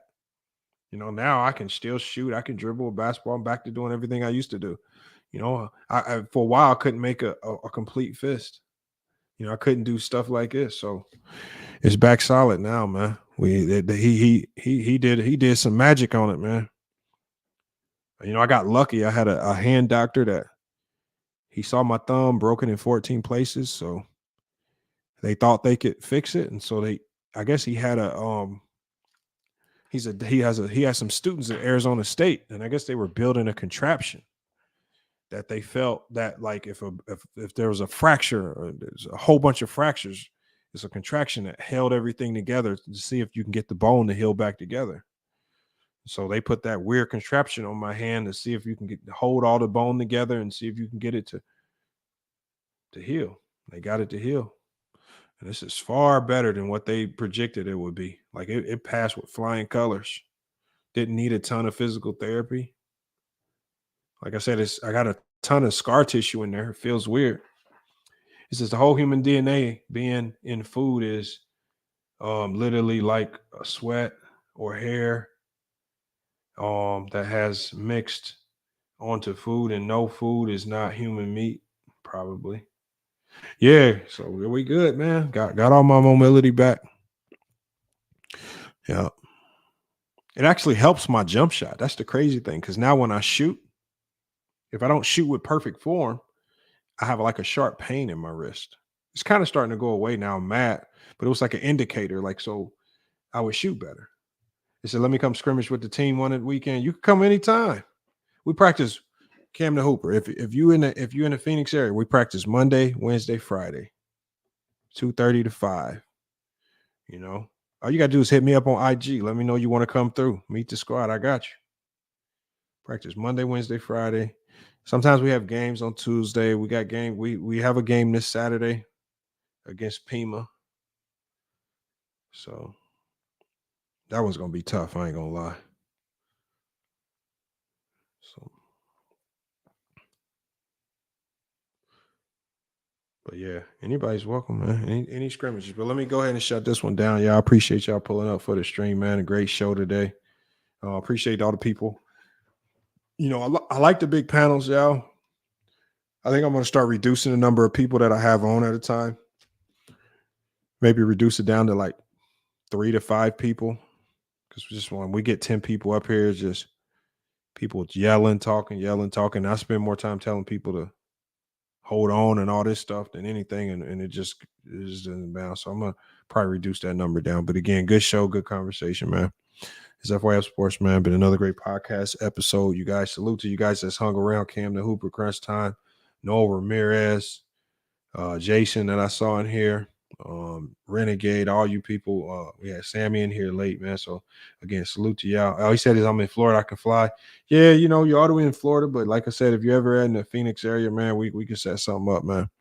But again, salute to everybody, man, for another great show. We're gonna try to keep these lives consistent. Like I said, my season's up going in right now. So it's just hard, man. It's just hard to stream the way I want and then give y'all quality streams. So whenever I can stream, I'll try to go long like this, man. All I ask is that y'all just support and hit the Cash App, man. Like I said, just try to hit the Cash App a little harder to keep it up and float. I know it is a little late. Let me give a shout out though. I saw somebody hit Ricky Fontaine, man. Salute to Fontaine 5, man. Sports, man. We got to start doing shows together, but salute, man. Appreciate you hitting the Cash App, supporting the show tonight. And then we also had who was it? Minion. Salute for Minion for donations. He donated through the Streamlabs as well for hitting the super chat. So salute to Minion as well. Make sure I get y'all, man. Appreciate y'all for supporting and helping the show out. But it's FYF Sports, man. Another great podcast episode. We're gonna be back with more sports and news. But until then, man, it's FYF Sports, and we out.